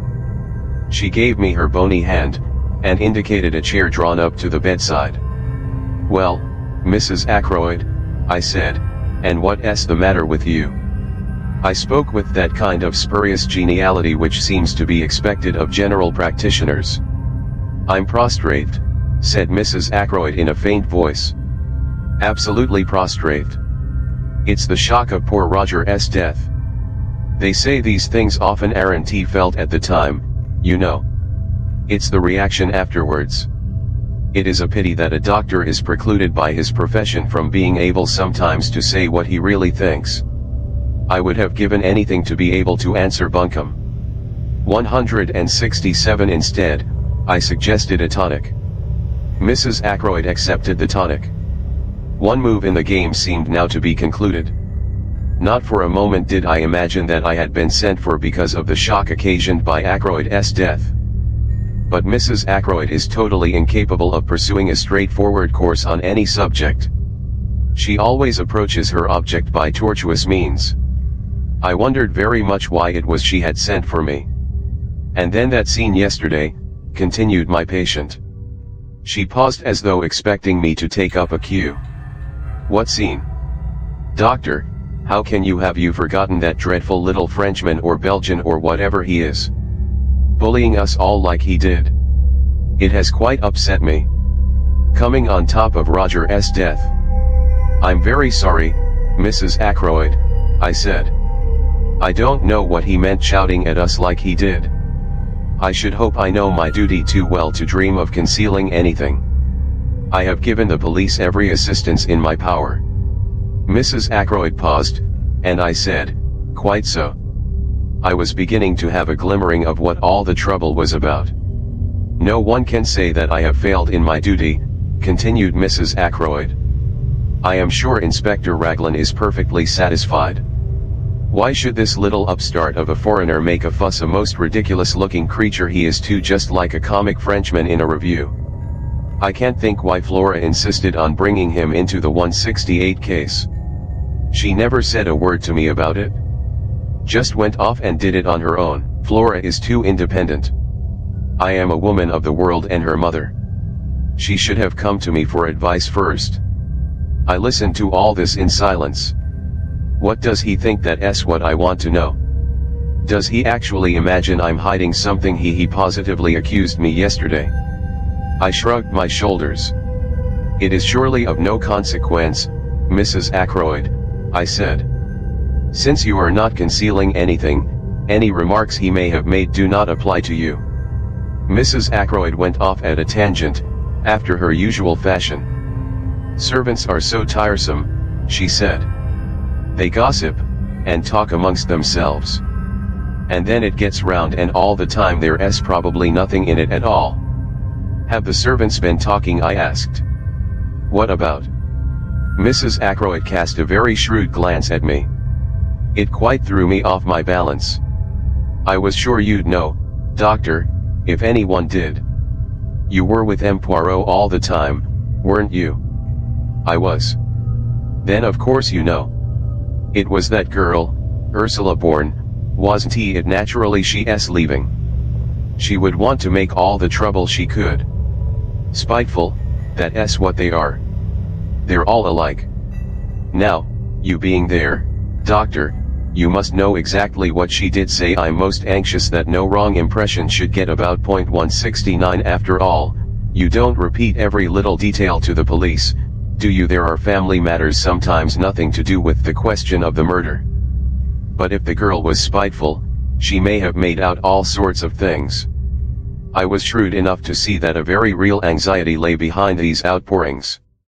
Poirot had been justified in his premises. Of the 6 people round the table yesterday, Mrs. Ackroyd at least had something to hide.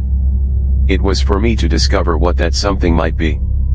"If I were you, Mrs. Ackroyd," I said brusquely, "I should make a clean breast of things." She gave a little scream. "Oh! Doctor, how can you be so abrupt? It sounds as though and I can explain everything so simply." "Then why not do so?" I suggested. Mrs. Ackroyd took out a frilled handkerchief, and became tearful. I thought, Doctor, that you might put it to M. Poirot explain it, you know, because it's so difficult for a foreigner to see our point of view. And you don't know, nobody could know what I've had to contend with. A martyrdom, a long martyrdom. That's what my life has been. I don't like to speak ill of the dead, but there it is. Not the smallest bill, but it had all to be gone over, just as though Roger had had a few miserly hundreds a year instead of being, as Mr. Hammond told me yesterday, one of the wealthiest men in these parts. Mrs. Ackroyd paused to dab her eyes with the frilled handkerchief. 170, yes, I said encouragingly. You were talking about bills. Those dreadful bills. And some I didn't like to show Roger at all. They were things a man wouldn't understand. He would have said the things weren't necessary. And of course they mounted up, you know, and they kept coming in. She looked at me appealingly, as though asking me to condole with her on this striking peculiarity. It's a habit they have, I agreed. And the tone altered, became quite abusive. I assure you, Doctor, I was becoming a nervous wreck. I couldn't sleep at nights. And a dreadful fluttering round the heart. And then I got a letter from a Scotch gentleman. As a matter of fact, there were 2 letters, both Scotch gentlemen.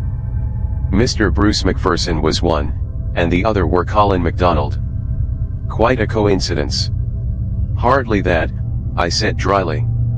They are usually Scotch gentlemen, but I suspect a Semitic strain in their ancestry. £10 to 10,000 on note of hand alone, murmured Mrs. Ackroyd reminiscently. I wrote to one of them, but it seemed there were difficulties. She paused. I gathered that we were just coming to delicate ground. I have never known anyone more difficult to bring to the point. You see, murmured Mrs. Ackroyd, it's all a question of expectations, testamentary expectations. And though, of course, I expected that Roger 171 would provide for me, I didn't know. I thought that if only I could glance over a copy of his will, not in any sense of vulgar prying, but just so that I could make my own arrangements. She glanced sideways at me. The position was now very delicate indeed. Fortunately, words, ingeniously used, will serve to mask the ugliness of naked facts. I could only tell this to you, dear Dr. Shepherd, said Mrs. Ackroyd rapidly. I can trust you not to misjudge me, and to represent the matter in the right light to M. Poirot. It was on Friday afternoon. She came to a stop and swallowed uncertainly. Yes, I repeated encouragingly. On Friday afternoon. Well, everyone was out, or so I thought. And I went into Roger's study. I had some real reason for going there, I mean, there was nothing underhand about it. And as I saw all the papers heaped on the desk, it just came to me, like a flash, I wonder if Roger keeps his will in one of the drawers of the desk. I'm so impulsive, always was, from a child. I do things on the spur of the moment. He left his keys, very careless of him, in the lock of the top drawer. I see, I said helpfully. So you searched the desk. Did you find the will? Mrs. Ackroyd gave a little scream, and I realized that I had not been sufficiently diplomatic. How dreadful it sounds. But it wasn't at all like that, really. 172, of course it wasn't, I said hastily. You must forgive my unfortunate way of putting things. You see, men are so peculiar. In dear Roger's place, I should not have objected to revealing the provisions of my will. But men are so secretive. One is forced to adopt little subterfuges in self-defense. And the result of the little subterfuge, I asked. That's just what I'm telling you. As I got to the bottom drawer, Bourne came in. Most awkward. Of course I shut the drawer and stood up, and I called her attention to a few specks of dust on the surface, but I didn't like the way she looked, quite respectful in manner, but a very nasty light in her eyes. Almost contemptuous, if you know what I mean. I never have liked that girl very much. She's a good servant, and she says ma'am, and doesn't he object to wearing caps and aprons, which I declare to you a lot of them do nowadays, and she can say not at home without scruples if she has to answer the door instead of Parker, and she doesn't he have those peculiar gurgling noises inside which so many parlor maids seem to have when they wait at table. Let me see, where was I? You were saying, that in spite of several valuable qualities, you never liked Bourne. No more I do. She's odd. There's something different about her from the others. Too well educated, that's my opinion. You can't tell who are ladies and who aren't nowadays. And what happened next? I asked. Nothing. At least, Roger came in. And I thought 173 he was out for a walk. And he said, "What's all this?" And I said, "Nothing. I just came in to fetch punch." And I took punch and went out with it. Bourne stayed behind. I heard her asking Roger if she could speak to him for a minute. I went straight up to my room, to lie down. I was very upset. There was a pause. "You will explain to M. Poirot, won't you? You can see for yourself what a trivial matter the whole thing was." But, of course, when he was so stern about concealing things, I thought of this at once. Bourne may have made some extraordinary story out of it, but you can explain, can't you? That is all I said. You have told me everything. Yes, said Mrs. Ackroyd. Oh.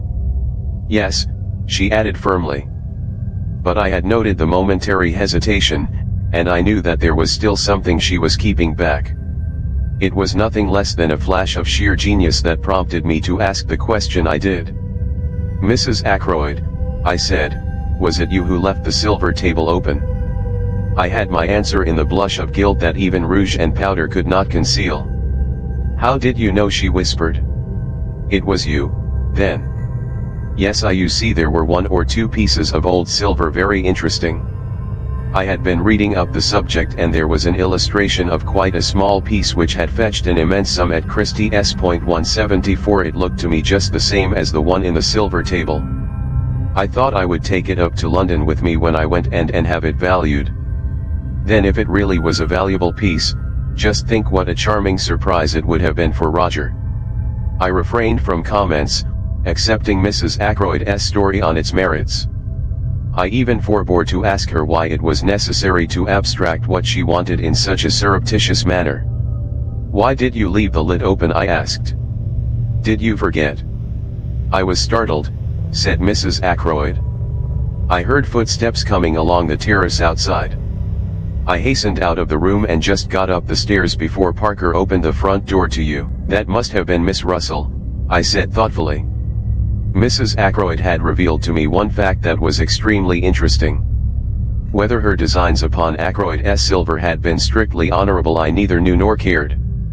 What did interest me was the fact that Miss Russell must have entered the drawing room by the window, and that I had not been wrong when I judged her to be out of breath with running. Where had she been? I thought of the summer house and the scrap of cambric. "I wonder if Miss Russell has her handkerchiefs starched," I exclaimed on the spur of the moment. Mrs. Ackroyd's start recalled me to myself, and I rose. 175. "You think you can explain to M. Poirot?" she asked anxiously. "Oh, certainly. Absolutely."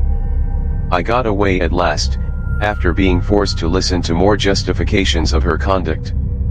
The parlor maid was in the hall, and it was she who helped me on with my overcoat.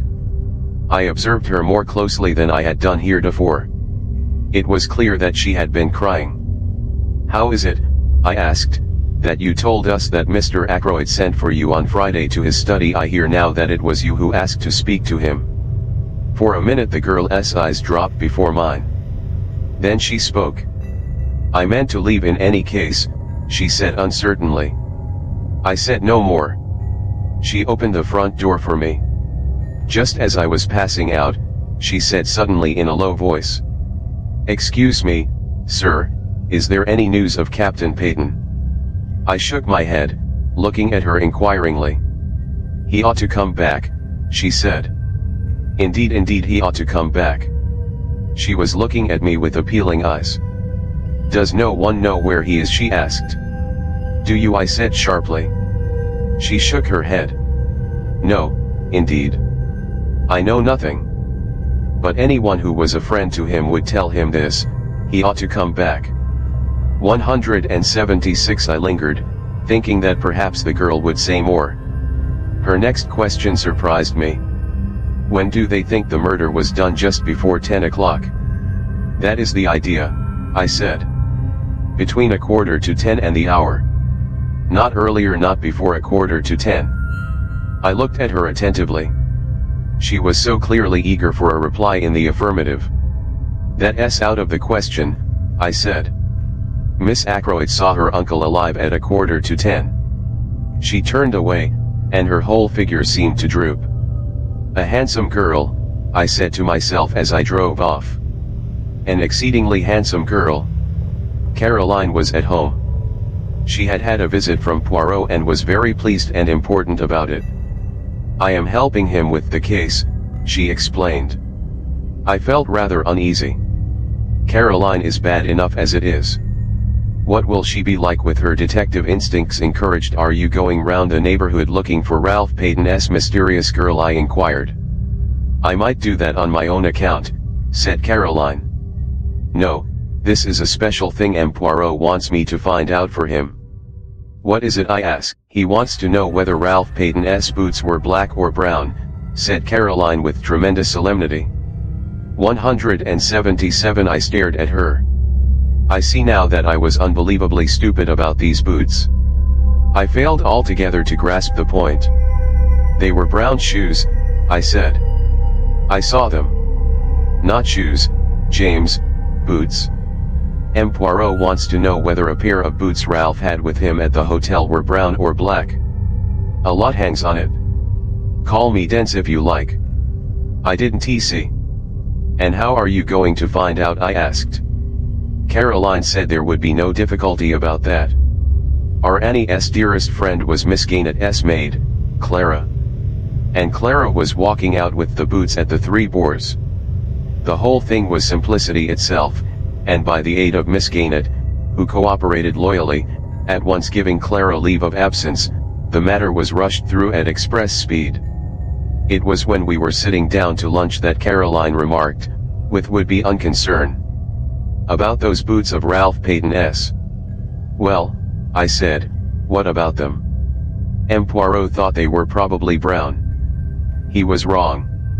They're black. And Caroline nodded her head several times. She evidently felt that she had scored a point over Poirot. I did not answer. I was puzzling over what the color of a pair of Ralph Payton's boots had to do with the case. Chapter 15. Geoffrey Raymond. I was to have a further proof that day of the success of Poirot's tactics. That challenge of his had been a subtle touch born of his knowledge of human nature. A mixture of fear and guilt had wrung the truth from Mrs. Ackroyd. She was the first to react. That afternoon when I returned from seeing my patients, Caroline told me that Geoffrey Raymond had just left.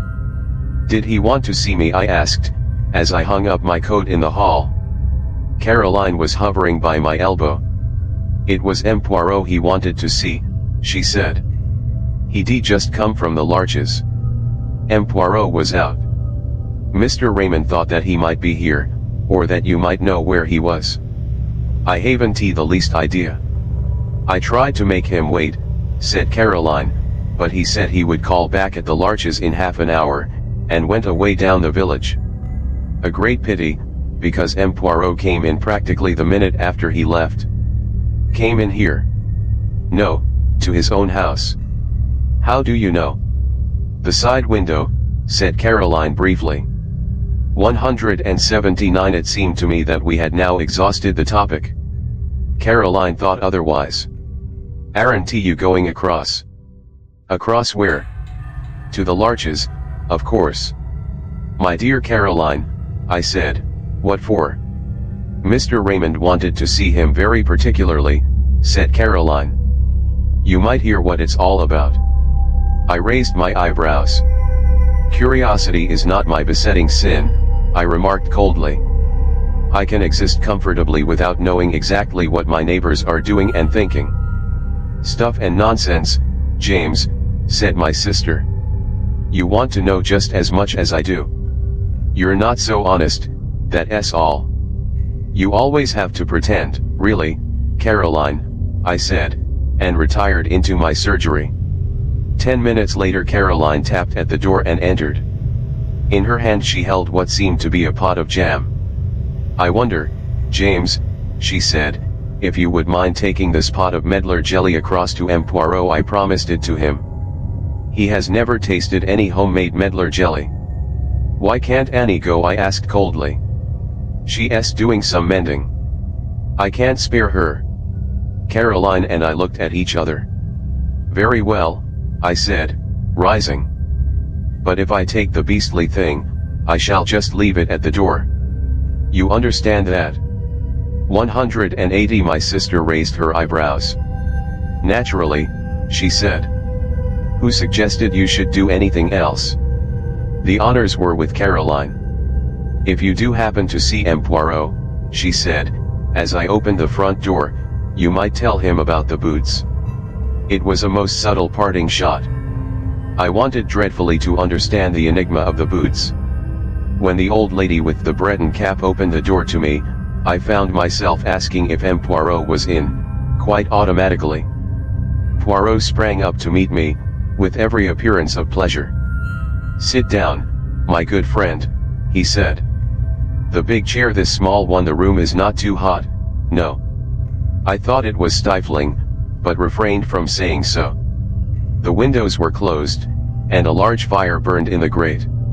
"The English people, they have a mania for the fresh air," declared Poirot. "The big air, it is all very well outside, where it belongs. Why, admit it to the house, but let us not discuss such banalities. You have something for me, yes?" "Two things," I said. "First, this from my sister." I handed over the pot of medlar jelly.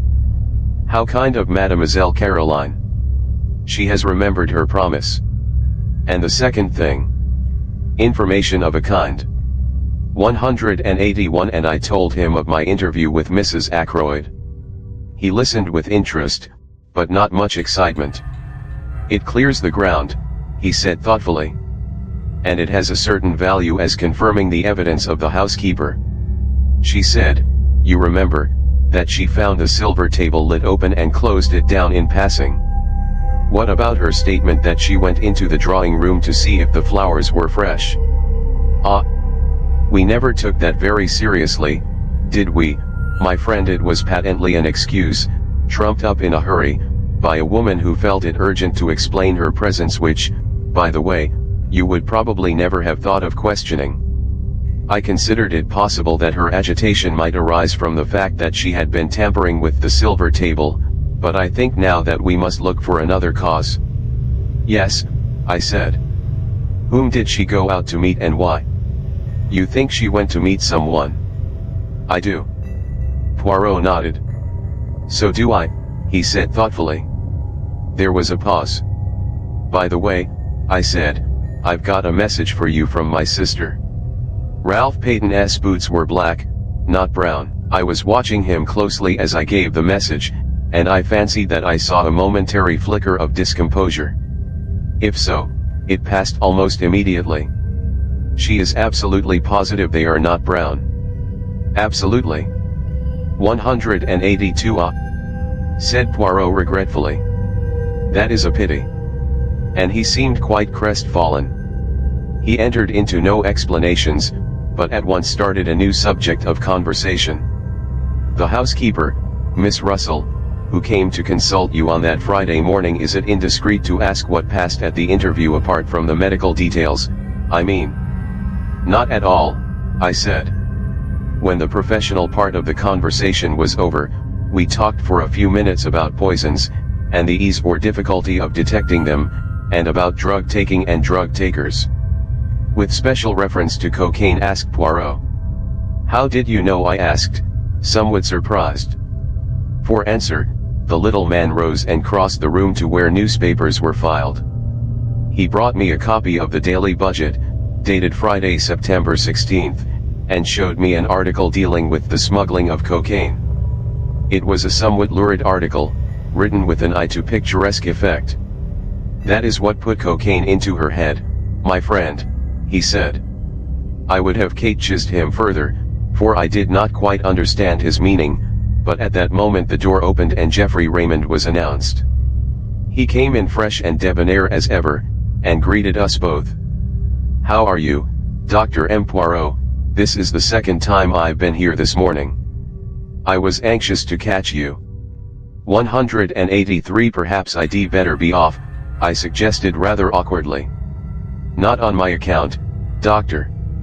"No, it's just this," he went on, seating himself at a wave of invitation from Poirot. "I've got a confession to make." "En vérité," said Poirot, with an air of polite interest. "Oh, it's of no consequence, really. But, as a matter of fact, my conscience has been pricking me ever since yesterday afternoon. You accused us all of keeping back something, M. Poirot. I plead guilty. I've had something up my sleeve." "And what is that, M. Raymond?" "As I say, it's nothing of consequence, just this. I was in debt badly, and that legacy came in the nick of time. £500 puts me on my feet again with a little to spare." He smiled at us both with that engaging frankness that made him such a likable youngster. "You know how it is. Suspicious-looking policemen don't like to admit you were hard up for money, think it will look bad to them. But I was a fool, really, because Blunt and I were in the billiard room from 9:45 onwards, so I've got a watertight alibi and nothing to fear. Still, when you thundered out that stuff about concealing things, I felt a nasty prick of conscience, and I thought I'd like to get it off my mind." He got up again and stood smiling at us. "You are a very wise young man," said Poirot, nodding at him with approval. "See you, when I know that 184 anyone is hiding things from me, I suspect that the thing hidden may be something very bad indeed. You have done well." "I'm glad I'm cleared from suspicion," laughed Raymond. "I'll be off now." "So that is that," I remarked, as the door closed behind the young secretary. "Yes," agreed Poirot. "A mere bagatelle, but if he had not been in the billiard room, who knows, after all, many crimes have been committed for the sake of less than £500. It all depends on what sum is sufficient to break a man. A question of the relativity, is it not so? Have you reflected, my friend, that many people in that house stood to benefit by Mr. Ackroyd's death? Mrs. Ackroyd, Miss Flora, young Mr. Raymond, the housekeeper, Miss Russell. Only one, in fact, does not, Major Blunt." His tone in uttering that name was so peculiar that I looked up, puzzled. "I don't quite understand you," I said. "Two of the people I accused have given me the truth. You think Major Blunt has something to conceal also?" "As for that," remarked Poirot nonchalantly, "there is a saying, is there not, that Englishmen conceal only one thing, their love, and Major Blunt, I should say, is not good at concealments." "Sometimes," I said, "I wonder if we haven't rather jumped to conclusions on one point." "What is that?" 185. "We've assumed that the blackmailer of Mrs. Ferrars is necessarily the murderer of Mr. Ackroyd. Might we be mistaken?" Poirot nodded energetically. "Very good. Very good indeed.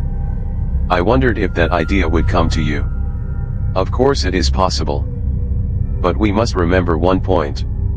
The letter disappeared. Still, that, as you say, may not necessarily mean that the murderer took it.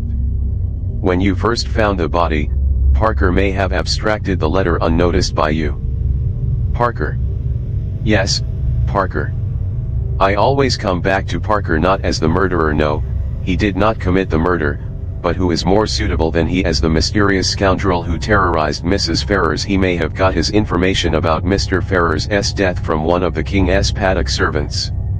At any rate, he is more likely to have come upon it than a casual guest such as Blunt, for instance." "Parker might have taken the letter," I admitted. "It wasn't till later that I noticed it was gone." "How much later? After Blunt and Raymond were in the room, or before?" "I can't remember," I said slowly. I think it was before. No, afterwards. Yes, I'm almost sure it was afterwards. That widens the field to 3, said Poirot thoughtfully. But Parker is the most likely. It is in my mind to try a little experiment with Parker. How say you, my friend, will you accompany me to Fernley? 186 I acquiesced, and we set out at once. Poirot asked to see Miss Ackroyd, and presently Flora came to us. Mademoiselle Flora, said Poirot, I have to confide in you a little secret. I am not yet satisfied of the innocence of Parker. I propose to make a little experiment with your assistance. I want to reconstruct some of his actions on that night. But we must think of something to tell him. I have it. I wish to satisfy myself as to whether voices in the little lobby could have been heard outside on the terrace. Now, ring for Parker, if you will be so good. I did so, and presently the butler appeared, suave as ever. You rang, sir? Yes, my good Parker. I have in mind a little experiment. I have placed Major Blunt on the terrace outside the study window. I want to see if anyone there could have heard the voices of Miss Ackroyd and yourself in the lobby that night. I want to enact that little scene over again. Perhaps you would fetch the tray or whatever it was you were carrying. Parker vanished, and we repaired to the lobby outside the study door. Presently we heard a chink in the outer hall, and Parker appeared in the doorway carrying a tray with a siphon, a decanter of whiskey, and 2 glasses on it. One moment, cried Poirot, raising his hand and seemingly very excited. We must have everything in order. Just as it occurred. It is a little method of mine. 187 A foreign custom, sir, said Parker. Reconstruction of the crime they call it, do they not? He was quite imperturbable as he stood there politely waiting on Poirot's orders. Ah! He knows something, the good Parker, cried Poirot. He has read of these things. Now, I beg you, let us have everything of the most exact. You came from the outer hall, so? Mademoiselle was where? Here, said Flora, taking up her stand just outside the study door. Quite right, sir, said Parker. I had just closed the door, continued Flora. Yes, miss, agreed Parker. Your hand was still on the handle as it is now. Then allez, said Poirot.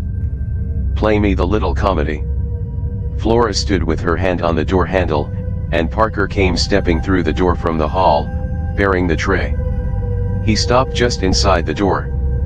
Flora spoke. Oh. Parker. Mr. Ackroyd doesn't he want to be disturbed again tonight? Is that right? She added in an undertone. To the best of my recollection, Miss Flora, said Parker, but I fancy you used the word evening instead of night. Then, raising his voice in a somewhat theatrical fashion, very good, miss, shall I lock up as usual? Yes, please. 188 Parker retired through the door, Flora followed him, and started to ascend the main staircase. Is that enough? She asked over her shoulder. Admirable, declared the little man, rubbing his hands. By the way, Parker, are you sure there were 2 glasses on the tray that evening? Who was the second one for? I always bring 2 glasses, sir, said Parker. Is there anything further? Nothing. I thank you. Parker withdrew, dignified to the last. Poirot stood in the middle of the hall frowning. Flora came down and joined us. Has your experiment been successful? She asked. I don't quite understand, you know. Poirot smiled admiringly at her. It is not necessary that you should, he said. But tell me, were there indeed 2 glasses on Parker's tray that night? Flora wrinkled her brows a minute. I really can't remember, she said. I think there were. Is that the object of your experiment? Poirot took her hand and patted it. Put it this way, he said. I am always interested to see if people will speak the truth. And did Parker speak the truth? I rather think he did, said Poirot thoughtfully. a few minutes later saw us retracing our steps to the village.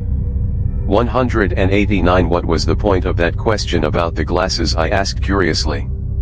Poirot shrugged his shoulders. One must say something, he remarked. That particular question did as well as any other. I stared at him. At any rate, my friend, he said more seriously, I know now something I wanted to know. Let us leave it at that. Chapter 16. An evening at Mahjong. That night we had a little Mahjong party. This kind of simple entertainment is very popular in King's Abbot. The guests arrive in goloshes and waterproofs after dinner. They partake of coffee and later of cake, sandwiches, and tea. On this particular night our guests were Miss Gaynett, and Colonel Carter, who lives near the church. A good deal of gossip is handed round at these evenings, sometimes seriously interfering with the game in progress. We used to play bridge, chatty bridge of the worst description. We find Mahjong much more peaceful. The irritated demand as to why on earth your partner did not lead a certain card is entirely done away with, and though we still express criticisms frankly, there is not the same acrimonious spirit. Very cold evening, Shepherd, said Colonel Carter, standing with his back to the fire. Caroline had taken Miss Gaynett to her own room, and was there assisting her to disentangle herself from her many wraps. Reminds me of the Afghan passes. Indeed, I said politely. Very mysterious business this about poor Ackroyd, continued the Colonel, accepting a cup of coffee. A 191 deuce of a lot behind it, that's what I say. Between you and me, Shepherd, I've heard the word blackmail mentioned. The Colonel gave me the look which might be tabulated one man of the world to another. A woman in it, no doubt, he said. Depend upon it, a woman in it. Caroline and Miss Gaynett joined us at this minute. Miss Gaynett drank coffee whilst Caroline got out the Mahjong box and poured out the tiles upon the table. Washing the tiles, said the Colonel facetiously. That's right, washing the tiles, as we used to say in the Shanghai Club. It is the private opinion of both Caroline and myself that Colonel Carter has never been in the Shanghai Club in his life. More, that he has never been farther east than India, where he juggled with tins of bully beef and plum and apple jam during the Great War. But the Colonel is determinately military, and in King's Abbot we permit people to indulge their little idiosyncrasies freely. Shall we begin, said Caroline. We sat round the table. For some 5 minutes there was complete silence, owing to the fact that there is tremendous secret competition amongst us as to who can build their wall quickest. Go on, James, said Caroline at last. Your east wind. I discarded a tile. A round or two proceeded, broken by the monotonous remarks of 3 bamboos, 2 circles, pung, and frequently from Miss Gaynett unpung. 192 owing to that lady's habit of too hastily claiming tiles to which she had no right. I saw Flora Ackroyd this morning, said Miss Gaynett. Pung no unpung. I made a mistake. 4 circles, said Caroline. Where did you see her? She didn't see me, said Miss Gaynett, with that tremendous significance only to be met with in small villages. Ah, said Caroline interestedly. Chow, I believe, said Miss Gaynett, temporarily diverted, that it's the right thing nowadays to say chi not chow. Nonsense, said Caroline. I have always said chow. In the Shanghai Club, said Colonel Carter, they say chow. Miss Gaynett retired, crushed. What were you saying about Flora Ackroyd, asked Caroline, after a moment or two devoted to the game. Was she with anyone? Very much so, said Miss Gaynett. The eyes of the 2 ladies met, and seemed to exchange information. Really, said Caroline interestedly. Is that it? Well, it doesn't surprise me in the least. We're waiting for you to discard, Miss Caroline, said the Colonel. He sometimes affects the pose of the bluff male, intent on the game and indifferent to gossip. But nobody is deceived. 193 if you ask me, said Miss Gaynett.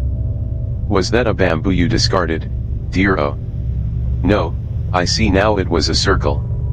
As I was saying, if you ask me, Flora has been exceedingly lucky. Exceedingly lucky she has been. How is that, Miss Gaynett asked the Colonel. I'll pung that green dragon. How do you make out that Miss Flora has been lucky, very charming girl and all that? I know. I mainly know very much about crime, said Miss Gaynett, with the air of one who knows everything there is to know, but I can tell you one thing.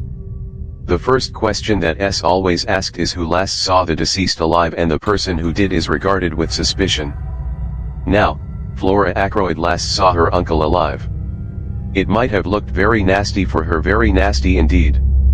It's my opinion, and I give it for what it's worth, that Ralph Peyton is staying away on her account, to draw suspicion away from her. Come, now, I protested mildly, you surely can't suggest that a young girl like Flora Ackroyd is capable of stabbing her uncle in cold blood. Well, I don't know, said Miss Gaynett. I've just been reading a book from the library about the underworld of Paris, and it says that some of the worst women criminals are young girls with the faces of angels. That's in France, said Caroline instantly. Just so, said the Colonel. Now, I'll tell you a very curious thing, a story that was going round the bazaars in India. The Colonel's story was one of interminable length, 194, and of curiously little interest. A thing that happened in India many years ago cannot compare for a moment with an event that took place in King's Abbot the day before yesterday. It was Caroline who brought the Colonel's story to a close by fortunately going mahjong. After the slight unpleasantness always occasioned by my corrections of Caroline's somewhat faulty arithmetic, we started a new hand. East wind passes, said Caroline. I've got an idea of my own about Ralph Peyton. 3 characters. But I'm keeping it to myself for the present. Are you, dear, said Miss Gaynett. Chow, I mean pung. Yes, said Caroline firmly. Was it all right about the boots, asked Miss Gaynett. They're being black, I mean, quite all right, said Caroline. What was the point, do you think, asked Miss Gaynett. Caroline pursed up her lips, and shook her head with an air of knowing all about it. Pung, said Miss Gaynett. No unpung. I suppose that now the doctor's in with M. Poirot he knows all the secrets. Far from it, I said. James is so modest, said Caroline. Ah. A concealed Kong. The Colonel gave vent to a whistle. For the moment gossip was forgotten. 195 your own wind, too, he said. And you've got 2 pungs of dragons. We must be careful. Miss Caroline's out for a big hand. We played for some minutes with no irrelevant conversation. This M. Poirot now, said Colonel Carter, is he really such a great detective? The greatest the world has ever known, said Caroline solemnly. He had to come here incognito to avoid publicity. Chow, said Miss Gaynett. Quite wonderful for our little village, I'm sure. By the way, Clara, my maid, you know, is great friends with Elsie, the housemaid at Fernley, and what do you think Elsie told her? That there's been a lot of money stolen, and it's her opinion, Elsie's I mean, that the parlor maid had something to do with it. She's leaving at the month, and she's crying a good deal at night. If you ask me, the girl is very likely in league with a gang. She's always been a queer girl, she's not friends with any of the girls round here. She goes off by herself on her days out, very unnatural, I call it, and most suspicious. I asked her once to come to our girls' friendly evenings, but she refused, and then I asked her a few questions about her home and her family, all that sort of thing, and I'm bound to say I considered her manner most impertinent. Outwardly very respectful, but she shut me up in the most barefaced way. Miss Gaynett stopped for breath, and the Colonel, who was totally uninterested in the servant question, remarked 196 that in the Shanghai Club brisk play was the invariable rule. We had a round of brisk play. That Miss Russell, said Caroline. She came here pretending to consult James on Friday morning. It's my opinion she wanted to see where the poisons were kept. 5 characters. Chow, said Miss Gaynett. What an extraordinary idea, I wonder if you can be right. Talking of poisons, said the colonel. What haven't I discarded? Oh. 8 bamboos. Mahjong, said Miss Gaynett. Caroline was very much annoyed. 1 red dragon, she said regretfully, and I should have had a hand of 3 doubles. I've had 2 red dragons all the time, I mentioned. So exactly like you, James, said Caroline reproachfully. You've no conception of the spirit of the game. I myself thought I had played rather cleverly. I should have had to pay Caroline an enormous amount if she had gone mahjong. Miss Gaynett's mahjong was of the poorest variety possible, as Caroline did not fail to point out to her. East wind passed, and we started a new hand in silence. What I was going to tell you just now was this, said Caroline. Yes, said Miss Gaynett encouragingly.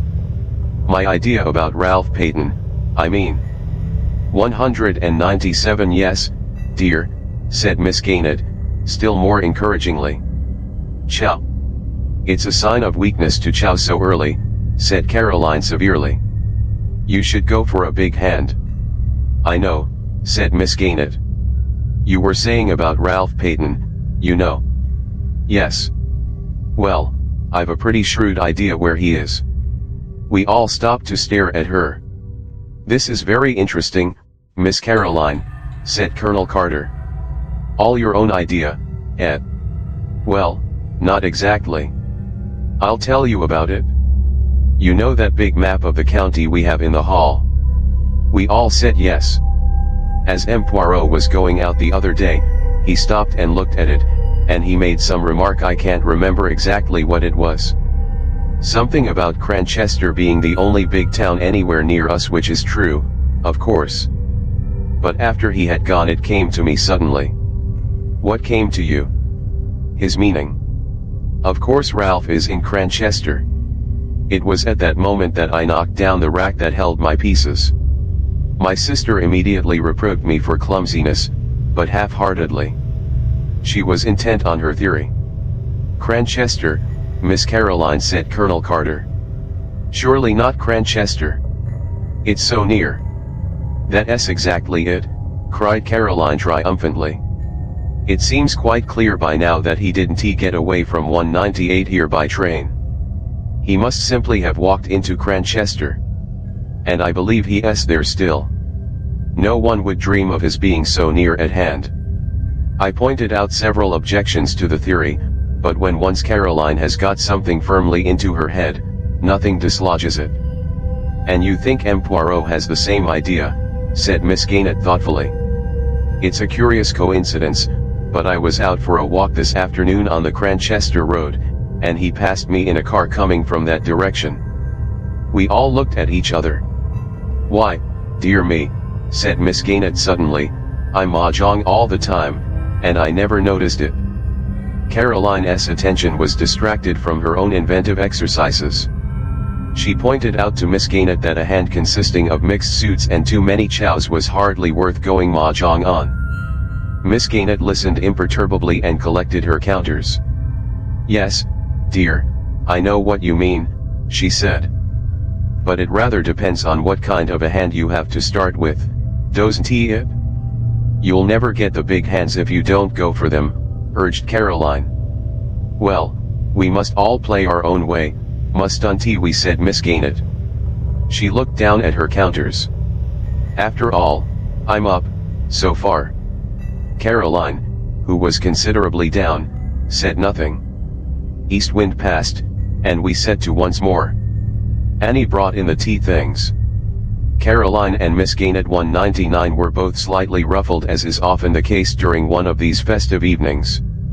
If you would only play a little quicker, dear, said Caroline, as Miss Gaynett hesitated over her discard. The Chinese put down the tiles so quickly it sounds like little birds pattering. For some few minutes we played like the Chinese. You haven't contributed much to the sum of information, Shepherd, said Colonel Carter genially. You're a sly dog. Hand in glove with the great detective, and not a hint as to the way things are going. James is an extraordinary creature, said Caroline. He cannot bring himself to part with information. She looked at me with some disfavor. I assure you, I said, that I don't know anything. Poirot keeps his own counsel. Wise man, said the colonel with a chuckle. He doesn't give himself away. But they're wonderful fellows, these foreign detectives. Up to all sorts of dodges, I believe. Pung, said Miss Gaynett, in a tone of quiet triumph. And mahjong. The situation became more strained. It was annoyance at Miss Gaynett's going mahjong for the third time running which prompted Caroline to say to me as we built a fresh wall. You are too tiresome, James. You sit there like a deadhead, and say nothing at all. But, my dear, I protested, I have really nothing to say that is, of the kind you mean. 200 nonsense, said Caroline, as she sorted her hand. You must know something interesting. I did not answer for a moment. I was overwhelmed and intoxicated. I had read of there being such a thing as the perfect winning going mahjong on one's original hand. I had never hoped to hold the hand myself. With suppressed triumph I laid my hand face upwards on the table. As they say in the Shanghai Club, I remarked, Tin Ho the perfect winning. The colonel's eyes nearly bulged out of his head. Upon my soul, he said. What an extraordinary thing. I never saw that happen before. It was then that I went on, goaded by Caroline's jibes, and rendered reckless by my triumph. And as to anything interesting, I said. What about a gold wedding ring with a date and from R? Inside. I pass over the scene that followed. I was made to say exactly where this treasure was found. I was made to reveal the date. March 13th, said Caroline. Just 6 months ago. Ah. Out of the babble of excited suggestions and suppositions 3 theories were evolved.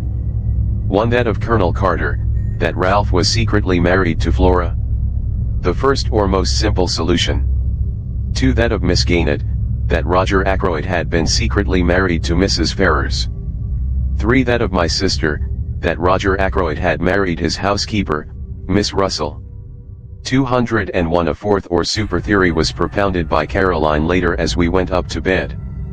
Mark my words, she said suddenly, I shouldn't be at all surprised if Geoffrey Raymond and Flora weren't married. Surely it would be from G, not from R then, I suggested. You never know. Some girls call men by their surnames. And you heard what Miss Gaynett said this evening about Flora's carryings on. Strictly speaking, I had not heard Miss Gaynett say anything of the kind, but I respected Caroline's knowledge of innuendos. How about Hector Blunt? I hinted. If it's anybody. Nonsense, said Caroline. I dare say he admires her, may even be in love with her. But depend upon it, a girl isn't going to fall in love with a man old enough to be her father when there's a good-looking young secretary about. She may encourage Major Blunt just as a blind. Girls are very artful. But there's one thing I do tell you, James Shepherd. Flora Ackroyd does not care a penny piece for Ralph Peyton, and never has. You can take it from me. I took it from her meekly. 202 Chapter 17. Parker. It occurred to me the next morning that under the exhilaration produced by Tin Ho, or the perfect winning, I might have been slightly indiscreet. True, Poirot had not asked me to keep the discovery of the ring to myself. On the other hand, he had said nothing about it whilst at Fernley, and as far as I knew, I was the only person aware that it had been found. I felt distinctly guilty.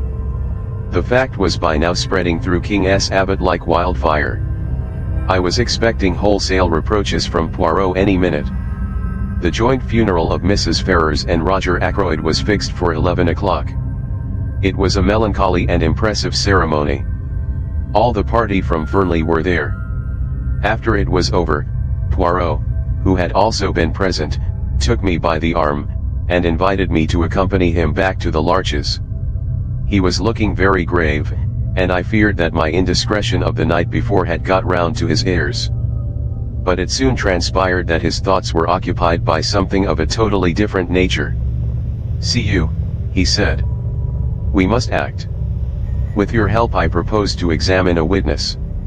We will question him, we 203 will put such fear into him that the truth is bound to come out." "What witness are you talking of?" I asked, very much surprised. "Parker," said Poirot. "I asked him to be at my house this morning at 12 o'clock. He should await us there at this very minute." "What do you think?" I ventured, glancing sideways at his face. "I know this, that I am not satisfied." "You think that it was he who blackmailed Mrs. Ferrars?" "Either that, or—" "Well," I said, after waiting a minute or two. "My friend, I will say this to you, I hope it was he."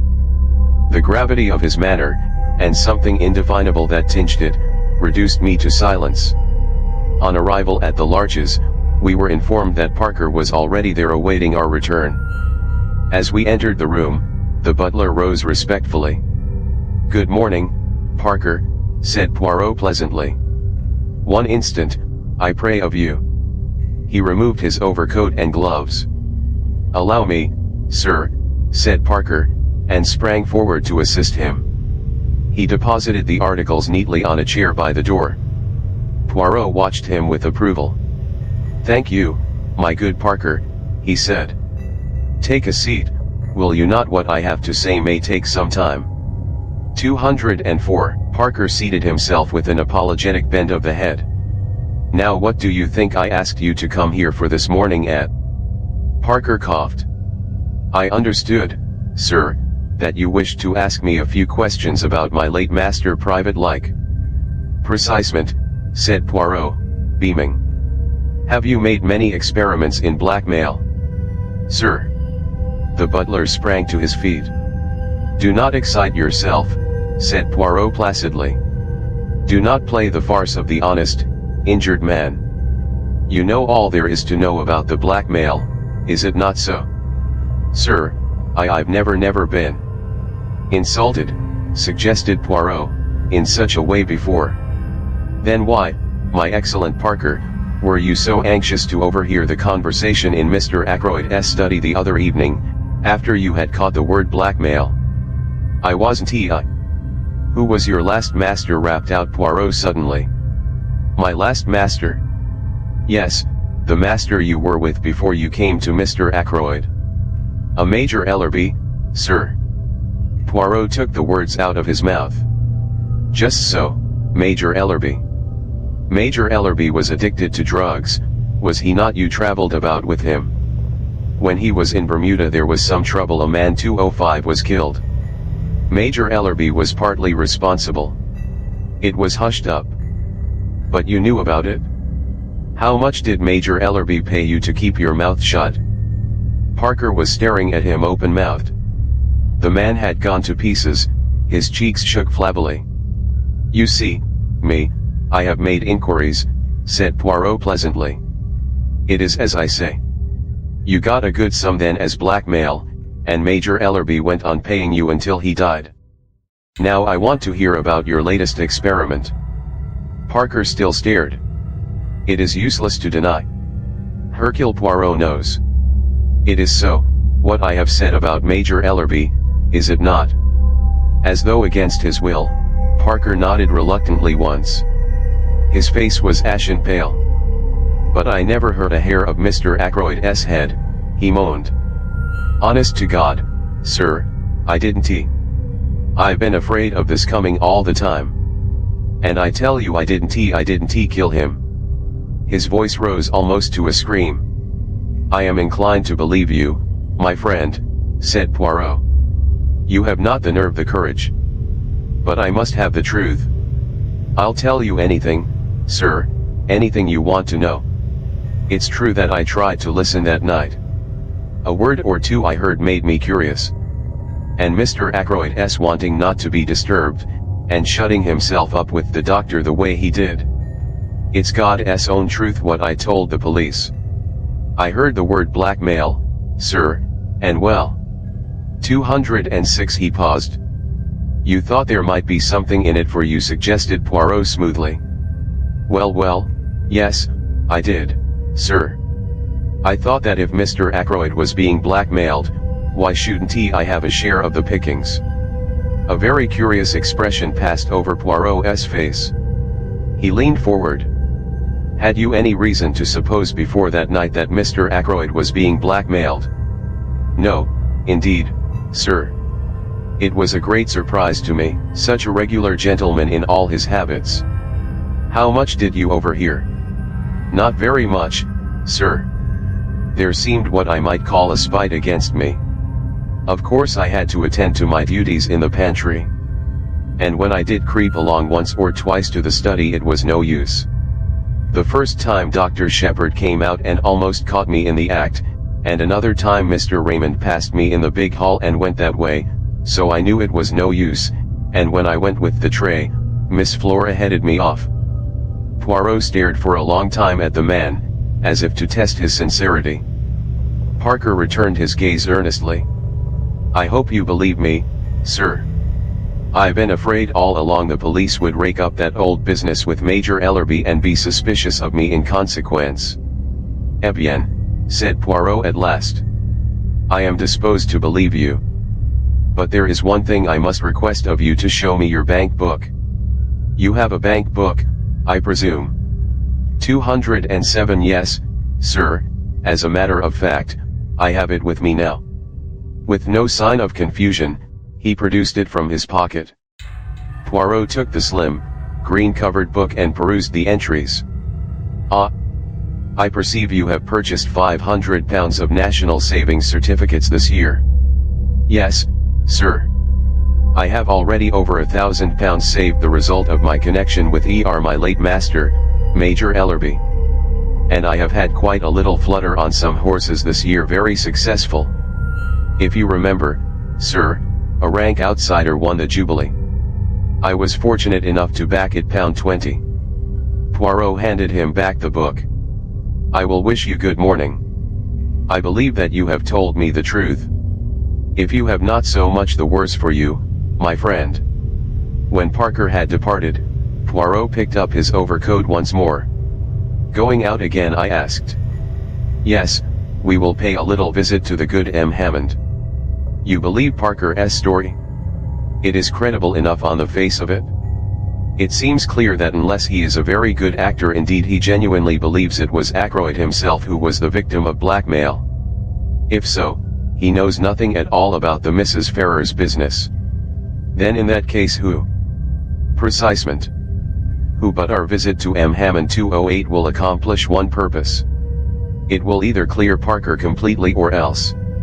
Well, I fall into the bad habit of leaving my sentences unfinished this morning, said Poirot apologetically. You must bear with me. By the way, I said, rather sheepishly, I've got a confession to make.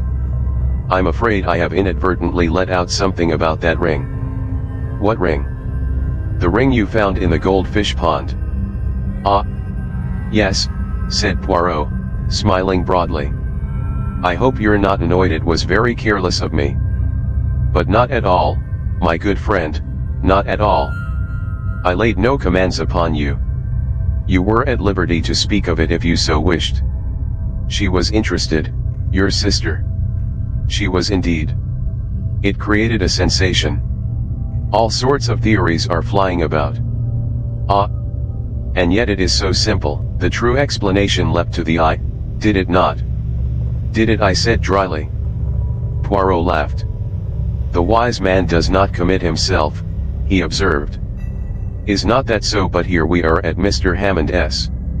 The lawyer was in his office, and we were ushered in without any delay. He rose and greeted us in his dry, precise manner. Poirot came at once to the point. Monsieur, I desire from you certain information. That 209 is, if you will be so good as to give it to me. You acted, I understand, for the late Mrs. Ferrars of King's Paddock. I noticed the swift gleam of surprise which showed in the lawyer's eyes, before his professional reserve came down once more like a mask over his face. Certainly. All her affairs passed through our hands. Very good. Now, before I ask you to tell me anything, I should like you to listen to the story Dr. Shepherd will relate to you. You have no objection, have you, my friend, to repeating the conversation you had with Mr. Ackroyd last Friday night? Not in the least, I said, and straightway began the recital of that strange evening. Hammond listened with close attention. That is all, I said, when I had finished. Blackmail, said the lawyer thoughtfully. You are surprised? Asked Poirot. The lawyer took off his pince-nez and polished them with his handkerchief. No, he replied, I can hardly say that I am surprised. I have suspected something of the kind for some time. That brings us, said Poirot, to the information for which I am asking. If anyone can give us an idea of the actual sums paid, you are the man, monsieur. I see no object in withholding the information, said Hammond, after a moment or two. During the past year, Mrs. Ferrars has sold out certain securities, and the money for them was paid into her account and not reinvested. As her income was a large one, and she lived to 10 very quietly after her husband's death, it seems certain that these sums of money were paid away for some special purpose. I once sounded her on the subject, and she said that she was obliged to support several of her husband's poor relations. I let the matter drop, of course. Until now, I have always imagined that the money was paid to some woman who had had a claim on Ashley Ferrars. I never dreamed that Mrs. Ferrars herself was involved. And the amount? Asked Poirot. In all, I should say the various sums totaled at least £20,000. £20,000! I exclaimed. In 1 year. Mrs. Ferrars was a very wealthy woman, said Poirot dryly. And the penalty for murder is not a pleasant one. Is there anything else that I can tell you? Inquired Mr. Hammond. I thank you, no, said Poirot, rising. All my excuses for having deranged you. Not at all, not at all. The word derange, I remarked, when we were outside again, is applicable to mental disorder only. Ah! Cried Poirot, never will my English be quite perfect. A curious language. I should then have said disarranged, nsce pa. Disturbed is the word you had in mind. I thank you, my friend. The word exact, you are zealous for it? Eh bien, what about our friend Parker 211 now with £20,000 in hand? Would he have continued being a butler Jene pence pa? It is, of course, possible that he banked the money under another name, but I am disposed to believe he spoke the truth to us. If he is a scoundrel, he is a scoundrel on a mean scale. He has not the big ideas. That leaves us as a possibility, Raymond, or well, Major Blunt. Surely not Raymond, I objected. Since we know that he was desperately hard up for a matter of £500. That is what he says, yes. And as to Hector Blunt, I will tell you something as to the good Major Blunt, interrupted Poirot. It is my business to make inquiries. I make them. Eh bien, that legacy of which he speaks, I have discovered that the amount of it was close upon £20,000. What do you think of that? I was so taken aback that I could hardly speak. It's impossible, I said at last. A well-known man like Hector Blunt. Poirot shrugged his shoulders. Who knows, at least he is a man with big ideas. I confess that I hardly see him as a blackmailer, but there is another possibility that you have not even considered. What is that? The fire, my friend. Ackroyd himself may have destroyed that letter, blue envelope, and all, after you left him. I hardly think that likely, I said slowly. And yet 212, of course, it may be so. He might have changed his mind. We had just arrived at my house, and on the spur of the moment I invited Poirot to come in and take potluck. I thought Caroline would be pleased with me, but it is hard to satisfy one's womenfolk. It appears that we were eating chops for lunch, the kitchen staff being regaled on tripe and onions. And 2 chops set before 3 people are productive of embarrassment. But Caroline is seldom daunted for long. With magnificent mendacity, She explained to Poirot that although James laughed at her for doing so, she adhered strictly to a vegetarian diet. She descanted ecstatically on the delights of nut cutlets, which I am quite sure she has never tasted, and ate a Welsh rarebit with gusto and frequent cutting remarks as to the dangers of flesh foods. Afterwards, when we were sitting in front of the fire and smoking, Caroline attacked Poirot directly. "Not found Ralph Peyton yet?" she asked. "Where should I find him, mademoiselle?" "I thought, perhaps, you'd found him in Cranchester," said Caroline, with intense meaning in her tone. Poirot looked merely bewildered. "In Cranchester? But why in Cranchester?" I enlightened him with a touch of malice. "One of our ample staff of private detectives happened to see you in a car on the Cranchester road yesterday," I explained. Poirot's bewilderment vanished. He laughed heartily. 213 that. A simple visit to the dentist, C.S. tout, my tooth, it aches. I go there. My tooth, it is at once better. I think to return quickly. The dentist, he says no. Better to have it out. I argue. He insists. He has his way. That particular tooth, it will never ache again. Caroline collapsed rather like a pricked balloon. We fell to discussing Ralph Peyton. A weak nature, I insisted. But not a vicious one. Ah, said Poirot. But weakness, where does it end? Exactly, said Caroline. Take James here, weak as water, if I weren't about to look after him. My dear Caroline, I said irritably, can't you talk without dragging in personalities? You are weak, James, said Caroline, quite unmoved. I'm 8 years older than you are. Oh. I don't mind M. Poirot knowing that. I should never have guessed it, mademoiselle, said Poirot, with a gallant little bow. 8 years older. But I've always considered it my duty to look after you. With a bad bringing up, heaven knows what mischief you might have got into by now. I might have married a beautiful adventuress, I murmured, gazing at the ceiling, and blowing smoke rings. Adventurous? Said Caroline, with a snort. If we're talking of adventuresses. She left the sentence unfinished. 214. Well, I said, with some curiosity. Nothing. But I can think of someone not 100 miles away. Then she turned to Poirot suddenly. James sticks to it that you believe someone in the house committed the murder. All I can say is, you're wrong. I should not like to be wrong, said Poirot. It is not how do you say, my métier. I've got the facts pretty clearly, continued Caroline, taking no notice of Poirot's remark, from James and others. As far as I can see, of the people in the house, only two could have had the chance of doing it. Ralph Peyton and Flora Ackroyd. My dear Caroline. Now, James, don't interrupt me. I know what I'm talking about. Parker met her outside the door, didn't he? Didn't he hear her uncle saying good night to her? She could have killed him then and there. Caroline. I'm not saying she did, James. I'm saying she could have done. As a matter of fact, though Flora is like all these young girls nowadays, with no veneration for their betters and thinking they know best on every subject under the sun, I don't for a minute believe she'd kill even a chicken. But there it is. Mr. Raymond and Major Blunt have alibis.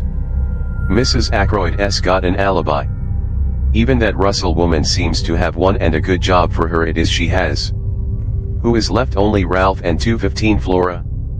And say what you will, I don't believe Ralph Peyton is a murderer. A boy we've known all our lives. Poirot was silent for a minute, watching the curling smoke rise from his cigarette. When at last he spoke, it was in a gentle faraway voice that produced a curious impression. It was totally unlike his usual manner. Let us take a man, a very ordinary man.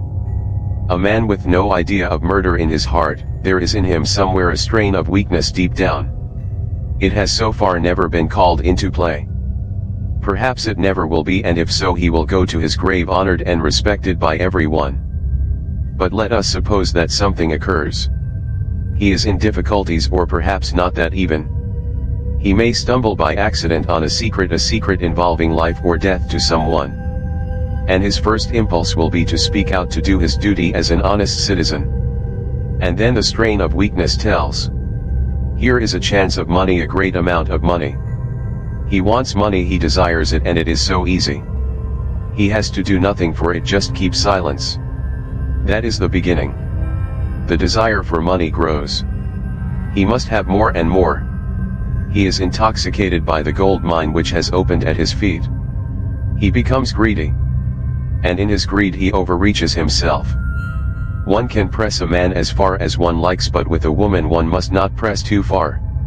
For a woman has at heart a great desire to speak the truth. How many husbands who have deceived their wives go comfortably to their graves, carrying their secret with them? How many wives who have deceived their 216 husbands wreck their lives by throwing the fact in those same husbands' teeth? They have been pressed too far. In a reckless moment which they will afterwards regret, bien entendu, they fling safety to the winds and turn at bay, proclaiming the truth with great momentary satisfaction to themselves. So it was, I think, in this case. The strain was too great. And so there came your proverb, the death of the goose that laid the golden eggs. But that is not the end. Exposure faced the man of whom we are speaking. And he is not the same man he was, say, a year ago. His moral fiber is blunted. He is desperate. He is fighting a losing battle, and he is prepared to take any means that come to his hand, for exposure means ruin to him. And so the dagger strikes. He was silent for a moment. It was as though he had laid a spell upon the room. I cannot try to describe the impression his words produced. There was something in the merciless analysis, and the ruthless power of vision which struck fear into both of us. Afterwards, he went on softly, the danger removed, he will be himself again, normal, kindly. But if the need again arises, then once more he will strike. Caroline roused herself at last. You are speaking of Ralph Peyton, she said. You may be right, you may not, but you have no business to condemn a man unheard. The telephone bell rang sharply. I went out into the hall, and took off the receiver. What I said? Yes. Dr. Shepard speaking. 217. I listened for a minute or two, then replied briefly. Replacing the receiver, I went back into the drawing room. Poirot, I said, they have detained a man at Liverpool. His name is Charles Kent, and he is believed to be the stranger who visited Fernley that night. They want me to go to Liverpool at once and identify him. Chapter 18. Charles Kent, half an hour later, saw Poirot, myself, and Inspector Raglan in the train on the way to Liverpool. The inspector was clearly very excited. We may get a line on the blackmailing part of the business, if on nothing else, he declared jubilantly. He's a rough customer, this fellow, by what I heard over the phone. Takes dope, too. We ought to find it easy to get what we want out of him. If there was the shadow of a motive, nothing's more likely than that he killed Mr. Ackroyd. But in that case, why is young Peyton keeping out of the way? The whole thing's a muddle, that's what it is. By the way, M. Poirot, you were quite right about those fingerprints. They were Mr. Ackroyd's own. I had rather the same idea myself, but I dismissed it as hardly feasible. I smiled to myself. Inspector Raglan was so very plainly saving his face. As regards this man, said Poirot, he is not yet arrested, eh? No, detained under suspicion. And what account does he give of himself? Precious little, said the inspector, with a grin. He's a wary bird, I gather. A lot of abuse, but very little more. 219. On arrival at Liverpool, I was surprised to find that Poirot was welcomed with acclamation. Superintendent Hayes, who met us, had worked with Poirot over some case long ago, and had evidently an exaggerated opinion of his powers. Now we be got M. Poirot here, we shan't be long, he said cheerfully. I thought you'd retired, Monsieur. So I had, my good Hayes, so I had. But how tedious is retirement. You cannot imagine to yourself the monotony with which day comes after day. Very likely. So you've come to have a look at our own particular find. Is this Dr. Shepherd? Think you'll be able to identify him, sir? I'm not very sure, I said doubtfully. How did you get hold of him? Inquired Poirot. Description was circulated, as you know, in the press and privately. Not much to go on, I admit. This fellow has an American accent all right, and he doesn't deny that he was near King's Abbot that night. Just asks what the hell it is to do with us, and that he'll see us in before he answers any questions. Is it permitted that I, too, see him? Asked Poirot. The superintendent closed one eye knowingly. Very glad to have you, sir. You've got permission to do anything you please.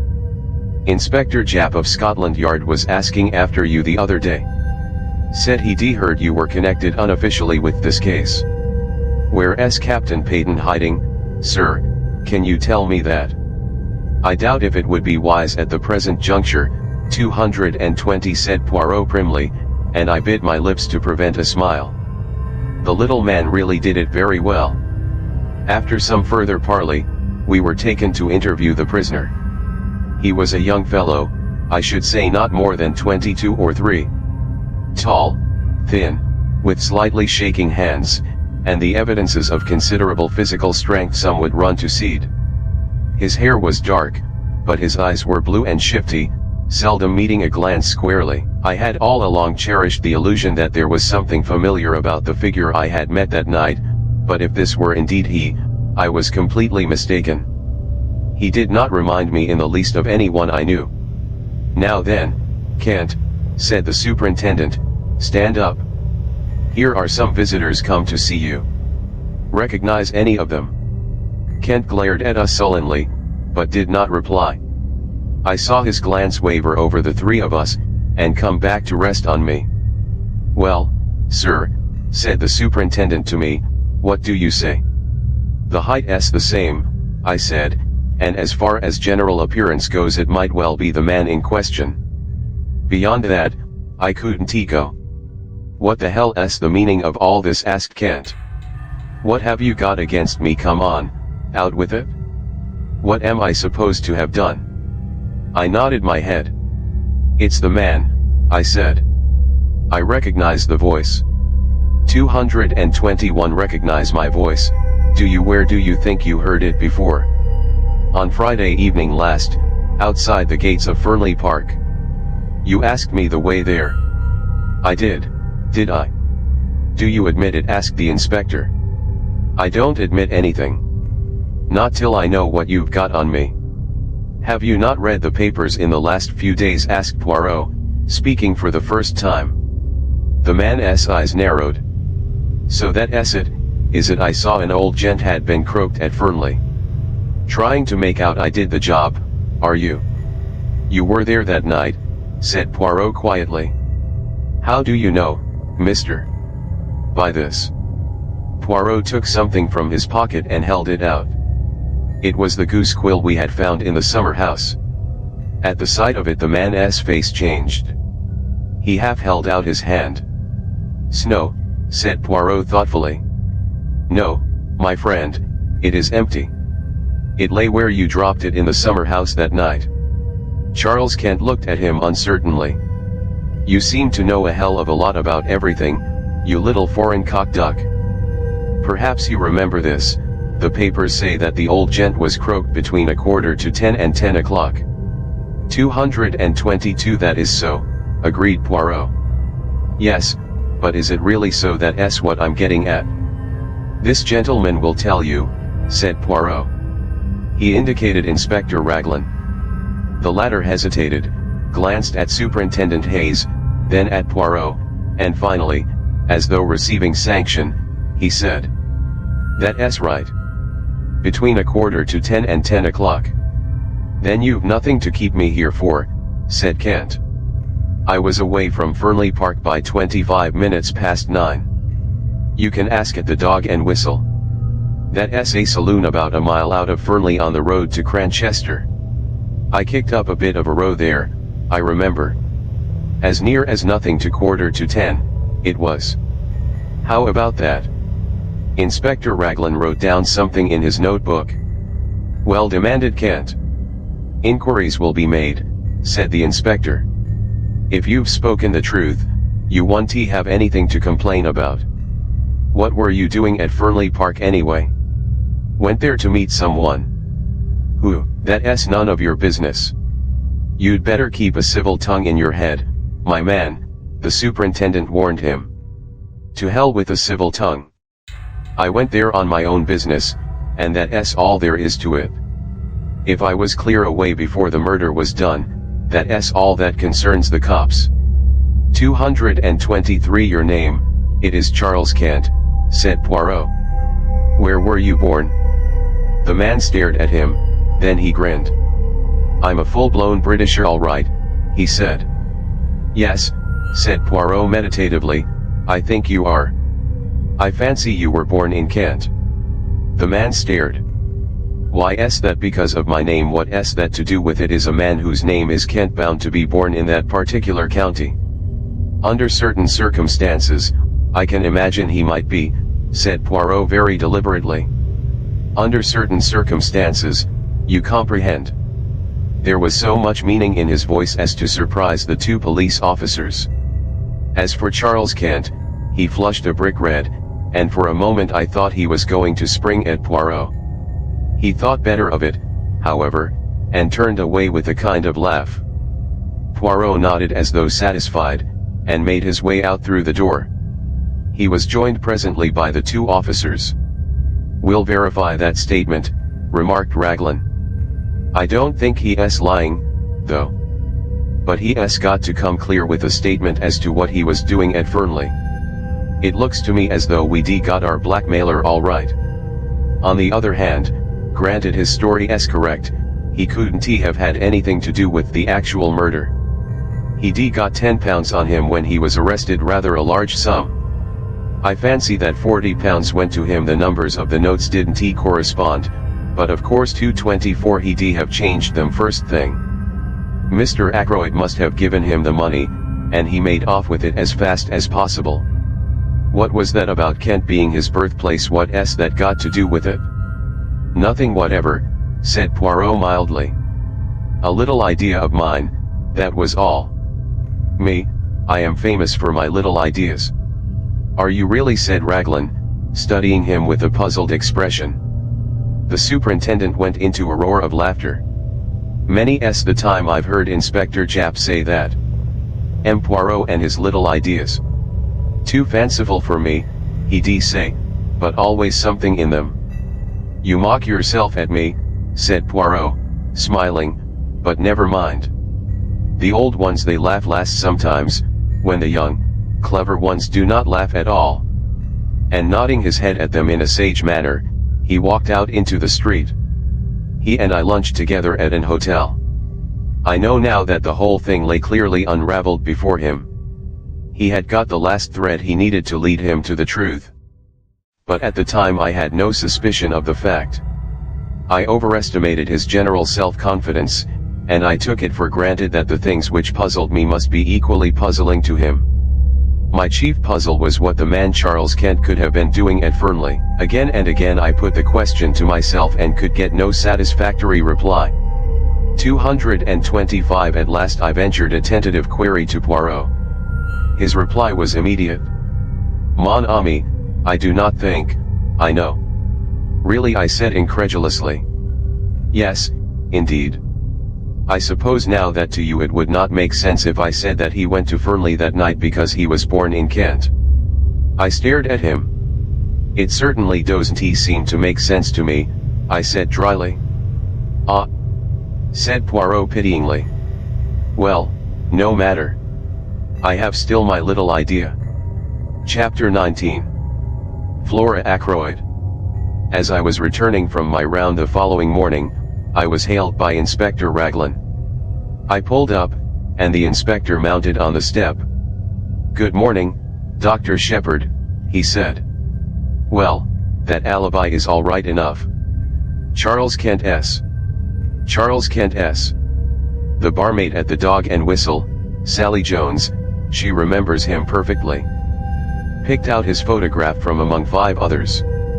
It was just 9:45 when he came into the bar, and the Dog and Whistle is well over a mile from Fernley Park. The girl mentions that he had a lot of money on him. She saw him take a handful of notes out of his pocket.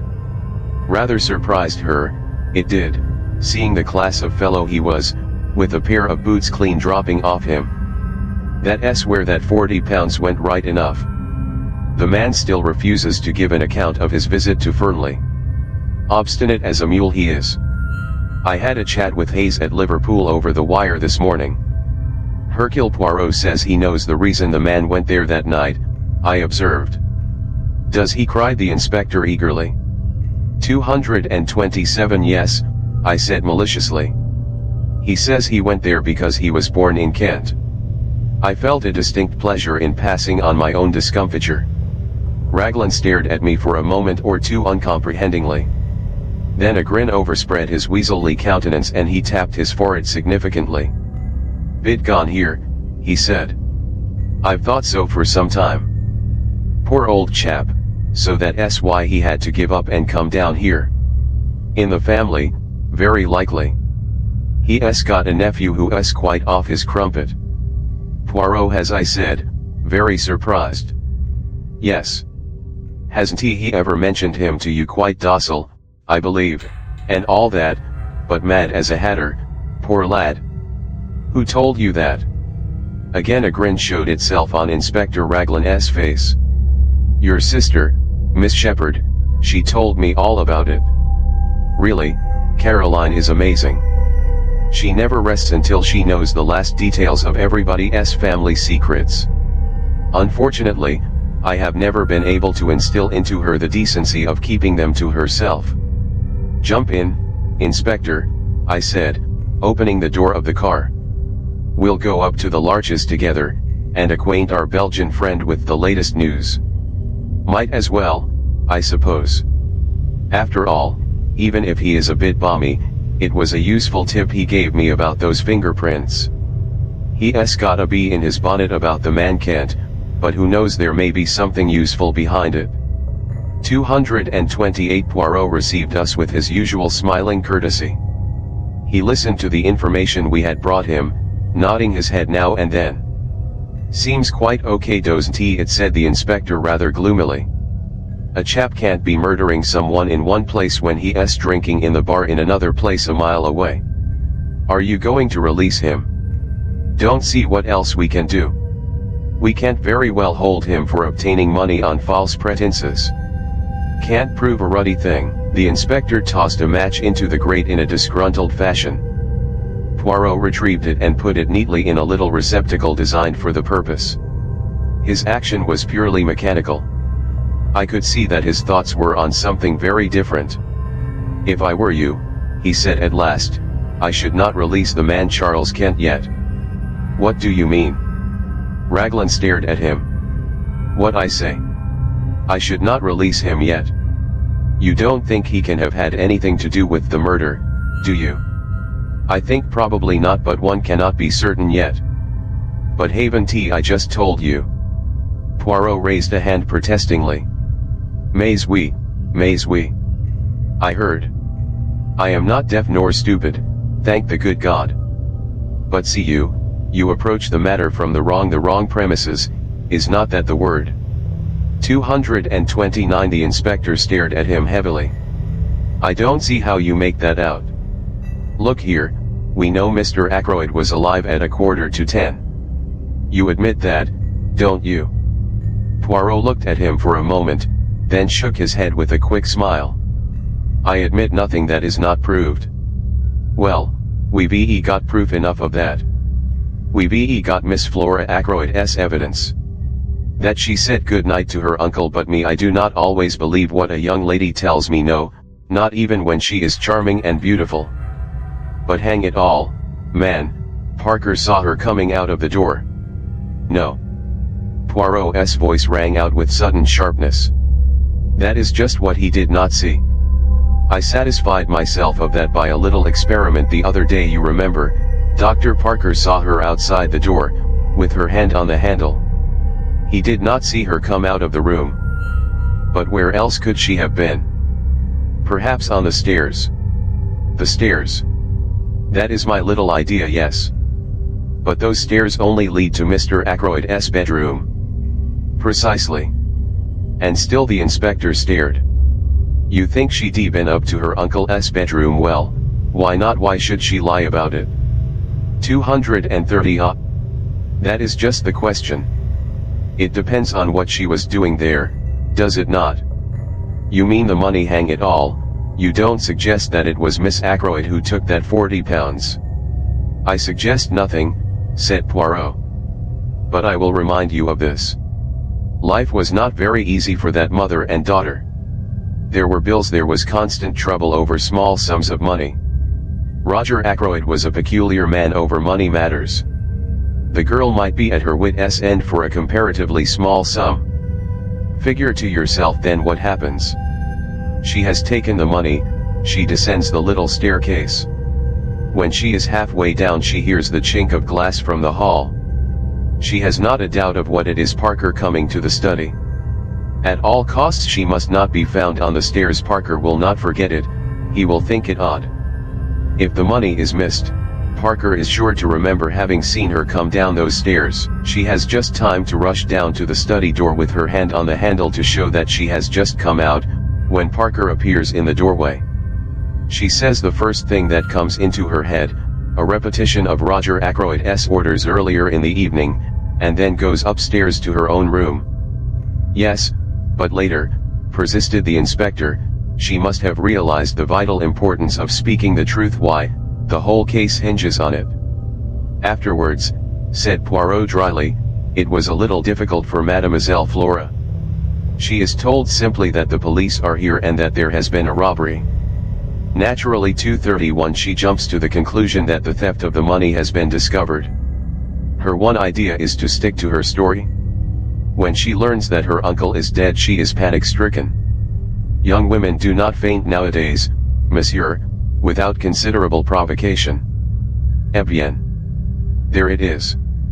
She is bound to stick to her story, or else confess everything. And a young and pretty girl does not like to admit that she is a thief, especially before those whose esteem she is anxious to retain. Raglan brought his fist down with a thump on the table. I'll not believe it, he said. It's not credible. And you've known this all along. The possibility has been in my mind from the first, admitted Poirot. I was always convinced that Mademoiselle Flora was hiding something from us. To satisfy myself, I made the little experiment I told you of. Dr. Shepherd accompanied me. A test for Parker, you said it was, I remarked bitterly. Mon ami, said Poirot apologetically, as I told you at the time, one must say something. The inspector rose. There's only one thing for it, he declared. We must tackle the young lady right away. You'll come up to Fernley with me, M. Poirot? Certainly. Dr. Shepherd will drive us up in his car. I acquiesced willingly. On inquiry for Miss Ackroyd, we were shown into the 232 billiard room. Flora and Major Hector Blunt were sitting on the long window seat. Good morning, Miss Ackroyd, said the inspector. Can we have a word or two alone with you? Blunt got up at once and moved to the door. What is it? Asked Flora nervously. Don't go, Major Blunt. He can stay, can't he? She asked, turning to the inspector. That's as you like, said the inspector dryly. There's a question or two it's my duty to put to you, miss, but I'd prefer to do so privately, and I dare say you'd prefer it also. Flora looked keenly at him. I saw her face grow whiter. Then she turned and spoke to Blunt. I want you to stay, please. Yes, I mean it. Whatever the inspector has to say to me, I'd rather you heard it. Raglan shrugged his shoulders. Well, if you will have it so, that's all there is to it. Now, Miss Ackroyd, M. Poirot here has made a certain suggestion to me. He suggests that you weren't in the study at all last Friday night, that you never saw Mr. Ackroyd to say good night to him, that instead of being in the study you were on the stairs leading down from your uncle's bedroom when you heard Parker coming across the hall. Flora's gaze shifted to Poirot. He nodded back at her. Mademoiselle, the other day, when we sat round the table, I implored you to be frank with me. What one does not tell to Papa Poirot he finds out. It was 2:33 that, was it not? See, I will make it easy for you. You took the money, did you not? The money, said Blunt sharply. There was a silence which lasted for at least a minute. Then Flora drew herself up and spoke. M. Poirot is right. I took that money. I stole. I am a thief, yes, a common, vulgar little thief. Now you know. I am glad it has come out. It's been a nightmare, these last few days. She sat down suddenly and buried her face in her hands. She spoke huskily through her fingers. You don't know what my life has been since I came here. Wanting things, scheming for them, lying, cheating, running up bills, promising to pay. Oh, I hate myself when I think of it all. That's what brought us together, Ralph and I. We were both weak. I understood him, and I was sorry because I'm the same underneath. We're not strong enough to stand alone, either of us. We're weak, miserable, despicable things. She looked at Blunt and suddenly stamped her foot. Why do you look at me like that, as though you couldn't believe I may be a thief, but at any rate I'm real now. I'm not lying anymore. I'm not pretending to be the kind of girl you like, young and innocent and simple. I don't care if you never want to see me again. I hate myself, despise myself, but you've got to believe one thing, if speaking the truth would have made things better for Ralph, I would have spoken out. But I've seen all along that it wouldn't be better for Ralph. It makes the case against him blacker than ever. I was not doing him any harm by sticking to my lie. 234 Ralph, said Blunt. I see always, Ralph. You don't understand, said Flora hopelessly. You never will. She turned to the inspector. I admit everything, I was at my wit's end for money. I never saw my uncle that evening after he left the dinner table. As to the money, you can take what steps you please. Nothing could be worse than it is now. Suddenly she broke down again, hid her face in her hands, and rushed from the room. Well, said the inspector in a flat tone, so that's that.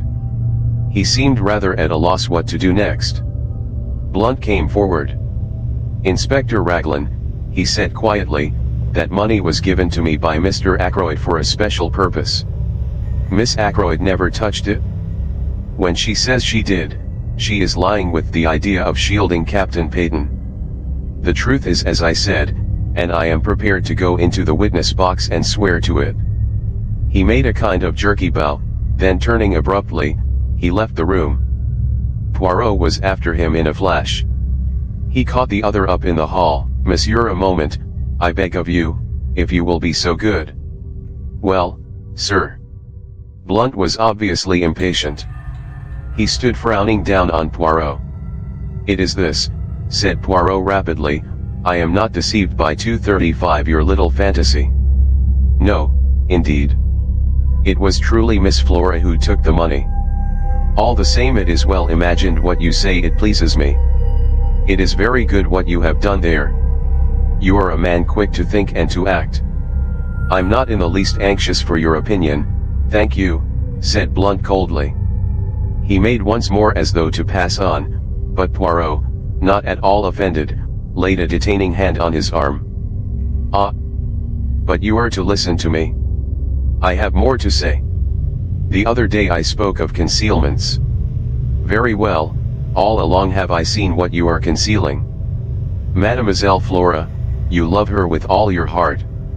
From the first moment you saw her, is it not so? Oh, let us not mind saying these things. Why must one in England think it necessary to mention love as though it were some disgraceful secret? You love Mademoiselle Flora. You seek to conceal that fact from all the world. That is very good, that is as it should be. But take the advice of Hercule Poirot, do not conceal it from Mademoiselle herself. Blunt had shown several signs of restlessness whilst Poirot was speaking, but the closing words seemed to rivet his attention. What do you mean by that? He said sharply. You think that she loves the Capitaine Ralph Peyton, but I, Hercule Poirot, tell you that that is not so. Mademoiselle Flora accepted Captain Peyton to please her uncle, and because she saw in the marriage a way of escape from her life here which was becoming frankly insupportable 236 to her. She liked him, and there was much sympathy and understanding between them. But love, no. It is not Captain Peyton Mademoiselle Flora loves. What the devil do you mean? Asked Blunt. I saw the dark flush under his tan. You have been blind, monsieur. Blind. She is loyal, the little one. Ralph Peyton is under a cloud, she is bound in honor to stick by him. I felt it was time I put in a word to help on the good work. My sister told me the other night, I said encouragingly, that Flora had never cared a penny piece for Ralph Peyton, and never would. My sister is always right about these things. Blunt ignored my well-meant efforts. He spoke to Poirot. Do you really think, he began, and stopped. He is one of those inarticulate men who find it hard to put things into words. Poirot knows no such disability. If you doubt me, ask her yourself, monsieur. But perhaps you no longer care to the affair of the money. Blunt gave a sound like an angry laugh. Think I'd hold that against her? Roger was always a queer chap about money. She got in a mess and didn't he dare tell him. Poor kid. Poor lonely kid. Poirot looked thoughtfully at the side door. Mademoiselle Flora went into the garden, I think, he murmured. 237 I've been every kind of a fool, said Blunt abruptly. Rum conversation we be been having, like one of those Danish plays. But you're a sound fellow, M. Poirot. Thank you. He took Poirot's hand and gave it a grip which caused the other to wince in anguish. Then he strode to the side door and passed out into the garden. Not every kind of a fool, murmured Poirot, tenderly nursing the injured member. Only one kind of fool in love. 238 Chapter XX. Miss Russell. Inspector Raglan had received a bad jolt. He was not deceived by Blunt's valiant lie any more than we had been. Our way back to the village was punctuated by his complaints. This alters everything, this does. I don't know whether you've realized it, Monsieur Poirot. I think so, yes, I think so, said Poirot. You see, I have been familiar with the idea for some time. Inspector Raglan, who had only had the idea presented to him a short half-hour ago, looked at Poirot unhappily, and went on with his discoveries. Those alibis now. Worthless. Absolutely worthless. Got to start again. Find out what everyone was doing from 9:30 onwards. 9:30, that's the time we got to hang on to. You were quite right about the man, Kent. We don't release him yet a while. Let me see now, 9:45 at the Dog and Whistle. He might have got there in a quarter of an hour if he ran. It's just possible that it was his voice Mr. Raymond heard talking to Mr. Ackroyd asking for money which Mr. Ackroyd refused. But one thing's clear, it wasn't he who sent the telephone message. The station is half a mile in the other direction, over a mile and a half from 239 the Dog and Whistle, and he was at the Dog and Whistle until about 10 minutes past 10. Dang that telephone call. We always come up against it. We do indeed, agreed Poirot. It is curious. It's just possible that if Captain Peyton climbed into his uncle's room and found him there murdered, he may have sent it. Got the wind up, thought he'd be accused, and cleared out. That's possible, isn't it? Why should he have telephoned? May have had doubts if the old man was really dead. Thought he'd get the doctor up there as soon as possible, but didn't he want to give himself away? Yes, I say now, how's that for a theory? Something in that, I should say. The inspector swelled his chest out importantly. He was so plainly delighted with himself that any words of ours would have been quite superfluous. We arrived back at my house at this minute, and I hurried into my surgery patients, who had all been waiting a considerable time, leaving Poirot to walk to the police station with the inspector. Having dismissed the last patient, I strolled into the little room at the back of the house which I call my workshop. I am rather proud of the homemade wireless set I turned out. Caroline hates my workroom. I keep my tools there, and Annie is not allowed to wreak havoc with a dustpan and brush. I was just adjusting the interior of an alarm clock which had been denounced as wholly unreliable by the household, when the door opened and Caroline put her head in. 240. Oh. There you are, James, she said, with deep disapproval. M. Poirot wants to see you. Well, I said, rather irritably, for her sudden entrance had startled me and I had let go of a piece of delicate mechanism. If he wants to see me, he can come in here. In here, said Caroline. That's what I said, in here. Caroline gave a sniff of disapproval and retired. She returned in a moment or two, ushering in Poirot, and then retired again, shutting the door with a bang. Aha! My friend, said Poirot, coming forward and rubbing his hands. You have not got rid of me so easily, you see. Finished with the inspector, I asked. For the moment, yes. And you have seen all the patients? Yes. Poirot sat down and looked at me, tilting his egg-shaped head on one side, with the air of one who savors a very delicious joke. You are in error, he said at last. You have still one patient to see. Not you, I exclaimed in surprise. Ah, not me, bien entendu. Me, I have the health magnificent. No, to tell you the truth, it is a little complot of mine.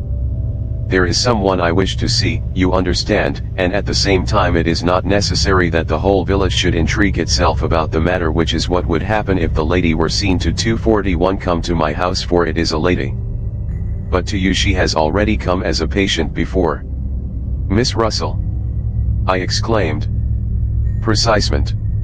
I wish much to speak with her, so I send her the little note and make the appointment in your surgery.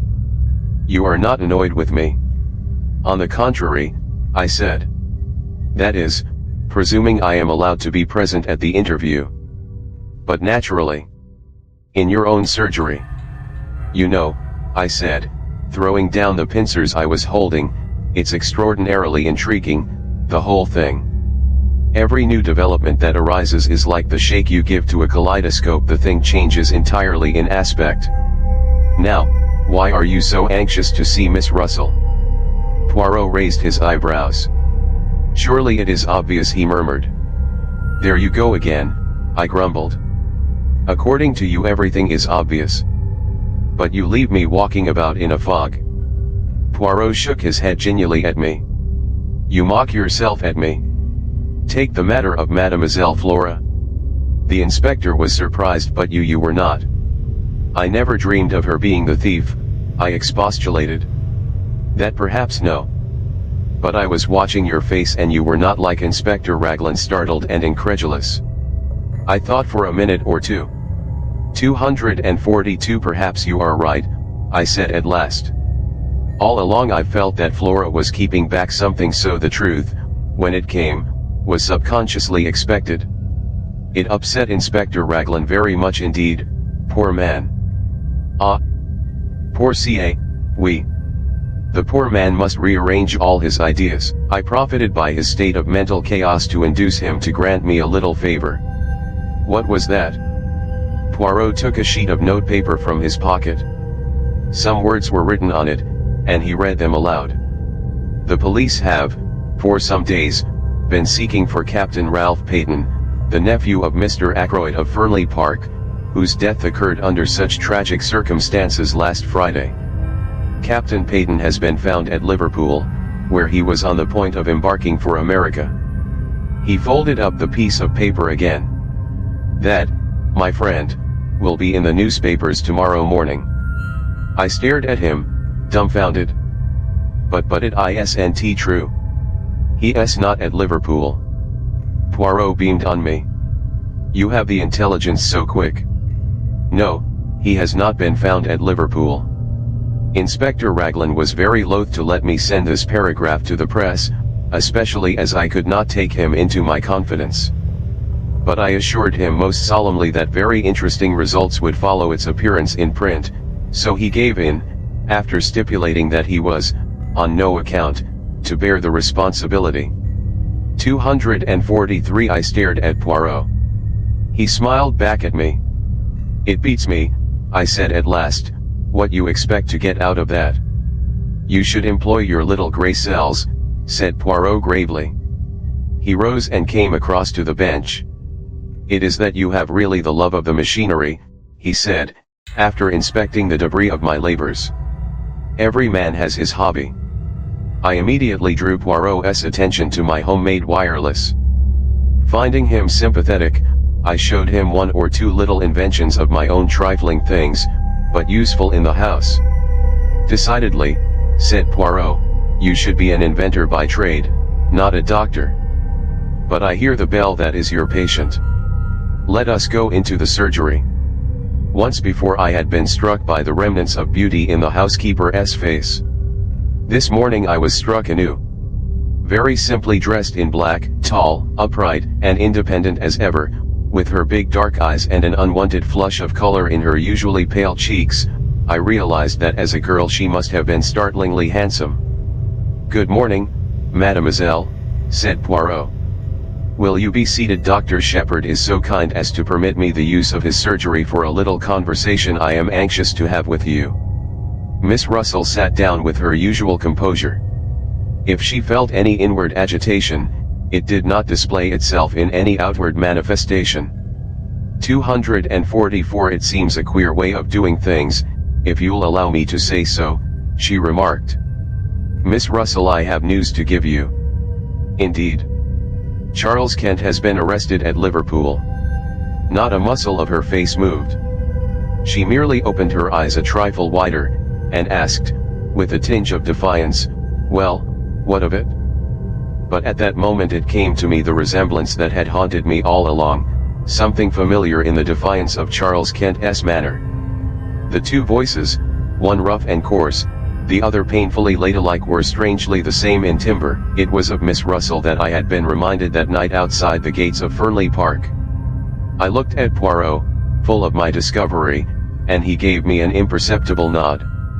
In answer to Miss Russell's question, he threw out his hands in a thoroughly French gesture. I thought you might be interested, that is all, he said mildly. Well, I'm not particularly, said Miss Russell. Who is this Charles Kent anyway?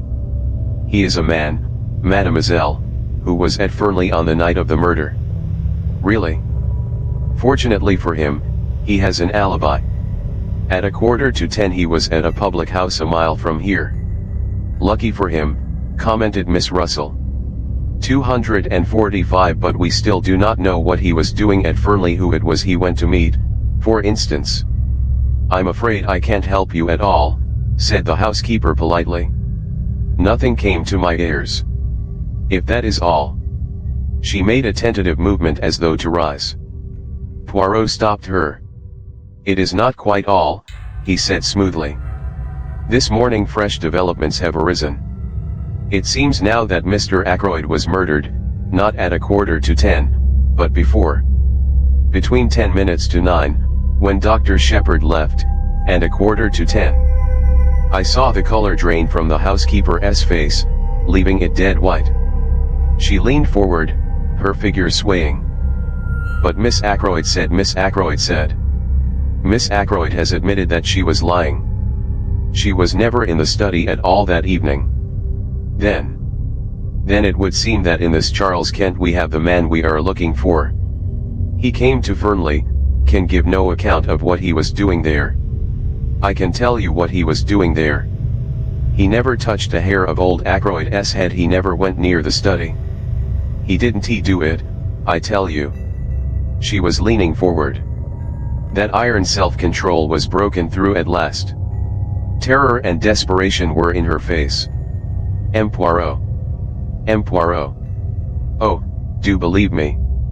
246 Poirot got up and came to her. He patted her reassuringly on the shoulder. But yes, I will believe. I had to make you speak, you know. For an instant suspicion flared up in her. Is what you said true? That Charles Kent is suspected of the crime? Yes, that is true. You alone can save him, by telling the reason for his being at Fernley. He came to see me. She spoke in a low, hurried voice. I went out to meet him. In the summer house, yes, I know. How do you know? Mademoiselle, it is the business of Hercule Poirot to know things. I know that you went out earlier in the evening, that you left a message in the summer house to say what time you would be there. Yes, I did. I had heard from him saying he was coming. I dared not let him come to the house.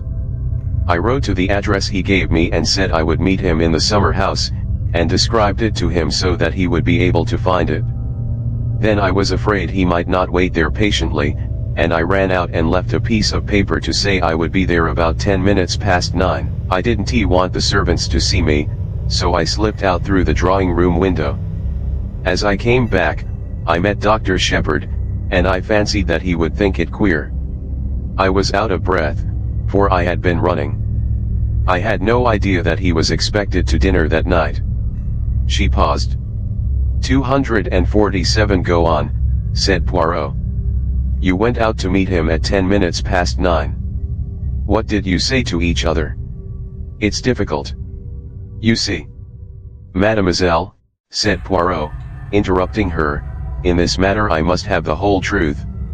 What you tell us need never go beyond these four walls. Dr. Shepherd will be discreet, and so shall I. See, I will help you. This Charles Kent, he is your son, is he not? She nodded. The color had flamed into her cheeks. No one has ever known. It was long ago down in Kent. I was not married. So you took the name of the county as a surname for him. I understand. I got work. I managed to pay for his board and lodging. I never told him that I was his mother. But he turned out badly, he drank, then took to drugs. I managed to pay his passage out to Canada. I didn't hear of him for a year or two. Then, somehow or other, he found out that I was his mother. He wrote asking me for money. Finally, I heard from him back in this country again. He was coming to see me at Fernley, he said. I dared not let him come to the house. I have always been considered so very respectable. If anyone got an inkling it would have been all up with my post as housekeeper. So I wrote to him in the way I have just told you. And in the morning you came to see Dr. Shepherd. Yes. I wondered if something could be done. He was not a bad boy before he took to drugs. 248 I see, said Poirot. Now let us go on with the story. He came that night to the summer house. Yes, he was waiting for me when I got there. He was very rough and abusive. I had brought with me all the money I had, and I gave it to him. We talked a little, and then he went away. What time was that?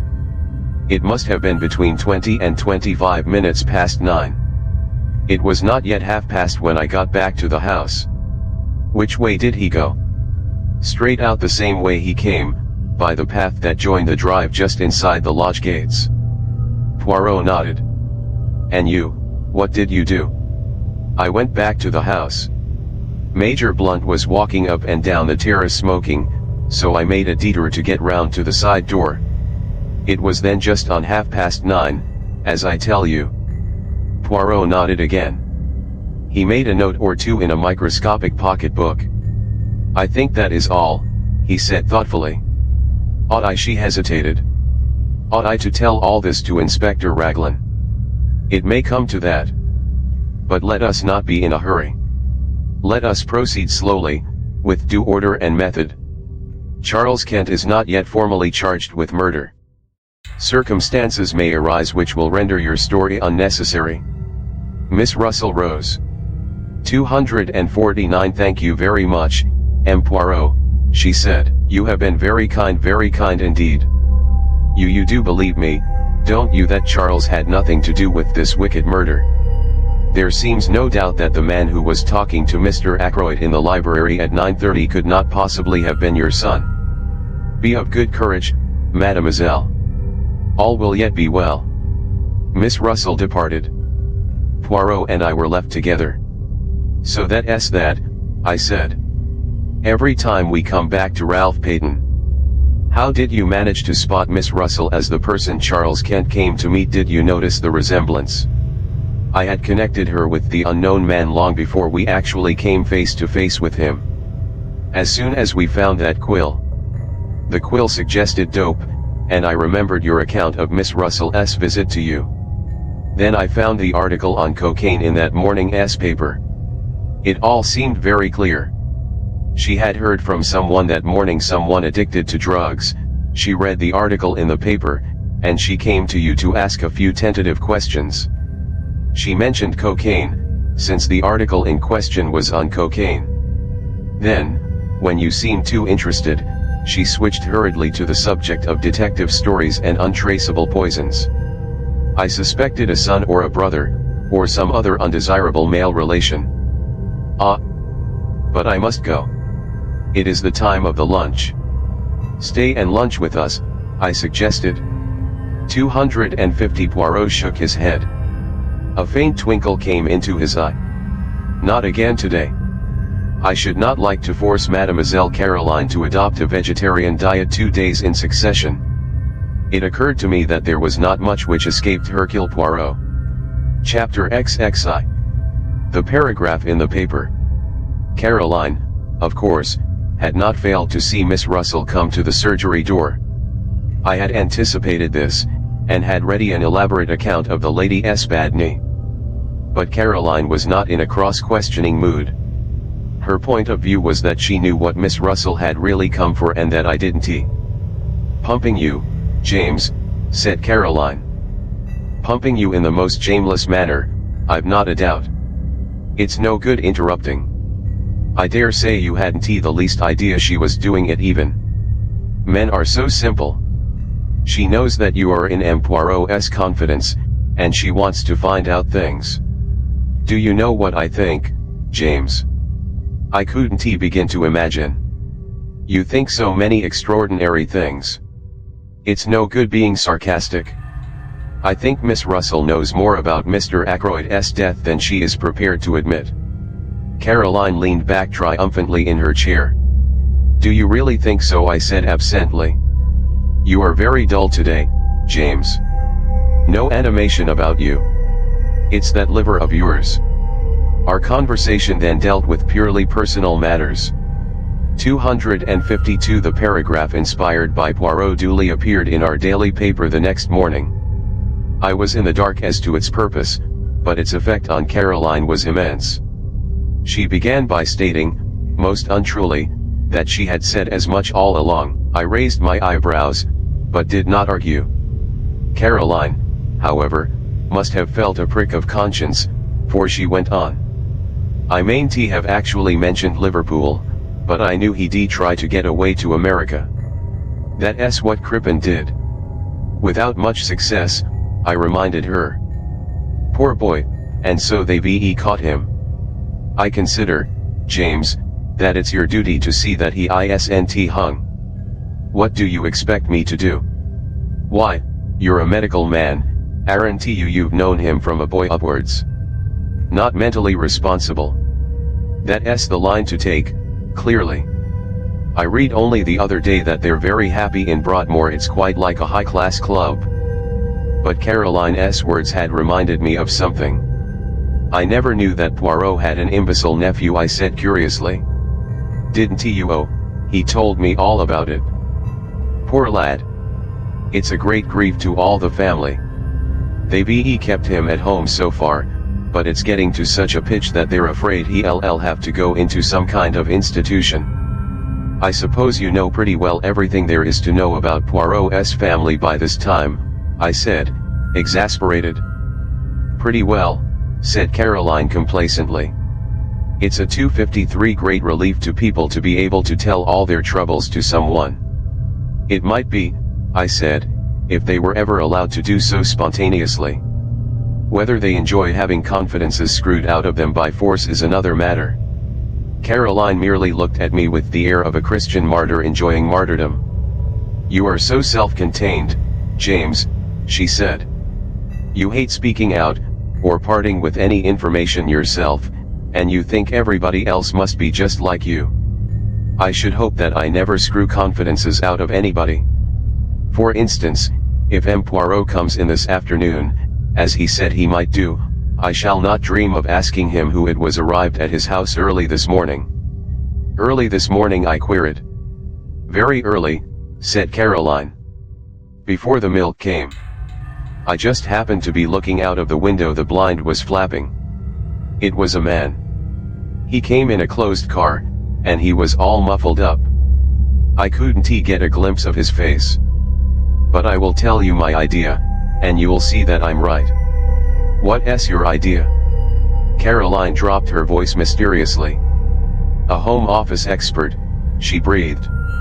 "A home office expert," I said, amazed. "My dear Caroline. Mark my words, James, you'll see that I'm right. That Russell woman was here that morning after your poisons. Roger Ackroyd might easily have been poisoned in his food that night." 254 I laughed out loud. "Nonsense," I cried. "He was stabbed in the neck. You know that as well as I do." "After death, James," said Caroline, "to make a false clue." "My good woman," I said, "I examined the body, and I know what I'm talking about. That wound wasn't inflicted after death, it was the cause of death, and you need make no mistake about it." Caroline merely continued to look omniscient, which so annoyed me that I went on. "Perhaps you will tell me, Caroline, if I have a medical degree or if I have not." "You have the medical degree, I dare say, James, at least, I mean I know you have. But you've no imagination whatever. Having endowed you with the treble portion, there was none left over for me," I said dryly. I was amused to notice Caroline's maneuvers that afternoon when Poirot duly arrived. My sister, without asking a direct question, skirted the subject of the mysterious guest in every way imaginable. By the twinkle in Poirot's eyes, I saw that he realized her object. He remained blandly impervious, and blocked her bowling so successfully that she herself was at a loss how to proceed. Having, I suspect, quietly enjoyed the little game, he rose to his feet and suggested a walk. "It is that I need to reduce the figure a little," he explained. "255 You will come with me, Doctor, and perhaps later Miss Caroline will give us some tea." "Delighted," said Caroline. "One tea or our guest come in also." "You are too kind," said Poirot. "But no, my friend reposes himself. Soon you must make his acquaintance." "Quite an old friend of yours, so somebody told me," said Caroline, making one last valiant effort. "Did they?" murmured Poirot. "Well, we must start." Our tramp took us in the direction of Fernley. I had guessed beforehand that it might do so. I was beginning to understand Poirot's methods. Every little irrelevancy had a bearing upon the whole. "I have a commission for you, my friend," he said at last. "Tonight, at my house, I desire to have a little conference. You will attend, will you not?" "Certainly," I said. "Good. I need also all those in the house, that is to say, Mrs. Ackroyd, Mademoiselle Flora, Major Blunt, M. Raymond. I want you to be my ambassador. This little reunion is fixed for 9 o'clock. You will ask them, yes?" "With pleasure, but why not ask them yourself?" "Because they will then put the questions, why, what for, they will demand what my idea is. And, as you know, my friend, I much dislike to have to explain my little ideas until the time comes." I smiled a little. "My friend Hastings, he of whom I told you, used to say of me that I was the human oyster. But he was unjust. 256 Of facts, I keep nothing to myself. but to everyone his own interpretation of them. When do you want me to do this? Now, if you will. We are close to the house. Aren't you coming in? No, me, I will promenade myself in the grounds. I will rejoin you by the lodge gates in a quarter of an hour's time. I nodded, and set off on my task. The only member of the family at home proved to be Mrs. Ackroyd, who was sipping an early cup of tea. She received me very graciously. "So grateful to you, Doctor," she murmured, "for clearing up that little matter with M. Poirot. But life is one trouble after another. You have heard about Flora, of course." "What exactly?" I asked cautiously. "This new engagement. Flora and Hector Blunt, of course not such a good match as Ralph would have been. But after all, happiness comes first. What dear Flora needs is an older man, someone steady and reliable, and then Hector is really a very distinguished man in his way. You saw the news of Ralph's arrest in the paper this morning." "Yes," I said, "I did. Horrible." Mrs. Ackroyd closed her eyes and shuddered. "Geoffrey Raymond was in a terrible way. Rang up Liverpool. But they wouldn't tell him anything at the police station there. In fact, they said they hadn't arrested Ralph at all. Mr. Raymond insists that it's all 257 a mistake, a what do they call it, canard of the newspapers. I've forbidden it to be mentioned before the servants. Such a terrible disgrace. Fancy if Flora had actually been married to him." Mrs. Ackroyd shut her eyes in anguish. I began to wonder how soon I should be able to deliver Poirot's invitation. Before I had time to speak, Mrs. Ackroyd was off again. "You were here yesterday, weren't you, with that dreadful Inspector Raglan brute of a man? He terrified Flora into saying she took that money from poor Roger's room. And the matter was so simple, really. The dear child wanted to borrow a few pounds. Didn't he like to disturb her uncle since he'd given strict orders against it, but knowing where he kept his notes she went there and took what she needed." "Is that Flora's account of the matter?" I asked. "My dear doctor, you know what girls are nowadays. So easily acted on by suggestion. You, of course, know all about hypnosis and that sort of thing. The inspector shouts at her, says the word steal over and over again, until the poor child gets an inhibition, or is it a complex? I always mix up those two words, and actually thinks herself that she has stolen the money. I saw at once how it was. But I can't be too thankful for the whole misunderstanding. In one way it seems to have brought those two together, Hector and Flora, I mean. And I assure you that I have been very much worried about Flora in the past. Why, at one time I actually 258 thought there was going to be some kind of understanding between her and young Raymond. Just think of it." Mrs. Ackroyd's voice rose in shrill horror. "A private secretary with practically no means of his own. It would have been a severe blow to you," I said. "Now, Mrs. Ackroyd, I've got a message for you from M. Hercule Poirot." "For me?" Mrs. Ackroyd looked quite alarmed. I hastened to reassure her, and I explained what Poirot wanted. "Certainly," said Mrs. Ackroyd rather doubtfully, "I suppose we must come if M. Poirot says so. But what is it all about? I like to know beforehand." I assured the lady truthfully that I myself did not know any more than she did. "Very well," said Mrs. Ackroyd at last, rather grudgingly, "I will tell the others, and we will be there at 9 o'clock. Thereupon I took my leave, and joined Poirot at the agreed meeting place. "I've been longer than a quarter of an hour, I'm afraid," I remarked, "but once that good lady starts talking it's a matter of the utmost difficulty to get a word in edgeways." "It is of no matter," said Poirot. "Me, I have been well amused. This park is magnificent." We set off homewards. When we arrived, to our great surprise Caroline, who had evidently been watching for us, herself opened the door. 259. She put her fingers to her lips. Her face was full of importance and excitement. "Ursula Bourne," she said, "the parlour maid from Fernley. She's here. I put her in the dining room." "She's in a terrible way, Poor thing. Says she must see M. Poirot at once. I've done all I could. Taken her a cup of hot tea. It really goes to one's heart to see anyone in such a state. In the dining room, asked Poirot. This way, I said, and flung open the door. Ursula Bourne was sitting by the table. Her arms were spread out in front of her, and she had evidently just lifted her head from where it had been buried. Her eyes were red with weeping. Ursula Bourne, I murmured. But Poirot went past me with outstretched hands. No, he said, that is not quite right, I think. It is not Ursula Bourne, is it, my child, but Ursula Peyton, Mrs. Ralph Peyton. Chapter XXII. Ursula's story. For a moment or two the girl looked mutely at Poirot.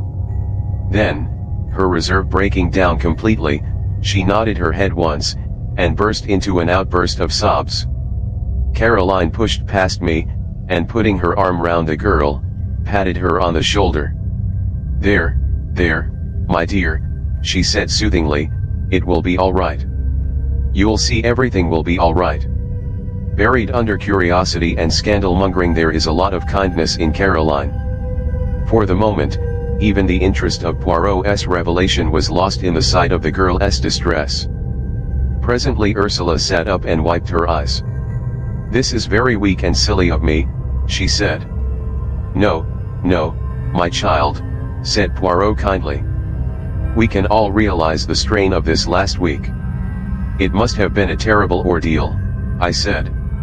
And then to find that you knew, continued Ursula. How did you know? Was it Ralph who told you? Poirot shook his head. You know what brought me to you tonight, went on the girl. This. She held out a crumpled piece of newspaper, and I recognized the paragraph that Poirot had inserted. 261. It says that Ralph has been arrested. So everything is useless. I need not pretend any longer. Newspaper paragraphs are not always true, mademoiselle, murmured Poirot, having the grace to look ashamed of himself. All the same, I think you will do well to make a clean breast of things. The truth is what we need now. The girl hesitated, looking at him doubtfully. You do not trust me, said Poirot gently. Yet all the same you came here to find me, did you not? Why was that? Because I don't believe that Ralph did it, said the girl in a very low voice. And I think that you are clever, and will find out the truth. And also, yes, I think you are kind. Poirot nodded his head several times.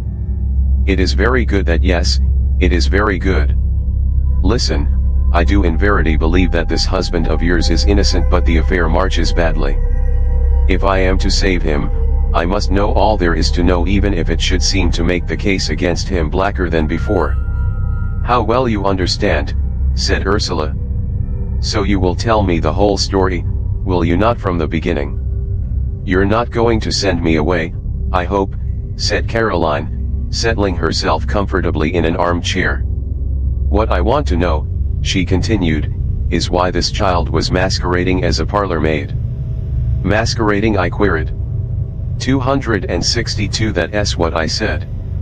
Why did you do it, child? For a wager. For a living, said Ursula dryly.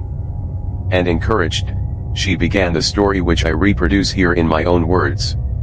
Ursula Bourne, it seemed, was one of a family of 7 impoverished Irish gentlefolk. On the death of her father, most of the girls were cast out into the world to earn their own living. Ursula's eldest sister was married to Captain Folliot. It was she whom I had seen that Sunday, and the cause of her embarrassment was clear enough now. Determined to earn her living and not attracted to the idea of being a nursery governess, the one profession open to an untrained girl, Ursula preferred the job of parlor maid.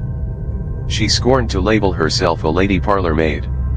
She would be the real thing, her reference being supplied by her sister. At Fernley, despite an aloofness which, as has been seen, caused some comment, she was a success at her job, quick, competent, and thorough. I enjoyed the work, she explained. And I had plenty of time to myself. And then came her meeting with Ralph Peyton, and the love affair which culminated in a secret marriage. Ralph had persuaded her into that, somewhat against her will. He had declared that his stepfather would not hear of his marrying a penniless girl.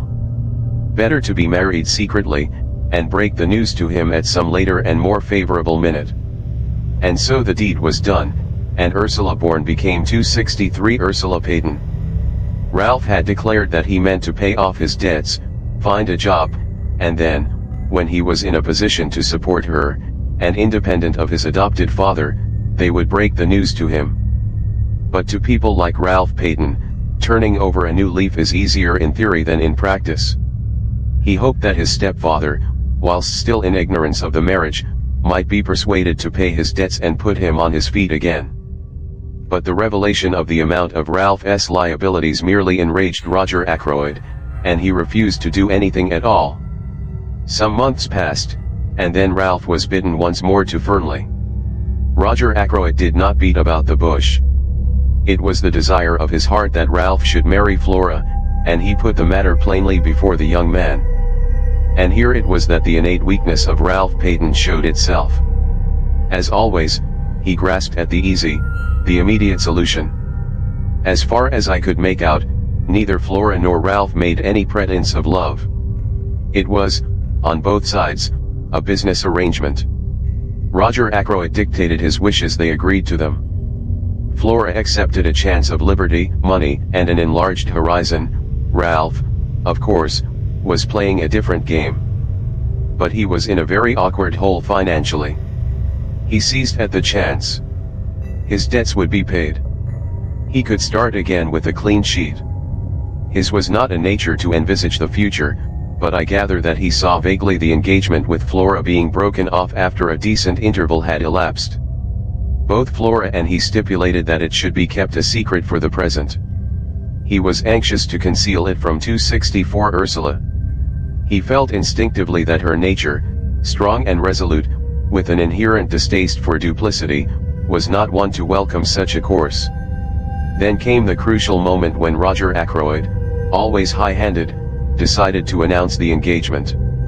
He said no word of his intention to Ralph, only to Flora, and Flora, apathetic, raised no objection. On Ursula, the news fell like a bombshell. Summoned by her, Ralph came hurriedly down from town. They met in the wood, where part of their conversation was overheard by my sister. Ralph implored her to keep silent for a little while longer. Ursula was equally determined to have done with concealments. She would tell Mr. Ackroyd the truth without any further delay. Husband and wife parted acrimoniously. Ursula, steadfast in her purpose, sought an interview with Roger Ackroyd that very afternoon, and revealed the truth to him. Their interview was a stormy one. It might have been even more stormy had not Roger Ackroyd been already obsessed with his own troubles. It was bad enough, however. Ackroyd was not the kind of man to forgive the deceit that had been practiced upon him. His rancor was mainly directed to Ralph, but Ursula came in for her share, since he regarded her as a girl who had deliberately tried to entrap the adopted son of a very wealthy man. Unforgivable things were said on both sides. That same evening Ursula met Ralph by appointment in the small summer house, stealing out from the house by the side door in order to do so. Their interview was 265, made up of reproaches on both sides. Ralph charged Ursula with having irretrievably ruined his prospects by her ill-timed revelation. Ursula reproached Ralph with his duplicity. They parted at last. A little over half an hour later came the discovery of Roger Ackroyd's body. Since that night Ursula had neither seen nor heard from Ralph. As the story unfolded itself, I realized more and more what a damning series of facts it was. Alive, Ackroyd could hardly have failed to alter his will. I knew him well enough to realize that to do so would be his first thought. His death came in the nick of time for Ralph and Ursula Peyton. Small wonder the girl had held her tongue, and played her part so consistently. My meditations were interrupted. It was Poirot's voice speaking, and I knew from the gravity of his tone that he, too, was fully alive to the implications of the position. Mademoiselle, I must ask you one question, and you must answer it truthfully, for on it everything may hang. What time was it when you parted from Captain Ralph Peyton in the summer house? Now, take a little minute so that your answer may be very exact. The girl gave a half laugh, bitter enough in all conscience. Do you think I haven't gone over that again and again in my own mind? It was just 9:30 when I went out to meet him. Major Blunt was walking up and down the terrace, so I had to go round through the bushes to avoid him. It must have been about 27 minutes to 66 to 10 when I reached the summer house. Ralph was waiting for me. I was with him 10 minutes, not longer, for it was just 9:45 when I got back to the house. I saw now the insistence of her question the other day. If only Ackroyd could have been proved to have been killed before 9:45, and not after. I saw the reflection of that thought in Poirot's next question. Who left the summer house first? I did, leaving Ralph Peyton in the summer house. Yes, but you don't think. Mademoiselle, it is of no importance what I think. What did you do when you got back to the house? I went up to my room. And stayed there until when? Until about 10 o'clock. Is there anyone who can prove that? Prove that I was in my room, you mean? Oh. No. But surely. Oh.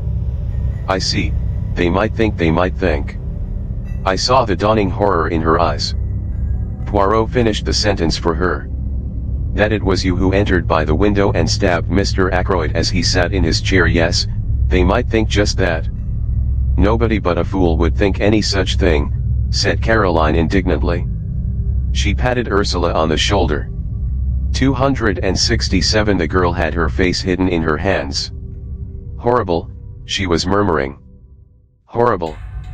Caroline gave her a friendly shake. Don't worry, my dear, she said. Poirot doesn't think that really. As for that husband of yours, I don't think much of him, and I tell you so candidly. Running away and leaving you to face the music. But Ursula shook her head energetically. Oh, no, she cried. It wasn't like that at all. Ralph would not run away on his own account. I see now. If he heard of his stepfather's murder, he might think himself that I had done it.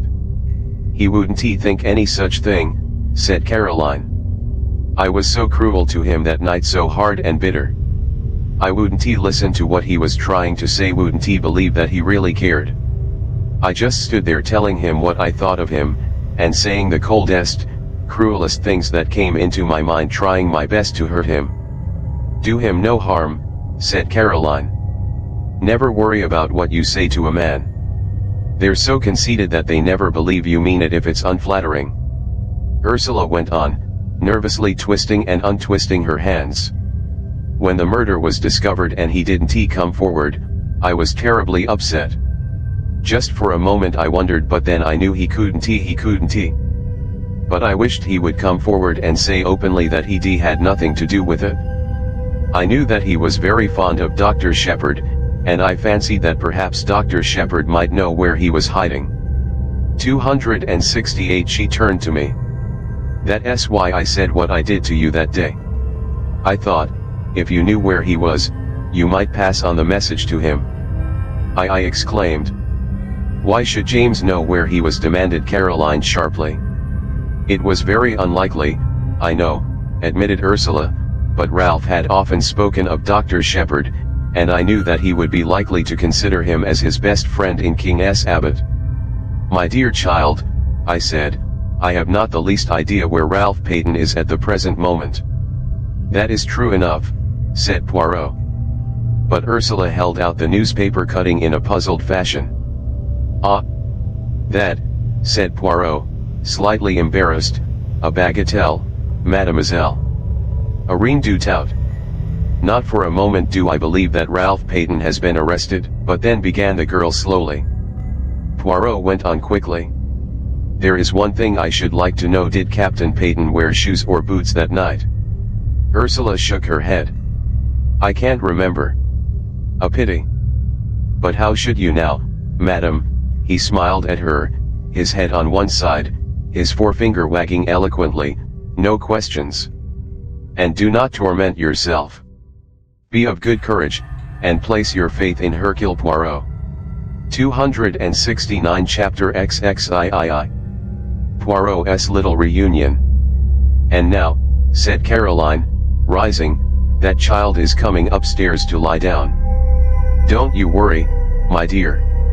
M. Poirot will do everything he can for you, be sure of that."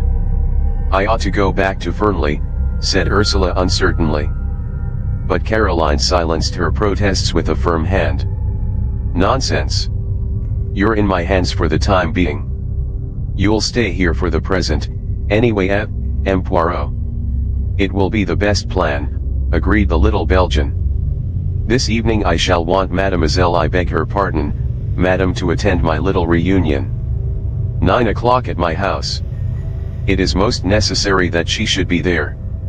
Caroline nodded, and went with Ursula out of the room. The door shut behind them. Poirot dropped down into a chair again. "So far, so good," he said. "Things are straightening themselves out. They're getting to look blacker and blacker against Ralph Payton," I observed gloomily. Poirot nodded. 270 Yes, that is so. But it was to be expected, was it not? I looked at him, slightly puzzled by the remark. He was leaning back in the chair, his eyes half closed, the tips of his fingers just touching each other. Suddenly he sighed and shook his head. "What is it?" I asked. "It is that there are moments when a great longing for my friend Hastings comes over me. That is the friend of whom I spoke to you, the one who resides now in the Argentine. Always, when I have had a big case, he has been by my side. And he has helped me, yes, often he has helped me. For he had a knack, that one, of stumbling over the truth unawares without noticing it himself, bien entendu. At times he has said something particularly foolish, and behold, that foolish remark has revealed the truth to me. And then, too, it was his practice to keep a written record of the cases that proved interesting." I gave a slight embarrassed cough. "As far as that goes," I began, and then stopped. Poirot sat upright in his chair. His eyes sparkled. "But yes, what is it that you would say?" "Well, as a matter of fact, I've read some of Captain Hastings' narratives, and I thought, why not try my hand at something of the same kind? Seemed a pity not to. Unique opportunity, probably the only time I'll be mixed up with anything of this kind." I felt myself getting hotter and hotter, and more, and 271 more incoherent, as I floundered through the above speech. Poirot sprang from his chair. I had a moment's terror that he was going to embrace me French fashion, but mercifully he refrained. "But this is magnificent. You have then written down your impressions of the case as you went along?" I nodded. "Evident!" cried Poirot. "Let me see them this instant." I was not quite prepared for such a sudden demand. I racked my brains to remember certain details. "I hope you won't mind," I stammered. "I may have been a little personal now and then." "Oh. I comprehend perfectly. You have referred to me as comic, as, perhaps, ridiculous now and then. It matters not at all. Hastings, he also was not always polite. Me, I have the mind above such trivialities." Still somewhat doubtful, I rummaged in the drawers of my desk and produced an untidy pile of manuscript which I handed over to him. With an eye on possible publication in the future, I had divided the work into chapters, and the night before I had brought it up to date with an account of Miss Russell's visit. Poirot had therefore 20 chapters. I left him with them.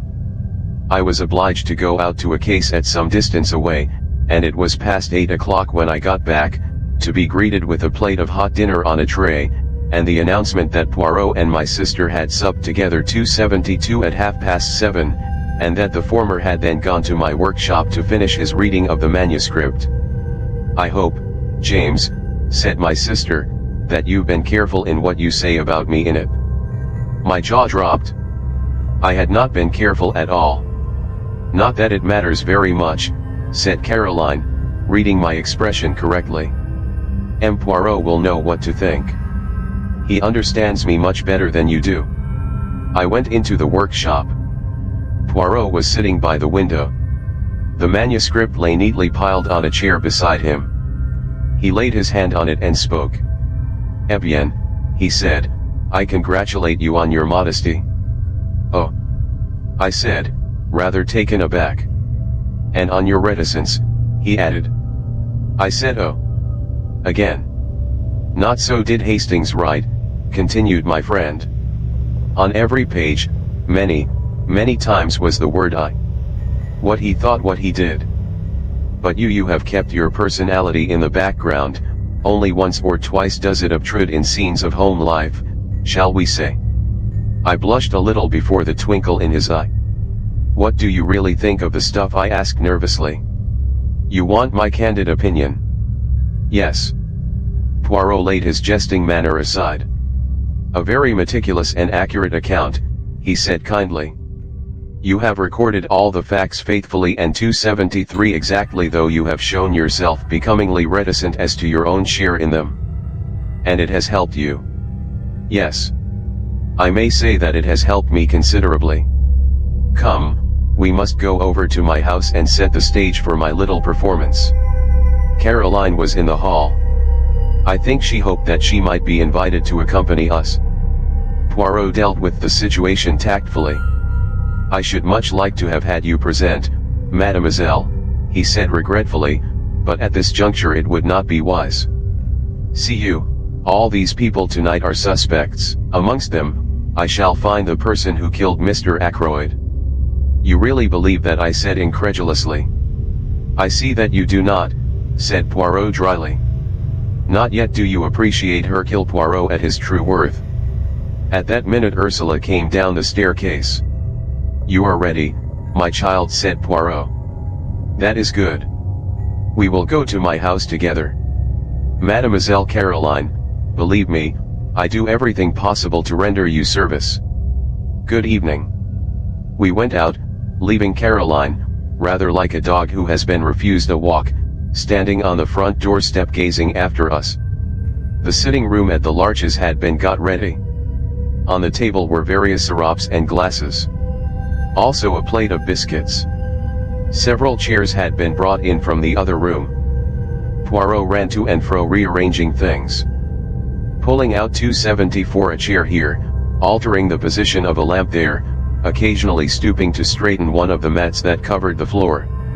He was specially fussy over the lighting. The lamps were arranged in such a way as to throw a clear light on the side of the room where the chairs were grouped, at the same time leaving the other end of the room, where I presumed Poirot himself would sit, in a dim twilight. Ursula and I watched him. Presently a bell was heard. "They arrive," said Poirot. "Good, all is in readiness." The door opened and the party from Fernley filed in. Poirot went forward and greeted Mrs. Ackroyd and Flora. "It is most good of you to come," he said. "And Major Blunt and Mr. Raymond." The secretary was debonair as ever. "What's the great idea?" he said, laughing. "Some scientific machine? Do we have bands round our wrists which register guilty heartbeats? There is such an invention, isn't there?" "I have read of it, yes," admitted Poirot. "But me, I am old-fashioned. I use the old methods. I work only with the little gray cells. Now let us begin, but first I have an announcement to make to you all." He took Ursula's hand and drew her forward. "This lady is Mrs. Ralph Peyton. She was married to Captain Peyton last March." A little shriek burst from Mrs. Ackroyd. "Ralph? Married? Last March? Oh. But it's absurd. How could he be? 275. She stared at Ursula as though she had never seen her before. "Married to Bourne," she said. "Really, M. Poirot, I don't believe you." Ursula flushed and began to speak, but Flora forestalled her. Going quickly to the other girl's side, she passed her hand through her arm. "You must not mind our being surprised," she said. "You see, we had no idea of such a thing. You and Ralph have kept your secret very well. I am very glad about it." "You are very kind, Miss Ackroyd," said Ursula in a low voice, "and you have every right to be exceedingly angry. Ralph behaved very badly, especially to you." "You needn't worry about that," said Flora, giving her arm a consoling little pat. "Ralph was in a corner and took the only way out. I should probably have done the same in his place. I do think he might have trusted me with the secret, though. I wouldn't have let him down." Poirot rapped gently on a table and cleared his throat significantly. "The board meeting is going to begin," said Flora. "M. Poirot hints that we must talk. But just tell me one thing. Where is Ralph? You must know if anyone does." "But I don't," cried Ursula, almost in a wail. "That's just it, I don't." "Isn't he detained at Liverpool?" asked Raymond. "It said so in the paper." 276 He is not at Liverpool," said Poirot shortly.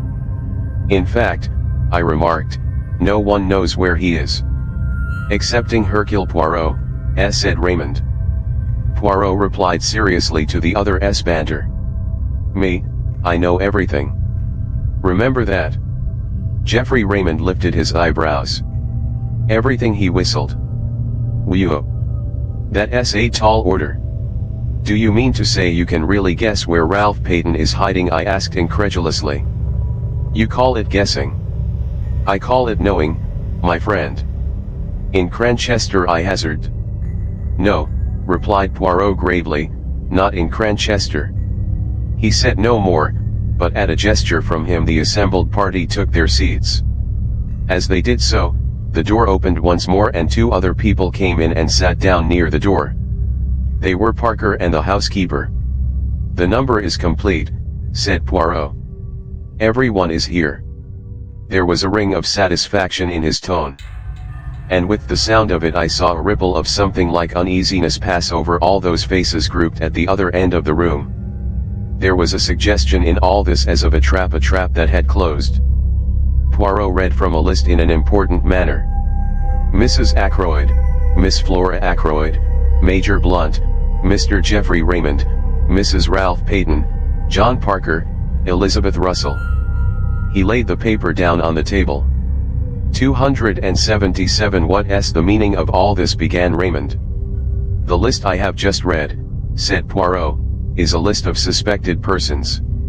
Every one of you present had the opportunity to kill Mr. Ackroyd." With a cry Mrs. Ackroyd sprang up, her throat working. "I don't like it," she wailed. "I don't like it. I would much prefer to go home." "You cannot go home, madam," said Poirot sternly, "until you have heard what I have to say." He paused a moment, then cleared his throat. "I will start at the beginning. When Miss Ackroyd asked me to investigate the case, I went up to Fernley Park with the good Dr. Shepherd. I walked with him along the terrace, where I was shown the footprints on the window sill. From there Inspector Raglan took me along the path which leads to the drive. My eye was caught by a little summer house, and I searched it thoroughly. I found two things: a scrap of starched cambric and an empty goose quill. The scrap of cambric immediately suggested to me a maid's apron. When Inspector Raglan showed me his list of the people in the house, I noticed at once that one of the maids, Ursula Bourne, the parlor maid, had no real alibi. According to her own story, she was in her bedroom from 9:30 until 10. But supposing that instead she was in the summer house, if so, she must have gone there to meet someone. Now we know from Dr. Shepherd that someone from outside did come to the house that night, the stranger whom he met just by the gate. At a first glance 278 it would seem that our problem was solved, and that the stranger went to the summer house to meet Ursula Bourne. It was fairly certain that he did go to the summer house because of the goose quill. That suggested at once to my mind a taker of drugs and one who had acquired the habit on the other side of the Atlantic, where sniffing snow is more common than in this country. The man whom Dr. Shepherd met had an American accent, which fitted in with that supposition. But I was held up by one point. The times did not fit. Ursula Bourne could certainly not have gone to the summer house before 9:30, whereas the man must have got there by a few minutes past 9. I could, of course, assume that he waited there for half an hour. The only alternative supposition was that there had been two separate meetings in the summer house that night. Eh bien, As soon as I went into that alternative I found several significant facts. I discovered that Miss Russell, the housekeeper, had visited Dr. Shepherd that morning, and had displayed a good deal of interest in cures for victims of the drug habit. Taking that in conjunction with the goose quill, I assumed that the man in question came to Fernley to meet the housekeeper, and not Ursula Bourne. Who, then, did Ursula Bourne come to the rendezvous to meet? I was not long in doubt. First I found a wedding ring with from R. and a date inside it. Then I learned that Ralph Payton had been seen coming up the path which led to the summer house at 9:25, and I also heard of a certain conversation which had taken place in 279 the Wood near the village that very afternoon, a conversation between Ralph Payton and some unknown girl. So I had my facts succeeding each other in a neat and orderly manner. A secret marriage, an engagement announced on the day of the tragedy, the stormy interview in the wood, and the meeting arranged for the summer house that night. Incidentally, this proved to me one thing, that both Ralph Payton and Ursula Bourne or Payton had the strongest motives for wishing Mr. Ackroyd out of the way.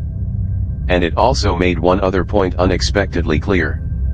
It could not have been Ralph Payton who was with Mr. Ackroyd in the study at 9:30. So we come to another and most interesting aspect of the crime. Who was it in the room with Mr. Ackroyd at 9:30? Not Ralph Payton, who was in the summer house with his wife. Not Charles Kent, who had already left. Who, then I posed my cleverest, my most audacious question, was anyone with him? Poirot leaned forward and shot the last words triumphantly at us, drawing back afterwards with the air of one who has made a decided hit. Raymond, however, did not seem impressed, and lodged a mild protest. I don't know if you're trying to make me out a liar, M. Poirot, but the matter does not rest on my evidence alone, except perhaps as to the exact words used. Remember, Major Blunt also heard Mr. Ackroyd talking to someone. He was on the terrace outside, and couldn't catch the words clearly, but he distinctly heard the voices. Poirot nodded. I have not forgotten, he said quietly. But Major Blunt was under the impression that it was you to whom Mr. Ackroyd was speaking. For a moment Raymond seemed taken aback. Then he recovered himself. Blunt knows now that he was mistaken, he said. Exactly, agreed the other man. Yet there must have been some reason for his thinking so, mused Poirot. Oh. No, he held up his hand in protest. I know the reason you will give, but it is not enough. We must seek elsewhere. I will put it this way. From the beginning of the case I have been struck by one thing, the nature of those words which Mr. Raymond overheard. It has been amazing to me that no one has commented on them, has seen anything odd about them. He paused a minute, and then quoted softly. The calls on my purse have been so frequent of late that I fear it is impossible for me to accede to your request. Does nothing strike you as odd about that? I don't think so, said Raymond. He has frequently dictated letters to me, using almost exactly those same words. Exactly, cried Poirot. That is what I seek to arrive at. Would any man use such a phrase in talking to another? Impossible that that should be part of a real conversation. Now, if he had been dictating a letter. 281 You mean he was reading a letter aloud, said Raymond slowly. Even so, he must have been reading to someone. But why? We have no evidence that there was anyone else in the room. No other voice but Mr. Ackroyd's was heard, remember. Surely a man wouldn't read letters of that type aloud to himself, not unless he was well going balmy. You have all forgotten one thing, said Poirot softly, the stranger who called at the house the preceding Wednesday. They all stared at him. But yes, said Poirot, nodding encouragingly, on Wednesday. The young man was not of himself important. But the firm he represented interested me very much. The Dictaphone Company, gasped Raymond. I see it now. A dictaphone. That's what you think? Poirot nodded. Mr. Ackroyd had promised to invest in a dictaphone, you remember. Me, I had the curiosity to inquire of the company in question. Their reply is that Mr. Ackroyd did purchase a dictaphone from their representative. Why he concealed the matter from you, I do not know. He must have meant to surprise me with it, murmured Raymond.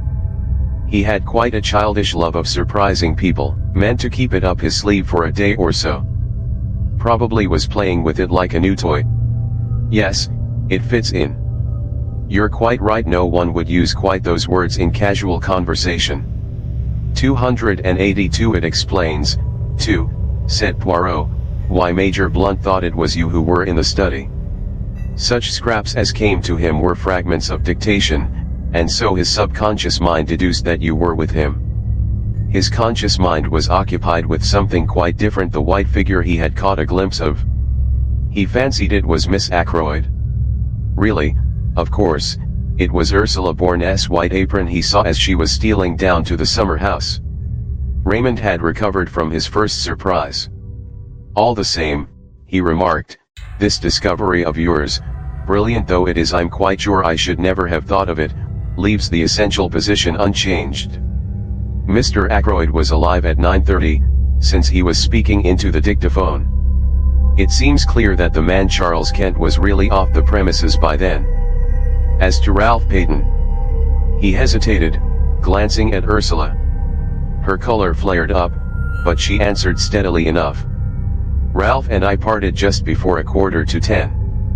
He never went near the house, I am sure of that. He had no intention of doing so. The last thing on earth he wanted was to face his stepfather. He would have funked it badly. It isn't that I doubt your story for a moment, explained Raymond. I've always been quite sure Captain Peyton was innocent. But one has to think of a court of law and the questions that would be asked. He is in a most unfortunate position, but if he were to come forward. 283 Poirot interrupted. That is your advice, yes, that he should come forward. Certainly. If you know where he is. I perceive that you do not believe that I do know. And yet I have told you just now that I know everything. The truth of the telephone call, of the footprints on the windowsill, of the hiding place of Ralph Peyton. Where is he? Said Blunt sharply. Not very far away, said Poirot, smiling. In Cranchester? I asked. Poirot turned towards me. Always you ask me that. The idea of Cranchester, it is with you any day, Feeks. No, he is not in Cranchester. He is there. He pointed a dramatic forefinger. Everyone's head turned.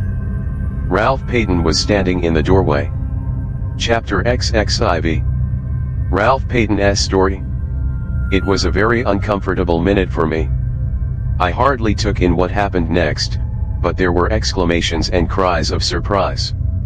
When I was sufficiently master of myself to be able to realize what was going on, Ralph Peyton was standing by his wife, her hand in his, and he was smiling across the room at me.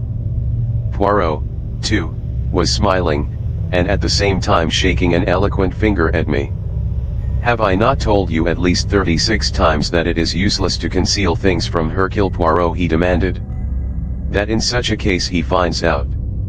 He turned to the others. One day, you remember, we held a little séance about a table, just the 6 of us. I accused the other 5 persons present of concealing something from me. 4 of them gave up their secret. Dr. Shepherd did not give up his. But all along I have had my suspicions. Dr. Shepherd went to the Three Boars that night hoping to find Ralph. He did not find him there, but supposing, I said to myself, that he met him in the street on his way home. Dr. Shepherd was a friend of Captain Peyton's, and he had come straight from the scene of the crime. He must know that things looked very black against him. Perhaps he knew more than the general public did. 285 I did, I said ruefully. I suppose I might as well make a clean breast of things now. I went to see Ralph that afternoon. At first he refused to take me into his confidence, but later he told me about his marriage, and the hole he was in. As soon as the murder was discovered, I realized that once the facts were known, suspicion could not fail to attach to Ralph or, if not to him, to the girl he loved. That night I put the facts plainly before him. The thought of having possibly to give evidence which might incriminate his wife made him resolve at all costs to do. I hesitated, and Ralph filled up the gap. "To do a bunk," he said graphically. "You see, Ursula left me to go back to the house. I thought it possible that she might have attempted to have another interview with my stepfather. He had already been very rude to her that afternoon. It occurred to me that he might have so insulted her in such an unforgivable manner that without knowing what she was doing." He stopped. Ursula released her hand from his, and stepped back. "You thought that, Ralph? You actually thought that I might have done it? Let us get back to the culpable conduct of Dr. Shepherd," said Poirot dryly. "Dr. Shepherd consented to do what he could to help him. He was successful in hiding Captain Peyton from the police." "Where?" asked Raymond. "In his own house." "Ah, no, indeed," said Poirot. "You should ask yourself the question that I did. If the good doctor is concealing 286 the young man, what place would he choose? It must necessarily be somewhere near at hand. I think of Cranchester. A hotel? No. Lodgings? Even more emphatically, no. Where, then? I have it. A nursing home. A home for the mentally unfit. I test my theory. I invent a nephew with mental trouble. I consult Mademoiselle Shepherd as to suitable homes.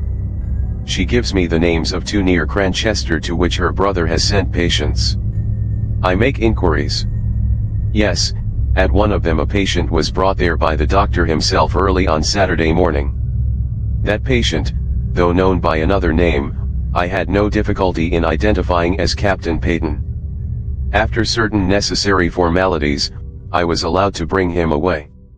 He arrived at my house in the early hours of yesterday morning. I looked at him ruefully.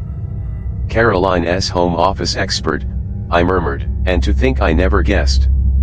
You see now why I drew attention to the reticence of your manuscript, murmured Poirot. It was strictly truthful as far as it went, but it did not go very far, my friend. I was too abashed to argue. Dr. Shepherd has been very loyal, said Ralph.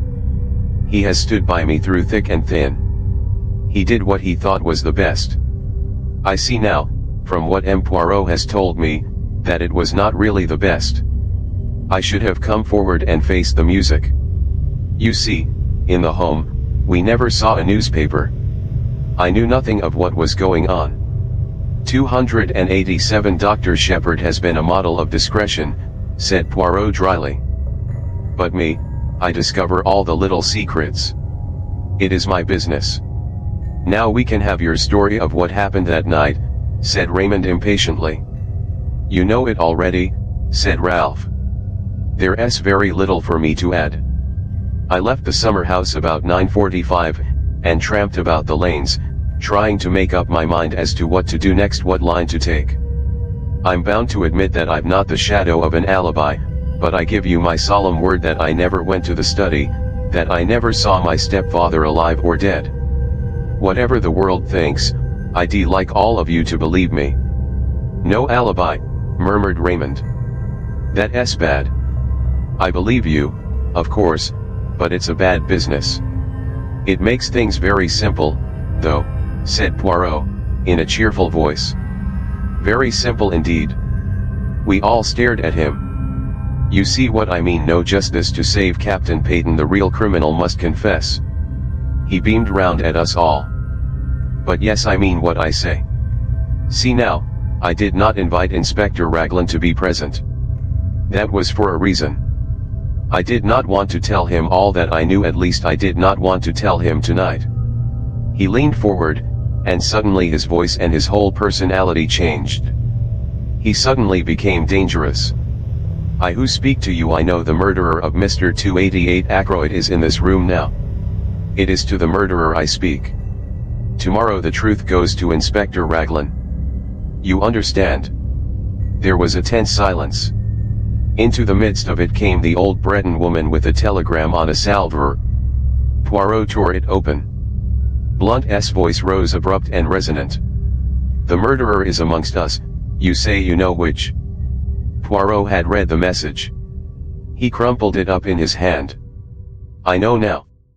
He tapped the crumpled ball of paper. "What is that?" said Raymond sharply. "A wireless message from a steamer now on her way to the United States." There was a dead silence. Poirot rose to his feet, bowing. "Messieurs et mesdames, this reunion of mine is at an end. Remember, the truth goes to Inspector Raglan in the morning." Chapter XXV. The whole truth. A slight gesture from Poirot enjoined me to stay behind the rest. I obeyed, going over to the fire and thoughtfully stirring the big logs on it with the toe of my boot. I was puzzled.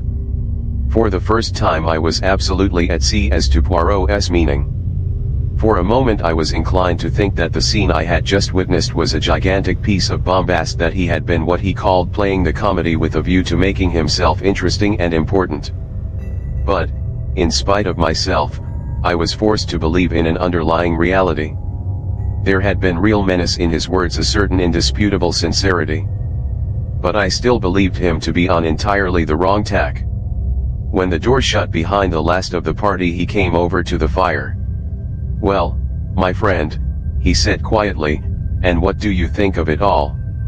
"I don't know what to think," I said frankly. What was the point? Why not go straight to Inspector Raglan with the truth instead of giving the guilty person this elaborate warning? Poirot sat down and drew out his case of tiny Russian 290 cigarettes. He smoked for a minute or two in silence. Then, "Use your little gray cells," he said. "There is always a reason behind my actions." I hesitated for a moment, and then I said slowly, "The first one that occurs to me is that you yourself do not know who the guilty person is, but that you are sure that he is to be found amongst the people here tonight. Therefore your words were intended to force a confession from the unknown murderer." Poirot nodded approvingly. "A clever idea, but not the truth. I thought, perhaps, that by making him believe you knew, you might force him out into the open, not necessarily by confession. He might try to silence you as he formerly silenced Mr. Ackroyd before you could act tomorrow morning. A trap with myself as the bait.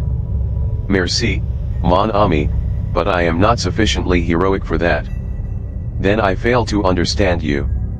Surely you are running the risk of letting the murderer escape by thus putting him on his guard." Poirot shook his head. "He cannot escape," he said gravely. "There is only one way out, and that way does not lead to freedom." "You really believe that one of those people here tonight committed the murder?" I asked incredulously. "Yes, my friend." "Which one?" There was a silence for some minutes. Then Poirot 291 tossed the stump of his cigarette into the grate and began to speak in a quiet, reflective tone. "I will take you the way that I have traveled myself. Step by step you shall accompany me, and see for yourself that all the facts point indisputably to one person. Now, to begin with, there were two facts and one little discrepancy in time which especially attracted my attention. The first fact was the telephone call. If Ralph Peyton were indeed the murderer, the telephone call became meaningless and absurd. Therefore, I said to myself, Ralph Peyton is not the murderer. I satisfied myself that the call could not have been sent by anyone in the house, yet I was convinced that it was amongst those present on the fatal evening that I had to look for my criminal. Therefore I concluded that the telephone call must have been sent by an accomplice. I was not quite pleased with that deduction, but I let it stand for the minute. I next examined the motive for the call. That was difficult. I could only get at it by judging its result, which was that the murder was discovered that night instead of in all probability the following morning. You agree with that? Yes, I admitted. Yes. As you say, Mr. Ackroyd, having given orders that he was not to be disturbed, nobody would have been likely to go to the study that night. Très bien. The affair marches, does it not? But matters were still obscure. What was the advantage of having the crime discovered that night in preference to 292 the following morning? The only idea I could get hold of was that the murderer, knowing the crime was to be discovered at a certain time, could make sure of being present when the door was broken in, or at any rate immediately afterwards. And now we come to the second fact: the chair pulled out from the wall. Inspector Raglan dismissed that as of no importance. I, on the contrary, have always regarded it as of supreme importance. In your manuscript you have drawn a neat little plan of the study. If you had it with you this minute you would see that the chair being drawn out in the position indicated by Parker, it would stand in a direct line between the door and the window. The window? I said quickly. You, too, have my first idea. I imagined that the chair was drawn out so that something connected with the window should not be seen by anyone entering through the door. But I soon abandoned that supposition, for though the chair was a grandfather with a high back, it obscured very little of the window, only the part between the sash and the ground. No, mon ami, but remember that just in front of the window there stood a table with books and magazines upon it. Now that table was completely hidden by the drawn-out chair, and immediately I had my first shadowy suspicion of the truth. Supposing that there had been something on that table not intended to be seen, something placed there by the murderer, as yet I had no inkling of what that something might be. But I knew certain very interesting 293 facts about it. For instance, it was something that the murderer had not been able to take away with him at the time that he committed the crime. At the same time, it was vital that it should be removed as soon as possible after the crime had been discovered. And so the telephone message, and the opportunity for the murderer to be on the spot when the body was discovered. Now 4 people were on the scene before the police arrived. Yourself, Parker, Major Blunt, and Mr. Raymond. Parker I eliminated at once, since at whatever time the crime was discovered, he was the one person certain to be on the spot. Also it was he who told me of the pulled-out chair. Parker, then, was cleared of the murder, that is. I still thought it possible that he had been blackmailing Mrs. Ferrars. Raymond and Blunt, however, remained under suspicion, since, if the crime had been discovered in the early hours of the morning, it was quite possible that they might have arrived on the scene too late to prevent the object on the round table being discovered. Now what was that object? You heard my arguments tonight in reference to the scrap of conversation overheard as soon as I learned that a representative of a dictaphone company had called. The idea of a dictaphone took root in my mind. You heard what I said in this room not half an hour ago. They all agreed with my theory, but one vital fact seems to have escaped them. Granted that a dictaphone was being used by Mr. Ackroyd that night, why was no dictaphone found? I never thought of that, I said. 294 We know that a dictaphone was supplied to Mr. Ackroyd. But no dictaphone has been found amongst his effects. So, if something was taken from that table, why should not that something be the dictaphone? But there were certain difficulties in the way. The attention of everyone was, of course, focused on the murdered man. I think anyone could have gone to the table unnoticed by the other people in the room. But a dictaphone has a certain bulk, it cannot be slipped casually into a pocket. There must have been a receptacle of some kind capable of holding it. You see where I am arriving? The figure of the murderer is taking shape. A person who was on the scene straightway, but who might not have been if the crime had been discovered the following morning. A person carrying a receptacle into which the dictaphone might be fitted. I interrupted. But why remove the dictaphone? What was the point? You are like Mr. Raymond. You take it for granted that what was heard at 9:30 was Mr. Ackroyd's voice speaking into a dictaphone. But consider this useful invention for a little minute. You dictate into it, do you not? And at some later time a secretary or a typist turns it on, and the voice speaks again. You mean? I gasped. Poirot nodded. Yes, I mean that. At 9:30 Mr. Ackroyd was 295 already dead. It was the dictaphone speaking, not the man. And the murderer switched it on. Then he must have been in the room at that minute. Possibly. But we must not exclude the likelihood of some mechanical device having been applied, something after the nature of a time lock, or even of a simple alarm clock. But in that case we must add 2 qualifications to our imaginary portrait of the murderer. It must be someone who knew of Mr. Ackroyd's purchase of the dictaphone, and also someone with the necessary mechanical knowledge. I had got thus far in my own mind when we came to the footprints on the window ledge. Here there were 3 conclusions open to me. One, they might really have been made by Ralph Payton. He had been at Fernley that night, and might have climbed into the study and found his uncle dead there. That was one hypothesis. 2, there was the possibility that the footmarks might have been made by somebody else who happened to have the same kind of studs in his shoes. But the inmates of the house had shoes soled with crepe rubber, and I declined to believe in the coincidence of someone from outside having the same kind of shoes as Ralph Payton wore. Charles Kent, as we know from the barmaid of the Dog and Whistle, had on a pair of boots clean dropping off him. 3, those prints were made by someone deliberately trying to throw suspicion on Ralph Payton. To test this last conclusion, it was necessary to ascertain certain facts. One pair of Ralph's shoes had been 296 obtained from the 3 Boars by the police. Neither Ralph nor anyone else could have worn them that evening, since they were downstairs being cleaned. According to the police theory, Ralph was wearing another pair of the same kind, and I found out that it was true that he had 2 pairs. Now, for my theory to be proved correct, it was necessary for the murderer to have worn Ralph's shoes that evening, in which case Ralph must have been wearing yet a 3rd pair of footwear of some kind. I could hardly suppose that he would bring 3 pairs of shoes all alike. The 3rd pair of footwear were more likely to be boots. I got your sister to make inquiries on this point, laying some stress on the color, in order, I admit it frankly, to obscure the real reason for my asking. You know the result of her investigations. Ralph Payton had had a pair of boots with him. The first question I asked him when he came to my house yesterday morning was what he was wearing on his feet on the fatal night. He replied at once that he had worn boots. He was still wearing them, in fact having nothing else to put on.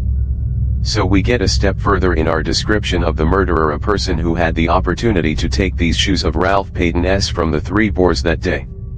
He paused, and then said, with a slightly raised voice, "There is one further point. The murderer must have been a person who had the opportunity to purloin that .297 dagger from the silver table. You might argue that anyone in the house might have done so, but I will recall to you that Miss Ackroyd was very positive that the dagger was not there when she examined the silver table." He paused again. "Let us recapitulate now that all is clear. A person who was at the 3 Boars earlier that day, a person who knew Ackroyd well enough to know that he had purchased a dictaphone, a person who was of a mechanical turn of mind, who had the opportunity to take the dagger from the silver table before Miss Flora arrived, who had with him a receptacle suitable for hiding the dictaphone such as a black bag, and who had the study to himself for a few minutes after the crime was discovered while Parker was telephoning for the police. In fact, Dr. Shepard. Chapter XXVI. And nothing but the truth." There was a dead silence for a minute and a half. Then I laughed. "You're mad," I said. "No," said Poirot placidly. "I am not mad. It was the little discrepancy in time that first drew my attention to you right at the beginning." "Discrepancy in time?" I queried, puzzled. "But yes. You will remember that everyone agreed, you yourself included, that it took 5 minutes to walk from the lodge to the house, less if you took the shortcut to the terrace. But you left the house at 10 minutes to 9, both by your own statement and that of Parker, and yet it was 9 o'clock as you passed through the lodge gates. It was a chilly night, not an evening a man would be inclined to dawdle. Why had you taken 10 minutes to do a 5 minutes walk all along? I realized that we had only your statement for it, that the study window was ever fastened. Ackroyd asked you if you had done so. He never looked to see. Supposing, then, that the study window was unfastened, would there be time in that 10 minutes for you to run round the outside of the house, change your shoes, climb in through the window, kill Ackroyd, and get to the gate by 9 o'clock? I decided against that theory, since in all probability a man as nervous as Ackroyd was that night would hear you climbing in, and then there would have been a struggle. But supposing that you killed Ackroyd before you left, as you were standing beside his chair, then you go out of the front door, run round to the summer house, take Ralph Payton's shoes out of the bag you brought up with you that night, slip them on, walk through the mud in them, and leave prints on the window ledge. You climb in, lock the study door on the inside, run back to the summer house, change back into your own shoes, and race down to the gate. I went through similar actions the other day, when you were with Mrs. Ackroyd. It took 10 minutes exactly. Then home and an alibi since you had timed the dictaphone for 9:30. My dear Poirot, I said in a voice that sounded strange and forced to my own ears, you've been brooding over this case too long. What on earth had I to gain by murdering Ackroyd? Safety. It was you who blackmailed Mrs. Ferrars. Who could have had a better knowledge of what killed Mr. Ferrars than the doctor who was attending him when you spoke to me that first day in the garden? You mentioned a legacy received about a year ago. I have been unable to discover any trace of a legacy. You had to invent some way of accounting for Mrs. Ferrars' £20,000. It has not done you much good. You lost most of it in speculation, then you put the screw on too hard, and Mrs. Ferrars took away out 300 that you had not expected. If Ackroyd had learned the truth, he would have had no mercy on you. You were ruined forever. And the telephone call, I asked, trying to rally. You have a plausible explanation of that also, I suppose. I will confess to you that it was my greatest stumbling block when I found that a call had actually been put through to you from King's Abbot Station. I at first believed that you had simply invented the story. It was a very clever touch, that. You must have some excuse for arriving at Fernley, finding the body, and so getting the chance to remove the dictaphone on which your alibi depended. I had a very vague notion of how it was worked when I came to see your sister that first day and inquired as to what patients you had seen on Friday morning. I had no thought of Miss Russell in my mind at that time. Her visit was a lucky coincidence, since it distracted your mind from the real object of my questions. I found what I was looking for. Among your patients that morning was the steward of an American liner. Who more suitable than he to be leaving for Liverpool by the train that evening, and afterwards he would be on the high seas, well out of the way. I noted that the Orion sailed on Saturday, and having obtained the name of the steward, I sent him a wireless message asking a certain question. This is his reply you saw me receive just now. He held out the message to me. It ran as follows. 301 quite correct. Dr. Shepherd asked me to leave a note at a patient's house. I was to ring him up from the station with the reply. Reply was no answer. It was a clever idea, said Poirot. The call was genuine. Your sister saw you take it? But there was only one man's word as to what was actually said, your own. I yawned. All this, I said, is very interesting but hardly in the sphere of practical politics. You think not remember what I said. The truth goes to Inspector Raglan in the morning. But, for the sake of your good sister, I am willing to give you the chance of another way out. There might be, for instance, an overdose of a sleeping draught. You comprehend me, but Captain Ralph Peyton must be cleared cava sans dire. I should suggest that you finish that very interesting manuscript of yours, but abandoning your former reticence. You seem to be very prolific of suggestions, I remarked. Are you sure you've quite finished? Now that you remind me of the fact, it is true that there is one thing more. It would be most unwise on your part to attempt to silence me as you silenced M. Ackroyd. That kind of business does not succeed against Hercule Poirot, you understand. My dear Poirot, I said, smiling a little, whatever else I may be, I am not a fool. I rose to my feet. 302 well, I said, with a slight yawn, I must be off home. Thank you for a most interesting and instructive evening. Poirot also rose and bowed with his accustomed politeness as I passed out of the room. 303 Chapter XXVII. Apologia. 5 a.m. I am very tired, but I have finished my task. My arm aches from writing. A strange end to my manuscript. I meant it to be published someday as the history of one of Poirot's failures. Odd, how things pan out. All along I've had a premonition of disaster, from the moment I saw Ralph Peyton and Mrs. Ferrars with their heads together. I thought then that she was confiding in him. As it happened, I was quite wrong there, but the idea persisted even after I went into the study with Ackroyd that night, until he told me the truth. Poor old Ackroyd. I'm always glad that I gave him a chance. I urged him to read that letter before it was too late. Or let me be honest, didn't I subconsciously realize that with a pig-headed chap like him, it was my best chance of getting him not to read it. His nervousness that night was interesting psychologically. He knew danger was close at hand. And yet he never suspected me. The dagger was an afterthought. I'd brought up a very handy little weapon of my own, but when I saw the dagger lying in the silver table, it occurred to me at once how much better it would be to use a weapon that couldn't be traced to me. 304 I suppose I must have meant to murder him all along. As soon as I heard of Mrs. Ferrars' death, I felt convinced that she would have told him everything before she died. When I met him and he seemed so agitated, I thought that perhaps he knew the truth, but that he couldn't bring himself to believe it, and was going to give me the chance of refuting it. So I went home and took my precautions. If the trouble were after all only something to do with Ralph, well, no harm would have been done. The dictaphone he had given me 2 days before to adjust. Something had gone a little wrong with it, and I persuaded him to let me have a go at it, instead of sending it back. I did what I wanted to it, and took it up with me in my bag that evening. I am rather pleased with myself as a writer. What could be neater, for instance, than the following? The letters were brought in at 20 minutes to 9. It was just on 10 minutes to 9 when I left him, the letter still unread.